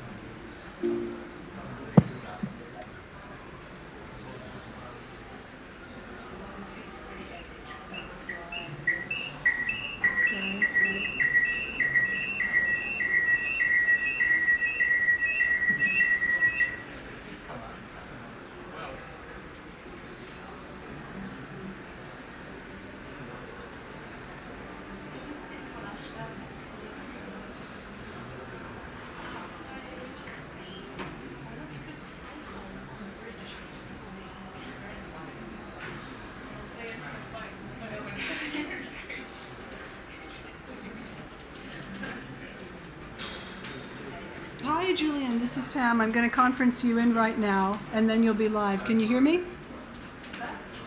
Sorry, Julianne? Sorry, I was on mute so we wouldn't have feedback. Yeah, hi. Okay, I'm going to conference you in now. Yeah, and then you'll be live to the room. We just had a good conversation with Max, so I hope things will work with this phone as well, okay? 1 second.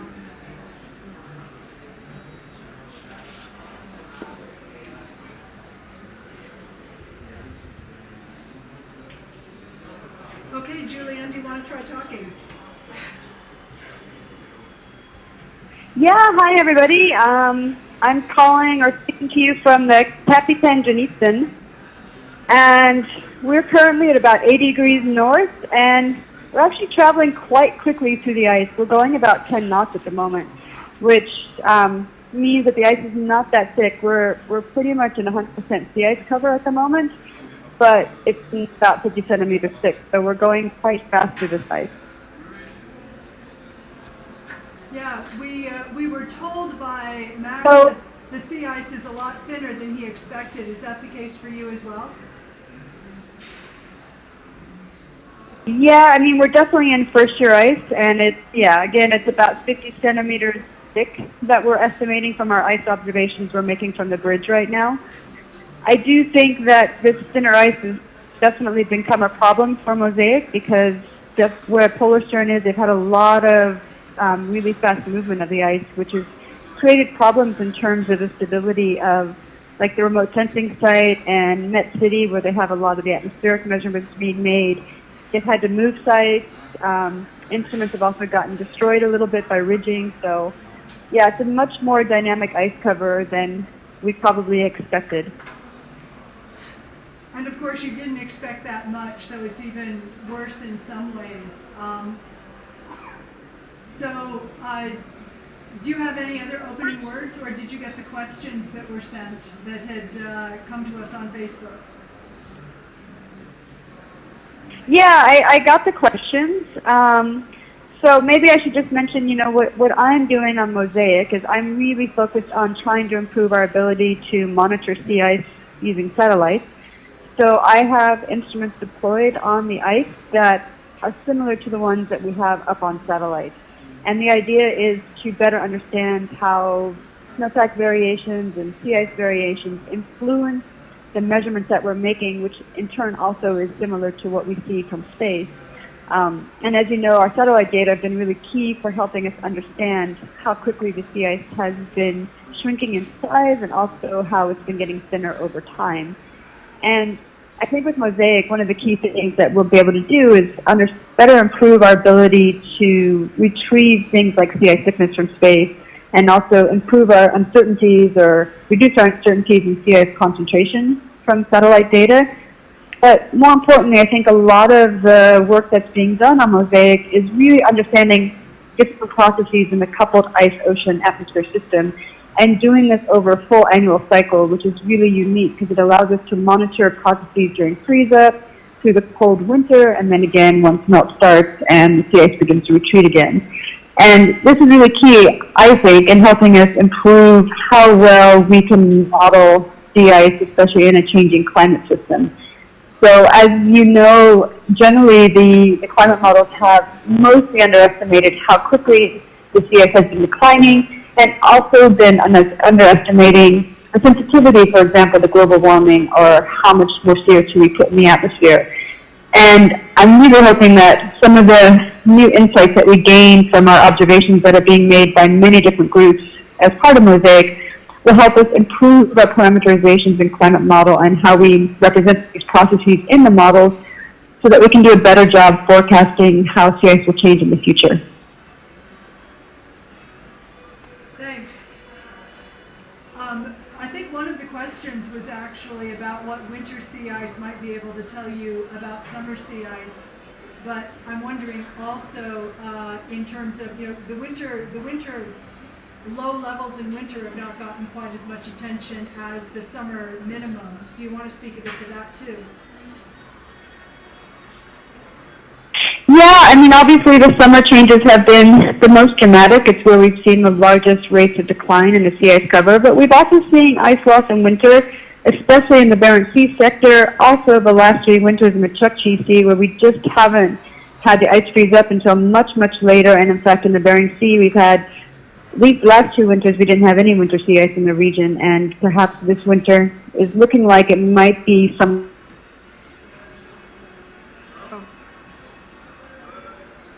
In fact, the largest changes that we've seen, if we consider departures from average conditions, so like a 30-year climatology, have actually happened in the shoulder season, so in May and in November, which reflects in part earlier melt onset, so the melting season has been starting earlier, but also later freeze up. And if these two things are combined, are probably in part responsible for an overall thinner ice cover that we're finding ourselves in today and why we're able to cruise so quickly through this ice at the moment. Okay, do you want to go to the 2 questions you got then? Yeah, so I think I answered the first one, which is how the observations from MOSAiC will help us improve model projections. So that was what I was mentioning earlier about improving our processes and understanding of how these processes function so that we can improve their parameterizations in the climate models, which would hopefully, help them do a bit better of a job in forecasting the current observed ice loss that we've been seeing and its sensitivity to global warming, as well as improve the projections for the future.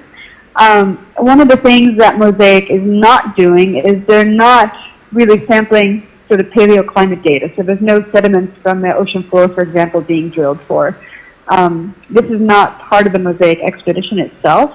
But, you can also think about it in terms of how, if we better understand the processes that are happening in this coupled ice-ocean-atmosphere system, then we can do a better job parameterizing those in the climate models, which would allow us to do a better job of simulating past climate as well. So while MOSAiC isn't directly collecting paleoclimate data as part of this expedition, certainly improved process understanding will help the models do a better job of forecasting ice conditions in the past as well as in the present and the future.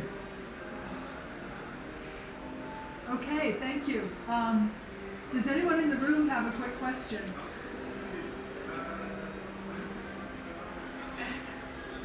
We didn't expect to have time to do this, so Julianne, do you have any final words for us then? What will, is this a switch out of scientists? So will some people be coming to your supply ship and leaving Polar Stern while a new wave of scientists come, or how is this working practically? Yeah, I mean, there's about 60 some new crew and scientists on the ship right now that will be replacing the people that are on Polar Stern. I think that. Oh, we just lost her.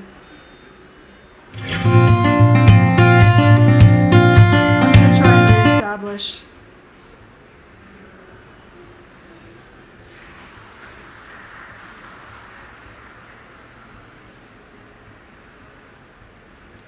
Yeah, we got disconnected. I'm going to try and re-merge you, okay?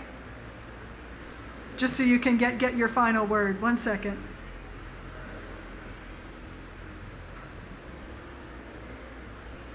Waiting on this conference call.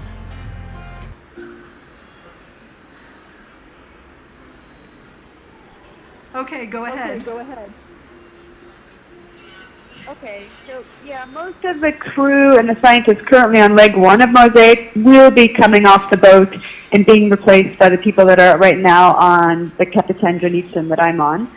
There's maybe a handful of people that will be staying for an extra leg. Some of those are staying because maybe a person was missing that was supposed to be coming on this leg, or they have a shortage. I think what we're finding is going to be very challenging for all of us is that there's a lot of tasks that we have to do.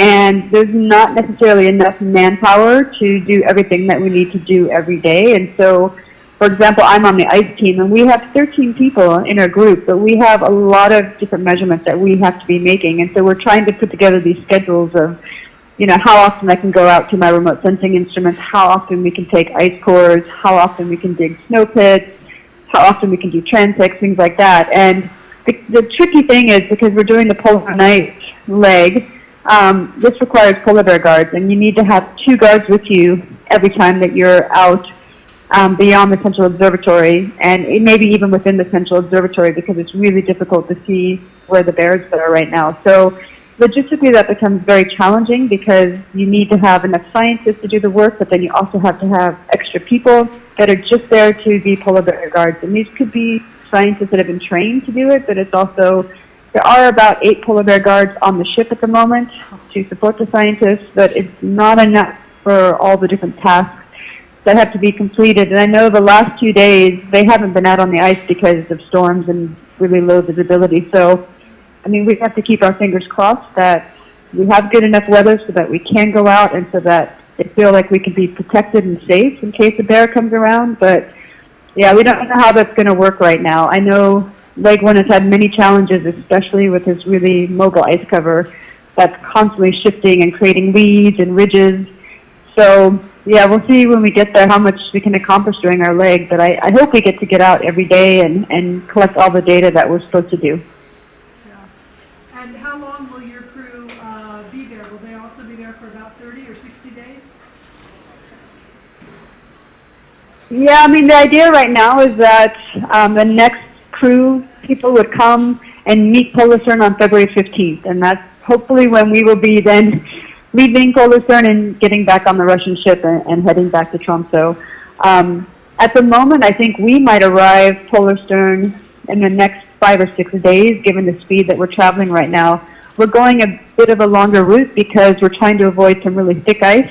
If we did a more direct route, we'd hit some of these older, thicker ice, and so they're trying to avoid that at the moment. So we're going a bit out of our way, but we're traveling quite quickly, so we're making very, very good time. Yeah. I would say that we didn't get on the way right away, so while we left Tromsø on the 27th, we sat in the fjords off of Norway for about 4 or 5 days because there was a huge cyclone in the region and the swell was quite large. And the problem with that, besides people getting really sick, of course, is that you would have massive waves that would go over the bow where there's a lot of cargo mounted, and then that would freeze up, and that would become a logistical nightmare. So they decided not to proceed until the swell was less than 4 meters, and then we headed out before another storm was coming, basically. Okay, well, thank you. This is certainly really inspiring. The sacrifices you're making are inspiring, and we're going to make sure that people at the COP are very well aware of what you're doing. Great. Thanks, Pam. Okay. Thank you. Have a good rest of your evening. Okay. Bye-bye. Thanks. Bye.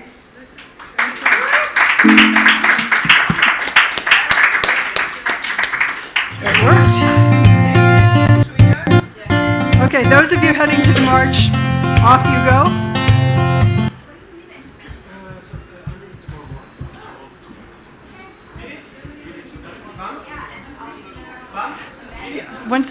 Thank you everybody online. That concludes our focus on polar stern right now, and we will be transmitting tomorrow for a briefer period of time.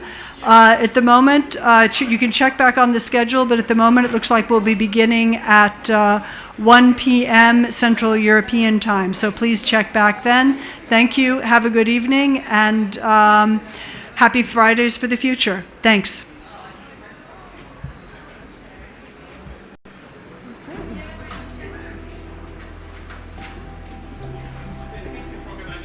Yeah. Very nice. Amazing. I hope you make your flight. Yeah. Thank you. And I'm sorry, do we have your, I missed your presentation. We heard some really interesting things via Jack. So we've got the PowerPoint, right? And the nice thing is I can go back and look at the videos every evening. I really.